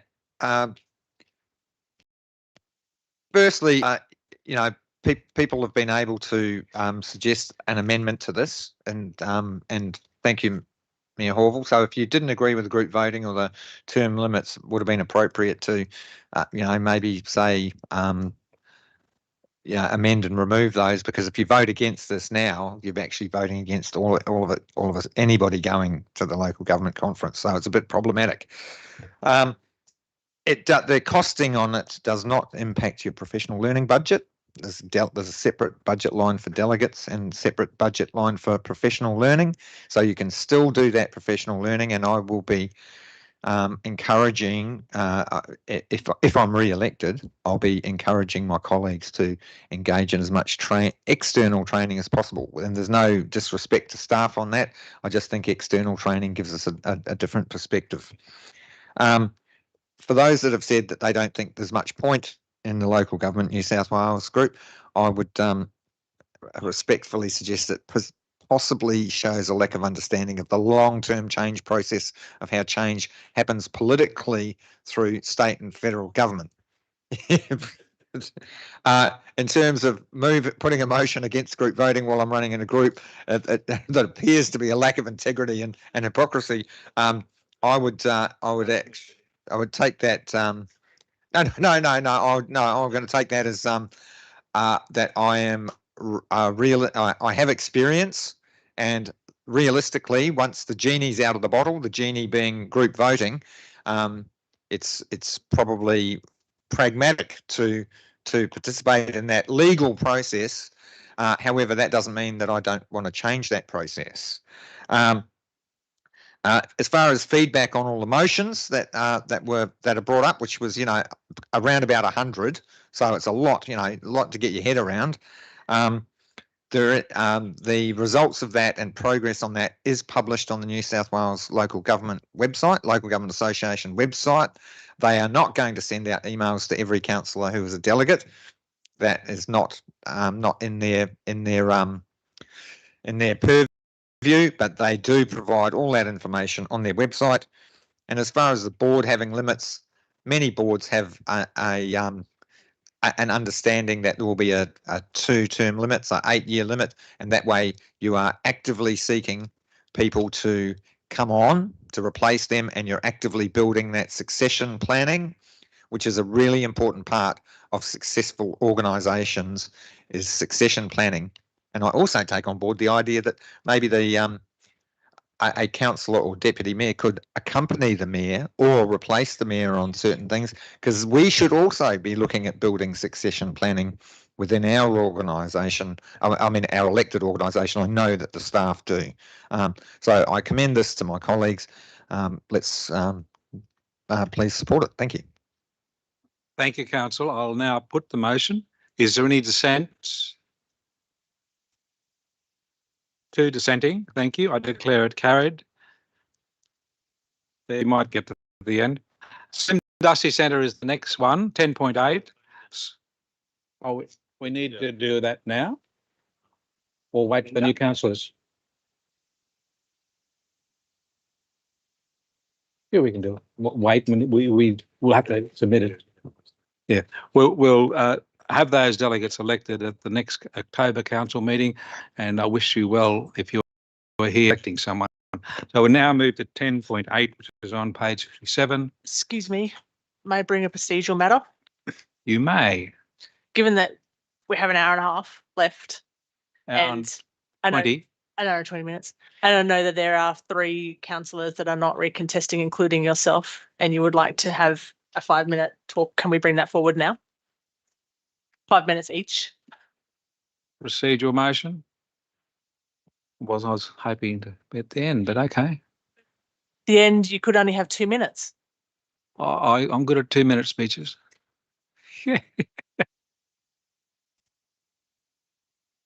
So there's a procedural motion. Do we have a seconder? Thank you. Is there any dissent? 3 dissenting. That I declare it carried.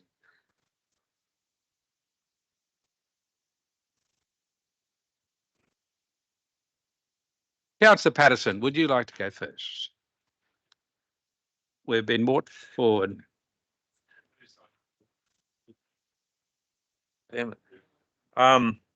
Yeah, recently I realised that I have actually spent all of my 50s being a councillor, 12 years of it. I want to say thank you to my wife and my family, my three fantastic children, now adults, Bridget, Angus and Hamish, who I'm so proud of.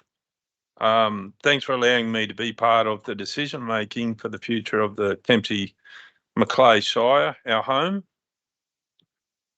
I did only achieve year 10 in education at school, believe it or not. Left St Paul's in 1980, and the main person that has made it possible for me to be the man, the councillor, the father, the husband, the business owner I am today is my mum, Margaret Patterson. Not here. When I first ran for council, my inspiration was to make council more user-friendly. I joined this wonderful organisation, the Kempsey Shire Council, and found it full of hard-working, dedicated, passionate staff. Myself and other councillors back then, led by Liz Campbell, our mayor, looked to change the structure of the organisation, and we implemented a major change that delivered what we needed and where we are today. Also, the person who I've made a fantastic, this is another person I'm thinking, the person I've made a fantastic life with, family with, a home with, and a business with, and believe it or not, who puts up with me. My lovely wife, Elizabeth. I love you lots and hope I have made you proud. Thanks, Beth. The person I learned from, I worked with and inspired me, the best mayor I believe that we've ever had, Liz Campbell. Thank you, Liz, for all you have done for me and for all that you have done for the community.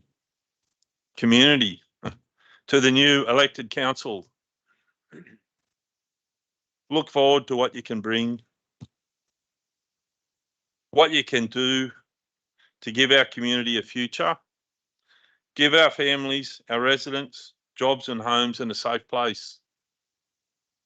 Don't be a council who says we can't, we won't, you can't, you won't. Don't be one of those guys. Always be positive about the council organisation in public. They are people just like you.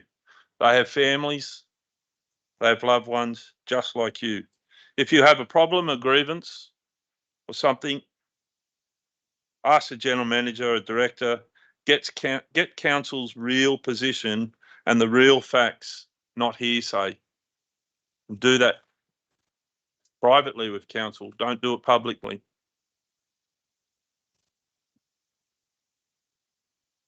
My 12, 13 years here on council have been a steep learning curve.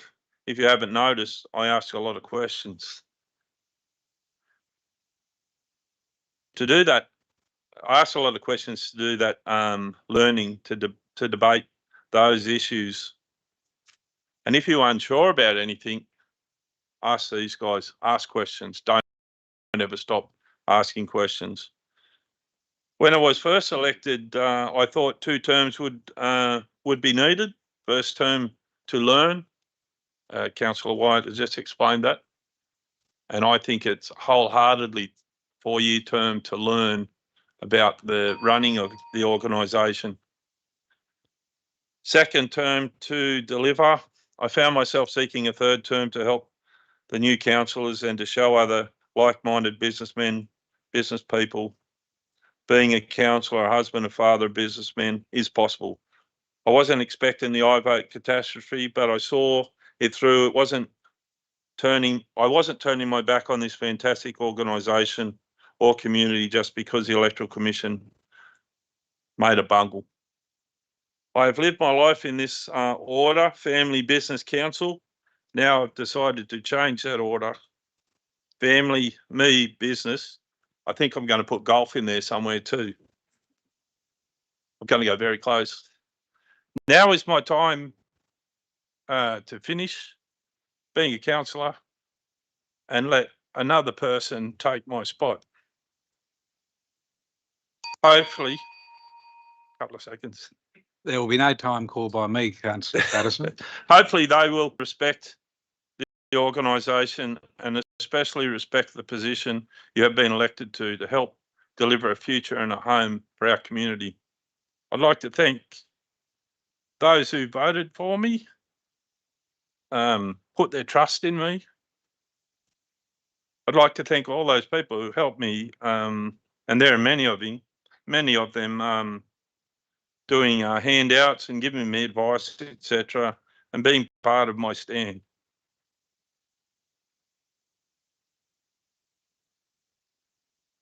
I'll do this last bit. Kempsey Shire, the Macleay, or whatever you like to call this place. I call it home, my home, your home. My community, your community. Best place in the world.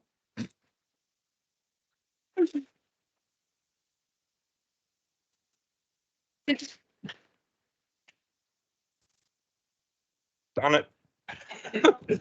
Thank you, Could I Councillor. procedural point, please, or no, just looking at the speeches, I believe it was against was Councillor Bain, Councillor Horviland. Was it did you vote against it, Councillor Riddington? About the speeches, because Councillor White moved it. What about it? That's right. It's just wrong. It's wrong there. That's all. It's just wrong there. Okay. Thank you. We are proceeding as normal, and I now ask you, Councillor Riddington, to make your valedictory speech. Thank you very much, Mr. Mayor, and thank you, Anthony. And I'm now going to call every names. Thank you very much, Anthony. Thank you for your service. I really have appreciated it. I would like to dedicate, Mr. Mayor, my valedictory farewell speech to a great friend of mine, Mick Ryan, who passed away last week. Mick was a great friend, a great support mentor to me throughout my electoral campaigns. He has a wonderful family. He was maths master of Kempsey High Schools, a wonderful sportsman, a wonderful friend, father, grandfather. So Mick, this is for you, and I hope you're having a beer. I'll have one with you later. Okay, thank you very much to my darling partner, David Presswich, who I adore, who has been my research guru, who's always been supportive of whatever I do and whatever I will do. All my supporters and mates from Southwest Rocks, every single person who handed out for me, every single person who voted for me, we had fun, and it was always fun, and it was a really great result. I would really personally like to thank the staff, the executive leadership team of whom I have made great contact. I've always had great responses. Thank you so much. Great support. I will truly treasure that all my life. It's been wonderful. The professionalism, especially, and I'd like to give a mention to Steve Mitchell, whose empathy and caring for the community during the SRV was outstanding, and took a lot of guts, I'd really like to thank a few more people. Jenna Passmore, for one, a great friend, and would just bend over backwards to help me. Lyndall Harper, who with Steve withstood the onslaught of the SRV. Matthew Bentley from the AREC, who is one of the most capable professional people I have ever worked with. Daniel Thorogood. I could always pick up the phone to Daniel and get the best legal advice when you're not having a lawyer that I've ever seen. I really, really appreciate it. What I'd like to do is just talk about some achievements. I'm really proud in 2 years and 9 months to really have worked collegiately with all of you guys. Gordon Young Drive, the rezoning of that was a major, major achievement. The Southwest Rock structure plan with all the community consultation, that was a major, major step forward. The height limits across Southwest Rocks, where before previously we didn't have the height limit, disappointing in the minister's decision. I don't think I'll get over that for quite some time. However, this again is about the state government and the tentacles of control it has over local government. The review of the CLEP, really proud that that's happening. The wetlands at South Kempsey, really pleased to have really come out of the box to get that one. Looking at trying to get financial stability and sustainability. Don't like the word sustainability, but I like stability. We've got generations of people to come. We've got our kids, grandkids. I don't have children, I have dogs. My dogs have a right just as much as kids do as well. My thinking is let's look at how we can afford to provide our services. I know people get critical of council. Get rid of this service, get rid of that service. We are a service provider. We are a service provider of swimming pools and libraries. We've all mentioned them today, but you can't put a value on the service. You can't put a value, and we'll talk about it in a minute, on the Slim Dusty Centre. The Slim Dusty Centre is a marvellous asset that's only just finding its feet. Let it roll for a few years. Let it roll and see where we end up. I heard on the ABC this morning that we're looking at the regional gallery getting an exhibition up from Canberra. It's really going to be a fantastic opportunity for us in arts and culture. It may be in the wrong position or location, according to some people, but to others, it's got a future that could provide music events with arena, with a whole range of things happening, with improvements that can be funded by the state government's Crown Lands funding in the future. I think we've always known that we go forward with one hand tied behind our backs in local government.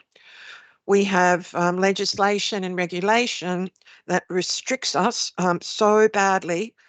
We've got cost shifting, especially the red fleet.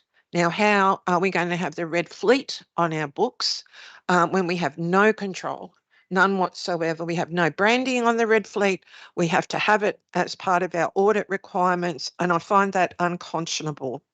The planning decisions that we have are made in consultation with the community, and they're overruled by the minister. So I'd really like to say, lastly, to the new councillors and to councillors who are all standing again, whether in a group or not, watch out on your Facebook. Look at the misinformation and the vitriol and the bile that is spewed out on Facebook. It's hurtful. It causes mental health issues. It's a contributing factor to why I'm not running again. I have a life. I don't need to have community people sitting at home in their little bunkers typing out vitriol to everyone. We need to work together. As the Mayor said to me and all of us earlier, we are better together. We're better to work collaboratively, work in cooperation. And let's just get down to some kindness.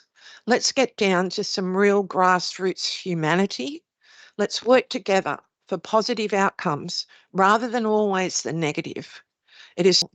But I thank you all. I wish you all the very best. I really do, in your lives. And no matter where I end up, and hopefully it'll be Tasmania, I will always keep online and check you all out. And one day I'd really like to come back there and get on that lectern and ask a couple of questions. Thank you so much, everyone. I've really, really enjoyed it.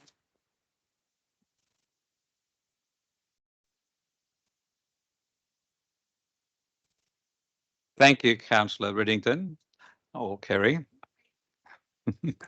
I wrote this speech as if I was going to be closing the meeting, so I'll have to adapt as I go. This is the last council meeting I will chair as Mayor. I'd like to express some thoughts and reflections about my time in this role. I was elected in December 2021 as part of the democratic process we follow in Australia.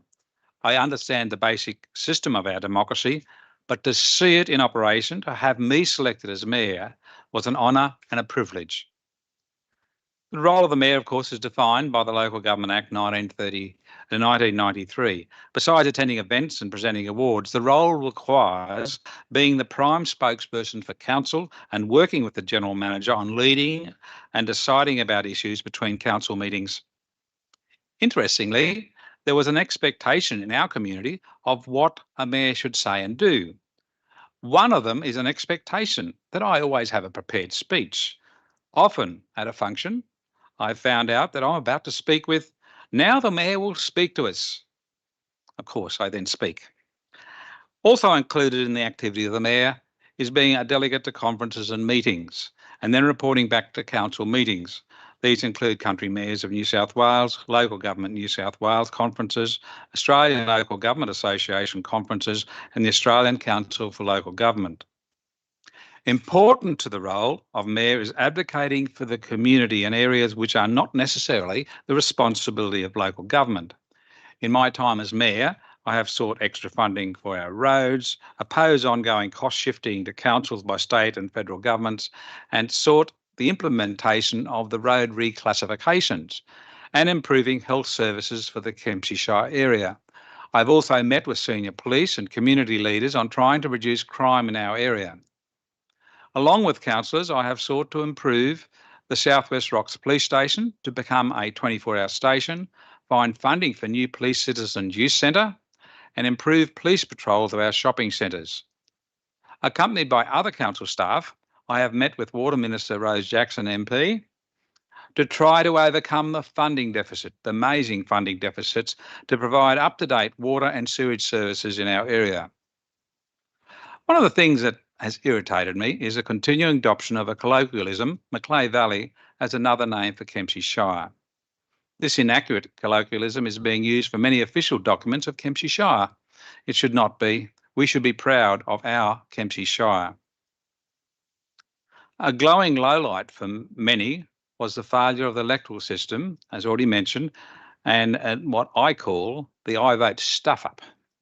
This required the 8 councillors elected in December 2021 having to stand again in July 2022.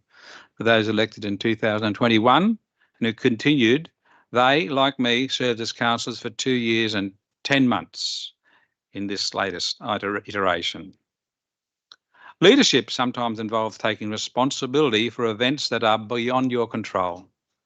Some of these include the voiding of road classifications, the reclassifications, the Crescent Head shed having to be moved, and the Stewart's Point sewage scheme installation being delayed by years. Finally, the special rate variation application and a widespread lot of misinformation being bandied about was a challenge for us all. We listened to staff advice, we listened to the community, we sought alternatives, and we had to make our own personal, individual decision on how we would vote. It was a difficult and challenging decision, and we should all remember that for a long time. Some of the things I am very proud of, and councillors can be proud of, are some of the actions and decisions we have taken together. These positives include, without any hierarchy of importance, the implementation of the Staff Reconciliation Action Plan, attending life-saving functions and award ceremonies, enhanced respectful meetings and public forums, the installation of the South Kempsey pressure sewage system, again, Wes gets a nod, which is now up and running, and the taking on of the Slim Dusty Centre at no cost to council as our leading function and community facility for the Shire. 2 weeks ago, I had the honour of opening the South Kempsey pump track and bike safety area near the Val Melville Centre at South Kempsey. Since its opening, I have been amazed at the interest and attendance.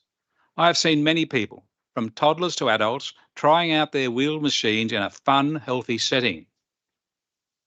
Another very significant achievement was the final completion in June of the construction of 56 bridges damaged by bushfires and floods.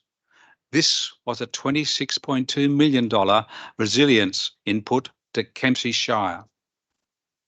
Progress for Kempsey Shire results from the ongoing input of the staff, in many ways providing services for our community. Thank you to each member of our council staff for the efforts and dedication you put into your job. The challenges.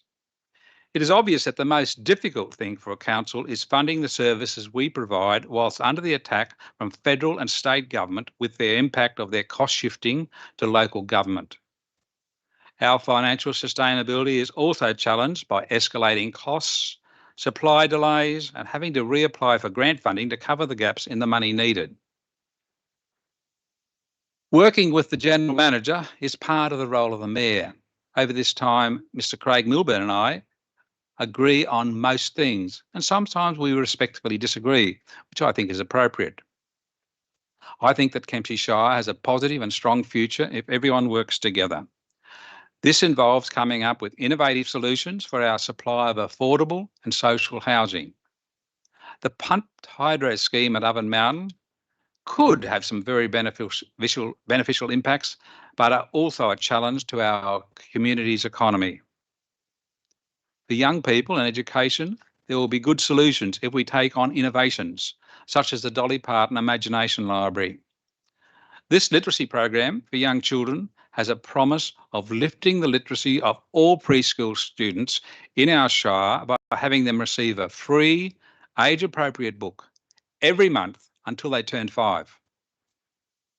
I believe that staff and councillors working with the community will find ways to make Kempsey Shire financially sustainable. The community services of Kempsey Council will be maintained and improved. These services include our libraries, swimming pools, airports, parks and gardens, and the Slim Dusty Centre. All of these services should be able to be maintained for the betterment of our Kempsey Shire community. I would like to conclude by thanking my family for their ongoing love and support. To undertake the mayoral role effectively, there is a requirement to put in a lot of time into the job. Being effective depends on the input and support from friends and family and good, positive people throughout the Shire who I have had the honour to meet. I thank them all. Chairing the council meetings and public forums, 56 of them, was a challenge and a large honour. I thank each councillor for their positive and respectful input to these meetings. I leave this job as Kempsey Shire Mayor with a strong belief good people will step up to take on the roles necessary to make our Shire a better place. No one person, including myself, is indispensable, and I understand whoever takes on the role after October the 3rd will do their best and make the role their own. Whoever is elected as Mayor or Councillor, I wish them all the best. Thank you, everyone.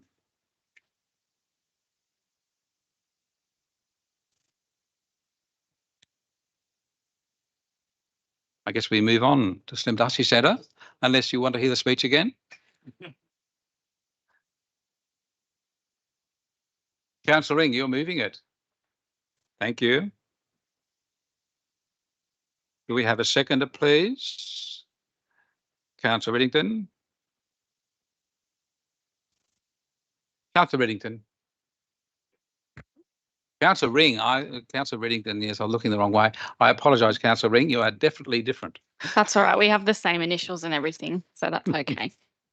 To my fellow councillors, I'd like to move and commend this report to you. I think it's exceptional that in the time that council's taken over this facility, the effort that the staff have made to make the centre more financially viable and the access that they've given to the wider community to make the centre more useful.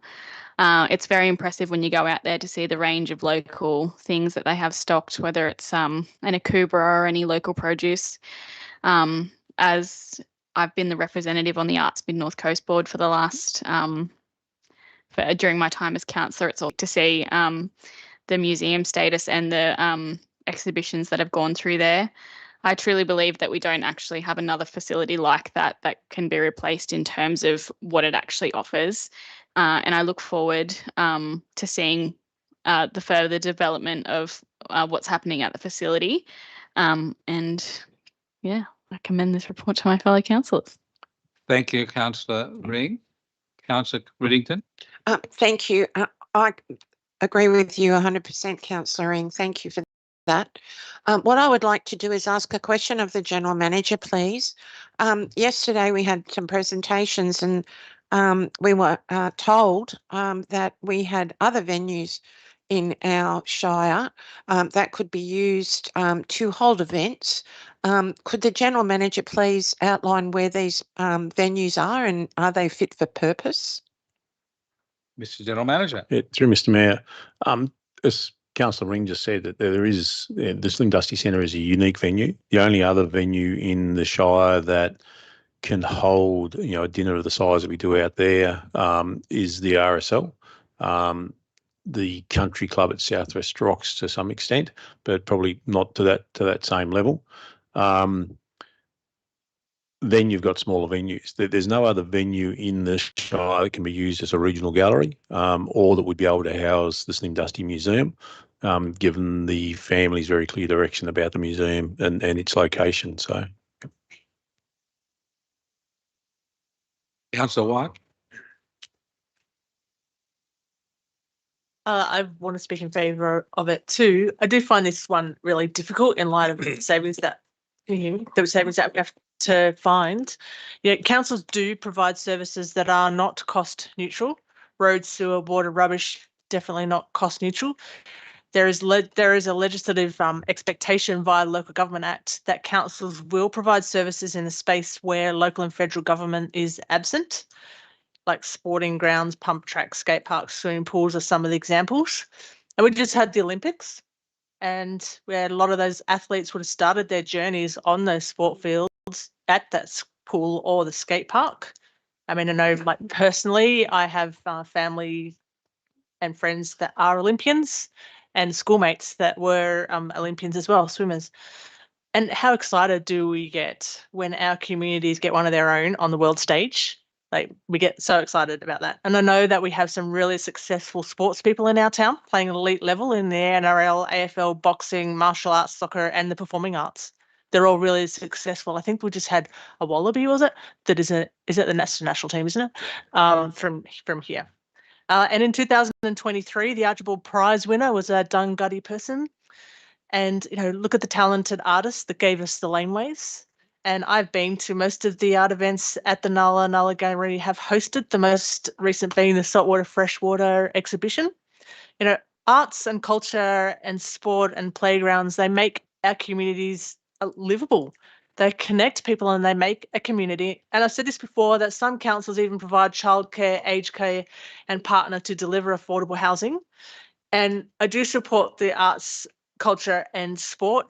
We do need to find the right model to deliver it. And as current councillors, we listen to the community, and the council itself did. And in this financial sustainability plan for 2024, item 2021 says we will do an operation review and a business review on the SDC functions, the cafe, the retail, the events, the gallery, and the museum. So it's on there.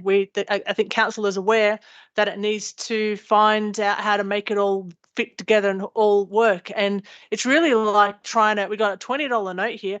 We need to add a couple of zeros on that, but we can't counterfeit the money. We have to find that balance and make it work. So that will allow future councillors to make an informed decision. And I want to give a shout out and a thank you to Yolanda. Is it Yolanda? Yolanda, yeah. And her team and her work. Every time I go up there, they're very pleasant, great hosts.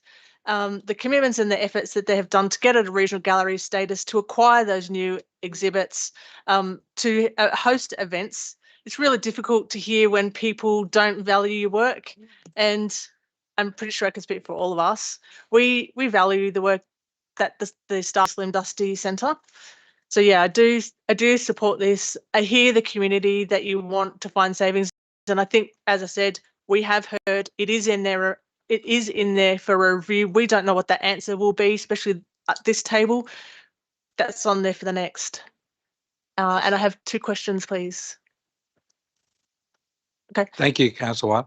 Question 1 is the regional scoping study commissioned by Museum and Galleries New South Wales demonstrates that regional galleries cost about $430,000 per annum to fund. Do you know? I could read it, but I have do you know what the general recommendation is for the LGAs that were struggling to fund arts and culture? Did that report provide any recommendations of how local governments can continue to fund those centres? Because it says that it on average costs councils $435,000 to run. Mr. General Manager. Basically, it's not unique to here. What does the report suggest? Through Mr. Mayor, I haven't actually read the detail of that report. Just from experience of working in 5 councils have all had regional galleries. Generally, they come out of general fund, and it goes back to what I said before. The councils try and run them as efficiently as possible, the same as they do swimming pools, cricket fields, parks, all those sorts of things. They all cost money to run, and it is about how you actually look at being efficient, looking at the income opportunities from them. I think the report also says something along the lines of there's 22% of that money is received through the local governments themselves to councils.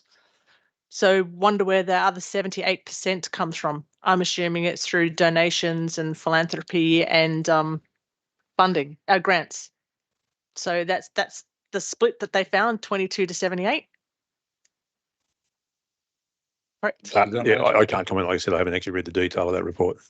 Thank you, Councillor Wyatt. Councillor Bain, please.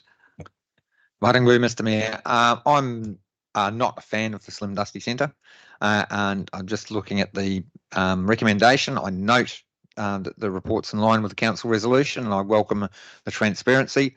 I note that the Slim Dusty annual report is not a formal annual report. It's an informal report without a profit and loss, a cash flow, or a balance sheet. So yeah, I haven't really got any problem with those two. I personally don't perceive this this is a valuable community asset. I can see that that there are some benefits of it, and if we were in a better financial position, I would absolutely support it. But however, it is what it is, and we've got it. So improving programming, optimizing operations, and exploring revenue gathering opportunities, I will not, I won't oppose this at all. I welcome the fact that we can look at how to generate revenue out of it. In terms of the, that we got the building at no cost, at the centre at no cost, I would argue that's not quite correct, because we have a commitment of $85,000 a year that goes to the Slim Dusty Foundation for the right to look after the or to store the memorabilia and to curate that. Now that makes around about 17% of the loss, the annual loss. About 17% of that is this that we've committed by contract to, and I can't help but reflect that a proportion of that invested in the Bandbox Theatre, for example, would have a significant impact on cultural activity in Kempsey. Yep, that's probably about it. I won't oppose this, but I'm not a fan. But we've got it, and having to be pragmatic, let's live with it and look at what progress we can make with it. Thank you. Councillor Ring, would you like to close debate, please? Thank you, Mr Mayor. I'd like to close debate. And get people to support it. Thank you very much. Thank you. Is there any dissent? No dissent. I declare it carried. We move on to 11.1 now, because the next two items are in the block. It's a notice of motion from Councillor Bain on page 66, Riverside Park Foreshore Stabilisation Project. Councillor Bain, please. Oh, we need a seconder. Of course we do. You're moving it. I need a seconder. Thank you for the correction, Councillor Riddington. And you're the seconder. Thank you. Councillor Bain, again, thank you. Martin Boone, Mr Mayor. Look, after the public forum yesterday, there was quite a lot of information that I hadn't been aware of before. However, and I also note when I was looking through the grants that there's actually two grants involved in this. One is the Community Local Infrastructure Recovery Program, which is about riverbank stabilisation, and the other one is out of the Community Asset Program, which says, and I'll read it, this project is the second stage and will install a sheet pile wall along the riverbank. That's what it says. But the understanding from the briefing yesterday is it won't be a sheet pile wall along the riverbank. It will be a sheet pile structure buried inside, well inside the riverbank, to prevent future erosion.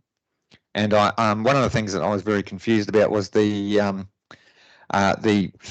having a fish-friendly precast panel. I'm thinking, why would you have a fish-friendly precast panel if it's buried? But reading it more closely, it's like, so those can be installed once the land is eroded up to that wall. Now, the central confusion that I have around this is that, and I know that there was some dispute about this yesterday, but there is not erosion in that area. It's a deposition inside a river. I was speaking with Councillor Patterson earlier, and he was saying when he remembers when it was a swamp right the way up to where the toilets are now. And now all of that, I don't think it's been infilled. Correct me if I'm wrong. I don't think there's been any major construction works to build. That's not a constructed park. Over time, soil has been deposited there through that deposition process of when floods bring down the mud, and it's built that. I cannot see, the only erosion that I can see when I walk along there is the erosion that comes from the man-made structures, the jetties that are there. Past them, when there's a flood, the man-made structure creates turbulence, additional turbulence, and that will gouge out, and we've got major rock put in there to stabilise those areas. So I'm finding it difficult to get my head around and understand why we need this.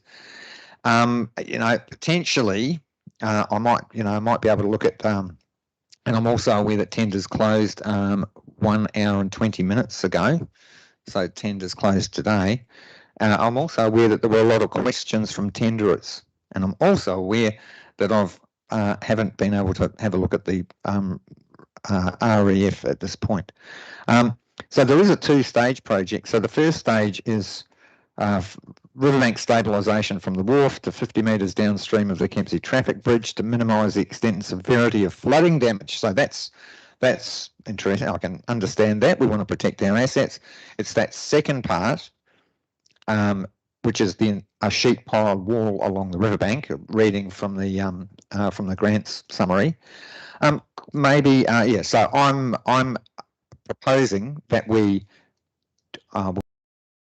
can't defer the tender process. I'd need to amend it to say suspend construction, because maybe the tender process might have finished, but it hasn't been allocated yet. So maybe defer the allocation of the tender process pending a review of the project by a newly elected council. And I think taking the newly elected council down to their walk along the riverbank and with an engineer to explain to them why it is essential and what's happening hydrologically might be potentially useful. So that's pretty much what I want to say, but I will ask a question. Would it be possible to separate these two stages and look at the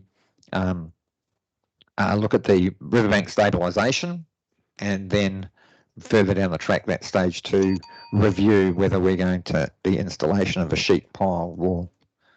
Thank you. Thank you, Councillor Bain. Now, wishing to speak. You want some advice, Mr. General Manager? Yeah. Through Mr. Mayor, and again, Mr. Mitchell. Mr. Jackson may have some comments on this. There's a couple of things you can do with this. The project's been developed as a complete package. So pulling it apart, doing it in 2 stages, you can't avoid adding cost to the project as part of it. The other part of it is the funding's linked to timeframes. So if we delay one part of it, we'll probably lose that funding. So there's genuine risk around that. So again, our recommendation in relation to this is that we do need to proceed. As you said, the tender process has been completed. We do need to make that assessment. There are timeframes around letting that tender, as there is with all tenders, to ensure that the contractors who have submitted for that aren't put in positions of seeing significant cost increases if we delayed it by 6 months and things like that. So we believe there's been a huge amount right from when Mr. Kemsley first started this project quite a number of years ago. The research, the development of options, the consideration of those options by highly technical and qualified people, has led us to this particular option. And we believe that's the way the council should proceed. Councillor Patterson. Oh, sorry, additional information. Mr. Jackson, please. Yes, I was just going to mention, Councillor Bain did read out 2 different descriptions for stage 1 and stage 2 of the project. However, in both of those stages, the installation of a sheet pile wall is a significant part of the scope. So there is not a stage 1 which doesn't involve installing a sheet pile wall. It's effectively just a different description being used on both of them due to the vagaries of the various grant funding that was being applied for, but the solution is the same, and it's just an extension of the same solution to a longer length of the river. Thank you, Mr. Jackson. Councillor Patterson, you wish to speak? Yeah, I've got a couple of questions. First off, through to whoever, Mr. Mayor, for this one. This project, is it a precaution needed for the long-term asset retention? I understand, I know, born and bred here. You know, we've got the traffic bridge, we've got the concrete wall, which is like a levee to hold the flood back. Then we've also got assets in the Riverside Park, and then all the way walkway down to where Preen's Engineering is. Is this a safety precaution? That's my question. Well, and just quickly correcting you, some people listening might think that we own a traffic bridge. It's a state-owned traffic bridge. We didn't take it back. Right. Yep. Yeah. Thank you very much. Mr. Jackson, please. Yes, thank you, Mr. Mayor. Yes, it is a precaution. There is, as was pointed out, there are various points where erosion does occur. The river is tidal at this point as well, and there is action occurs through that as well. There are assets such as the levee itself to be protected and the traffic bridge abutments, etc. So yes, it's a precaution, and it is, going to protect those assets for an extended period of time. Second question. I heard someone briefly touch on it. The cost of the project.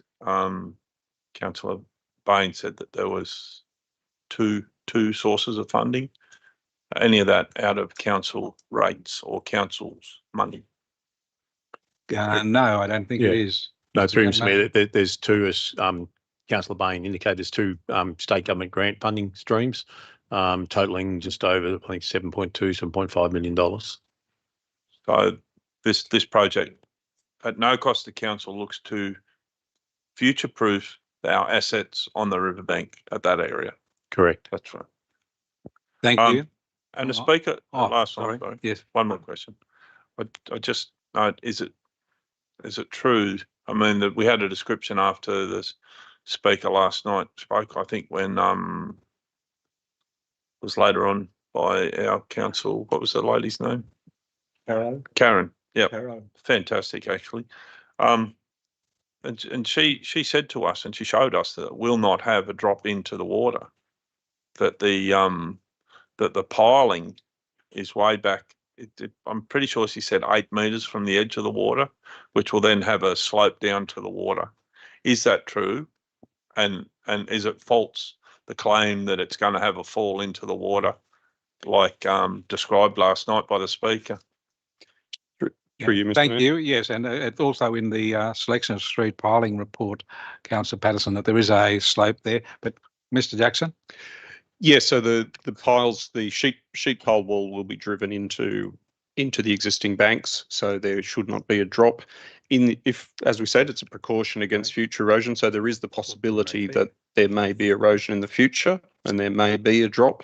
However, at this point in time, it's not anticipated there'll be a drop, and that's why those staircases were put in on a basis, because if it ever did happen, there'd be a time later when you couldn't put those in easily.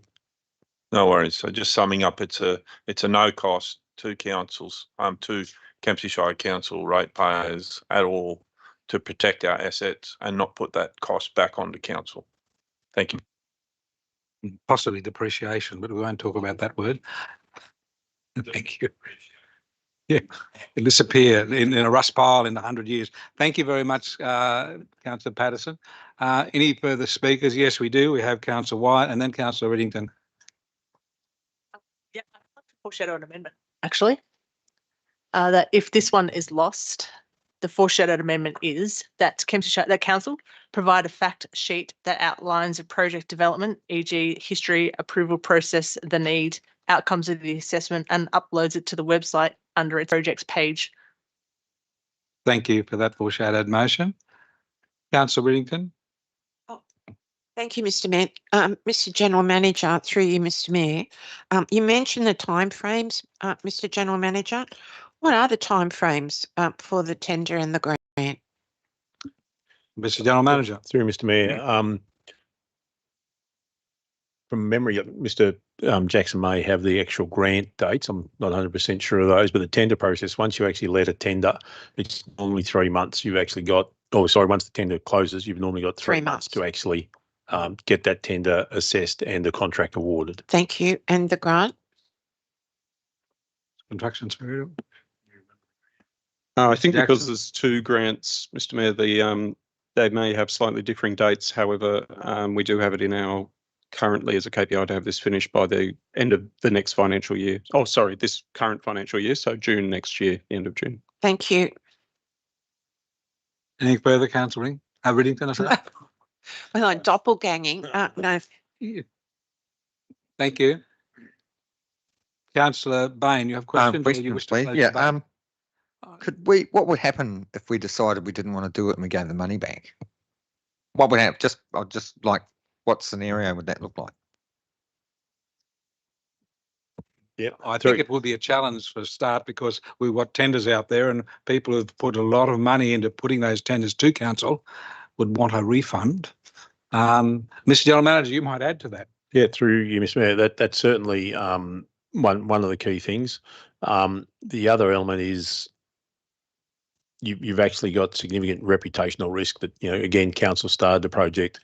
We've invested, clearly, there's been money come in to actually do this design. We've built strong relationships with DPI and DTU in terms of developing the options, working through those. So those relationships with those key government departments would certainly be damaged by walking away from a project like this as well. So I think there's a number of risks involved for council. Oh, thank you. Second question is, so the description on page 4 of the, I think it's page 4, maybe page 3 of the grants summary, the last section where it says installing a sheet pile wall along the riverbank is not accurate. It's about 8 metres in from the riverbank. Is that correct? Through you, Mr. Mayor, it does. Mr. General Manager, Mr. Jackson, yes, thank you. It does vary, so it will be closer and further away along the length. So it is along the general line of the riverbank, but within the existing riverbank. So so it'll vary the distance between the riverbank itself to where the water's edge, and the so it'll vary from maybe a maximum of 8 metres to something different. Yes, possibly down to even 2 metres or less, depending on where it is on the bank and where the natural line is at the moment. Yep.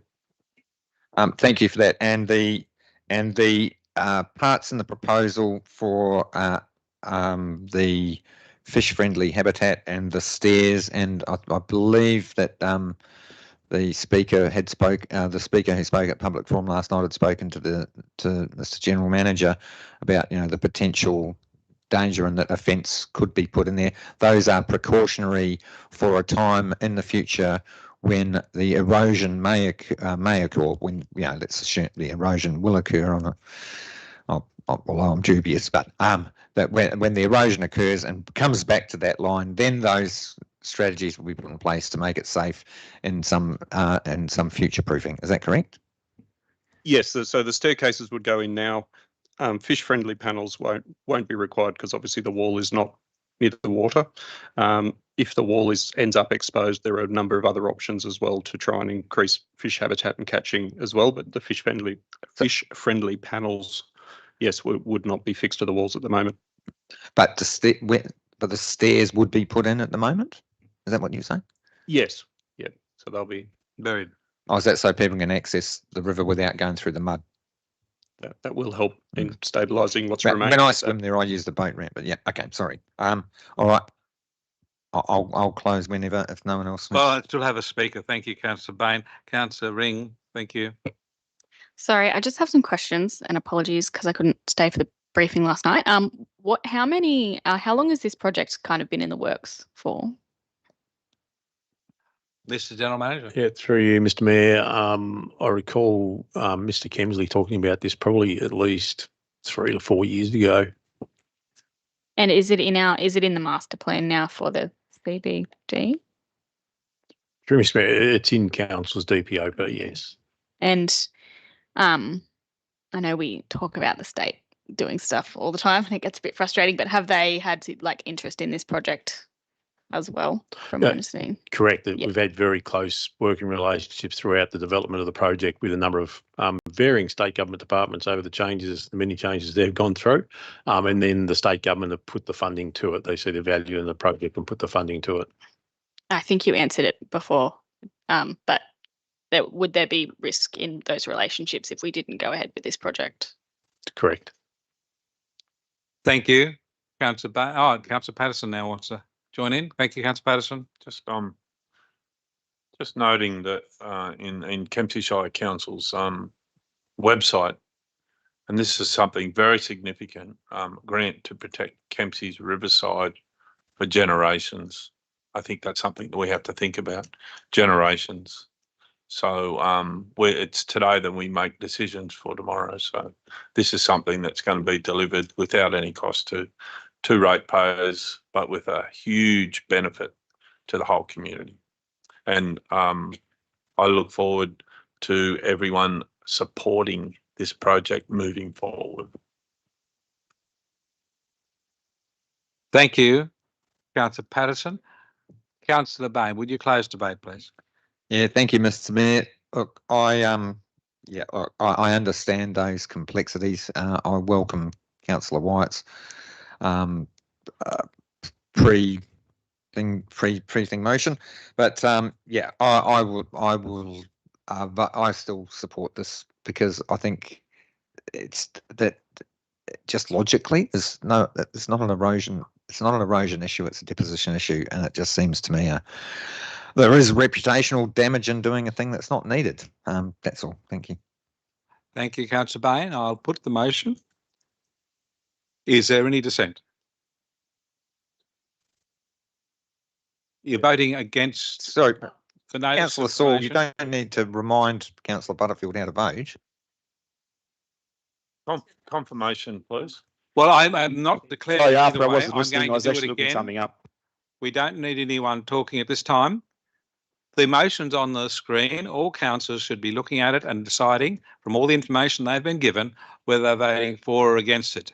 If they're voting against it, they put their hand up when I ask, is there any dissent?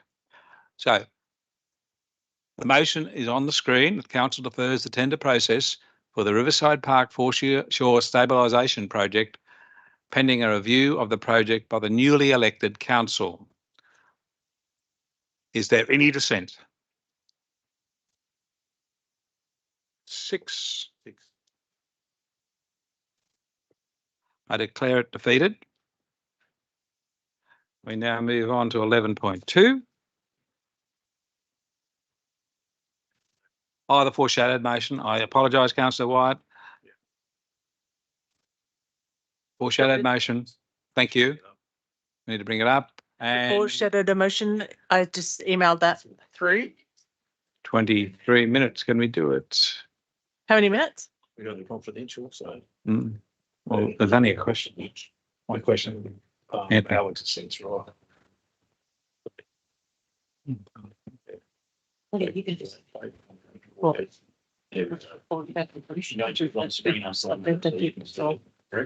But here on the screen is the foreshadowed motion. I'm waving a magic wand. There it is. Are you doing that? Yeah. No, it's up now. Okay. The case, Kempsey Shire Council provides a fact sheet that outlines project development, e.g. history, approval process, need and outcomes of the assessment, and uploads it to the website in the major project page Uploads for the foreshore stabilisation Yeah. project. I think the foreshore stabilisation project needs to be somewhere in there, Mr. Thorogood. Councillor White. Yeah, I mean, I think, does it need to be seconded? Yes, no, yeah, we do need a second. Thank you again for reminding me of that. Councillor Riddington.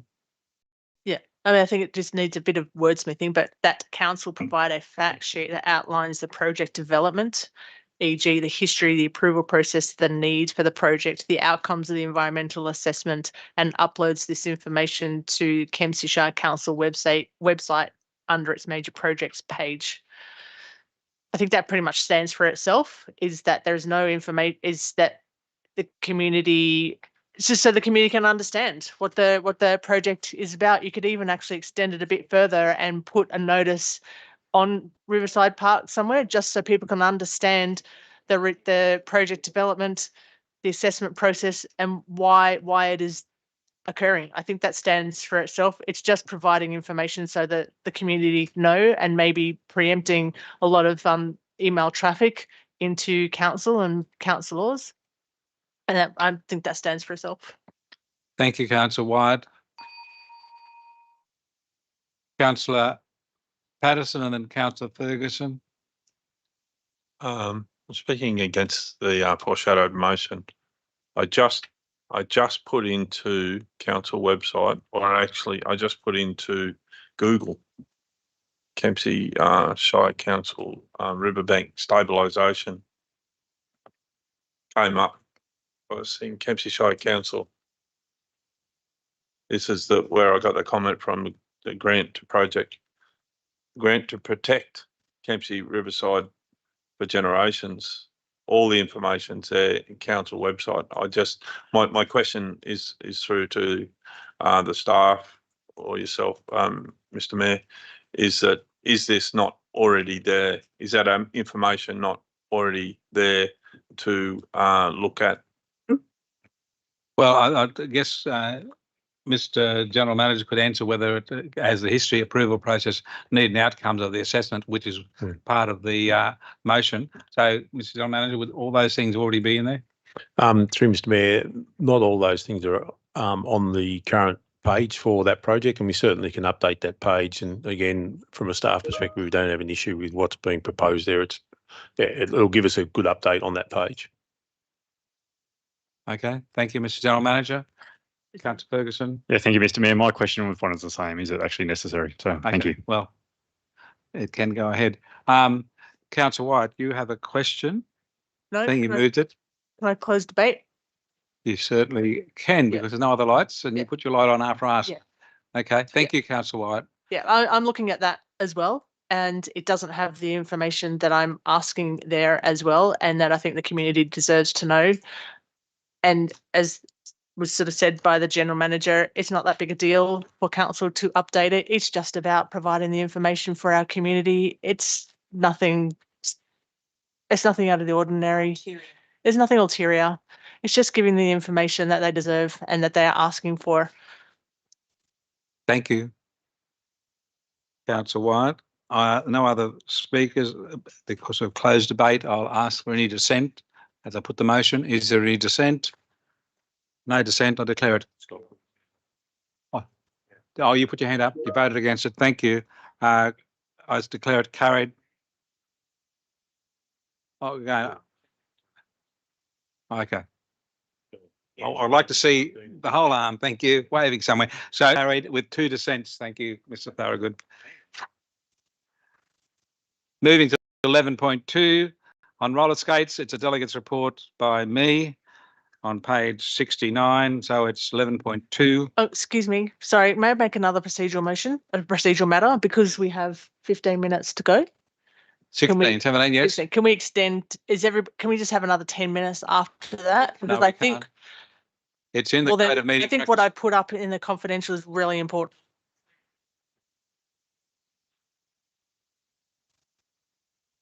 Thank you. I'll make it very quick. I presume you've read the report, and it's important that when I write a report, I have expended council money to go and get this information. The report is there, and the most important thing that came out of the regional forum in Canberra was that financial assistance grants will be sent out early with a... Did I get a seconder? I did not. Thank you. I've been corrected again. Is there a seconder? Councillor White, thank you. And I'll continue speaking now that I've been corrected myself. 155 million increase over the previous financial year.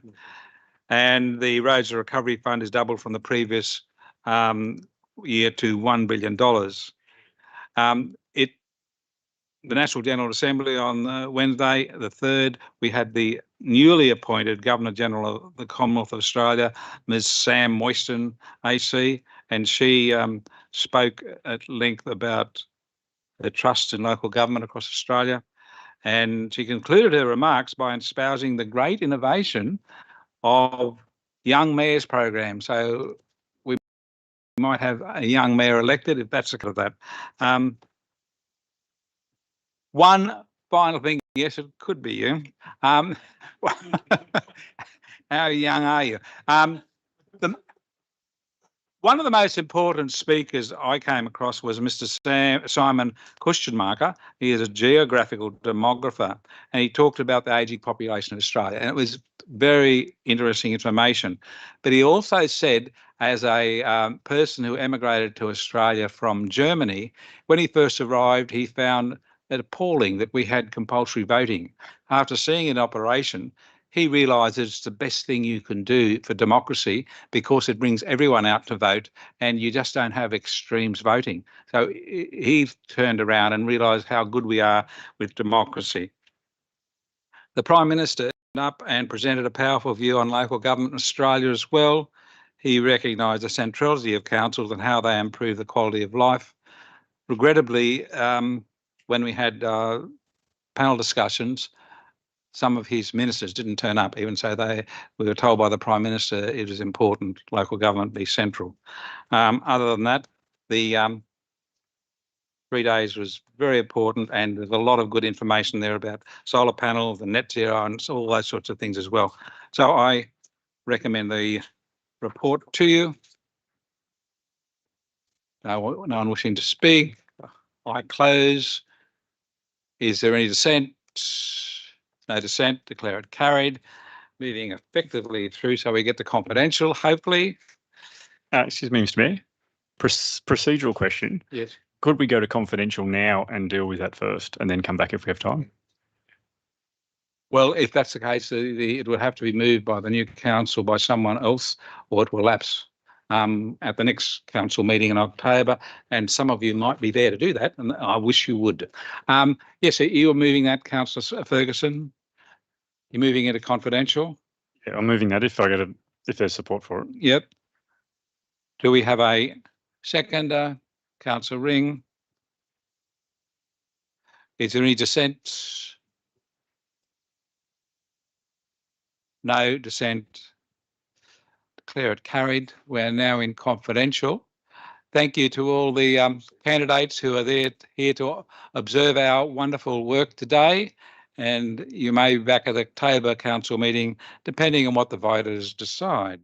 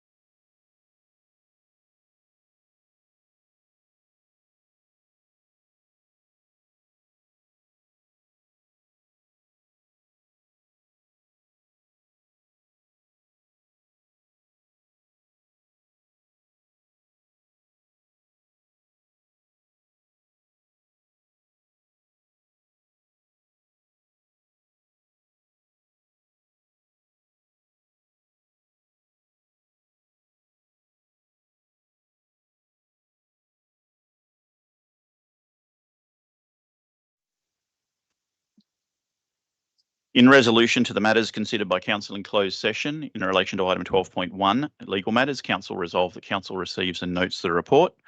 In relation to item 12.2, audit risk and improvement committee meeting minutes 24th of July 2024, council resolved. Won't be one moment. Council resolved that council note the draft meeting minutes from the Audit Risk and Improvement Committee 24th of July 2024. Thank you. Thank you. And there's no other further business before us, Mr. General Manager. Yeah, this isn't related to business. It's just from the staff, on behalf of the staff, just to the three retiring councillors of Councillor Patterson, Councillor Riddington and our Mayor, just thank you for your support and for your service as councillors. It's appreciated. We wish you all the best for your next chapter, and also for the councillors who are actually running again. Again, we wish you all the best. If you don't make it, again, all the best for your next chapter in your life. For those of you who do, we look forward to working with you again. Come the next term, and all the best during your campaigns. Thank you, Mr. General Manager. And with that, and for the last time, I declare the council meeting closed. Well done.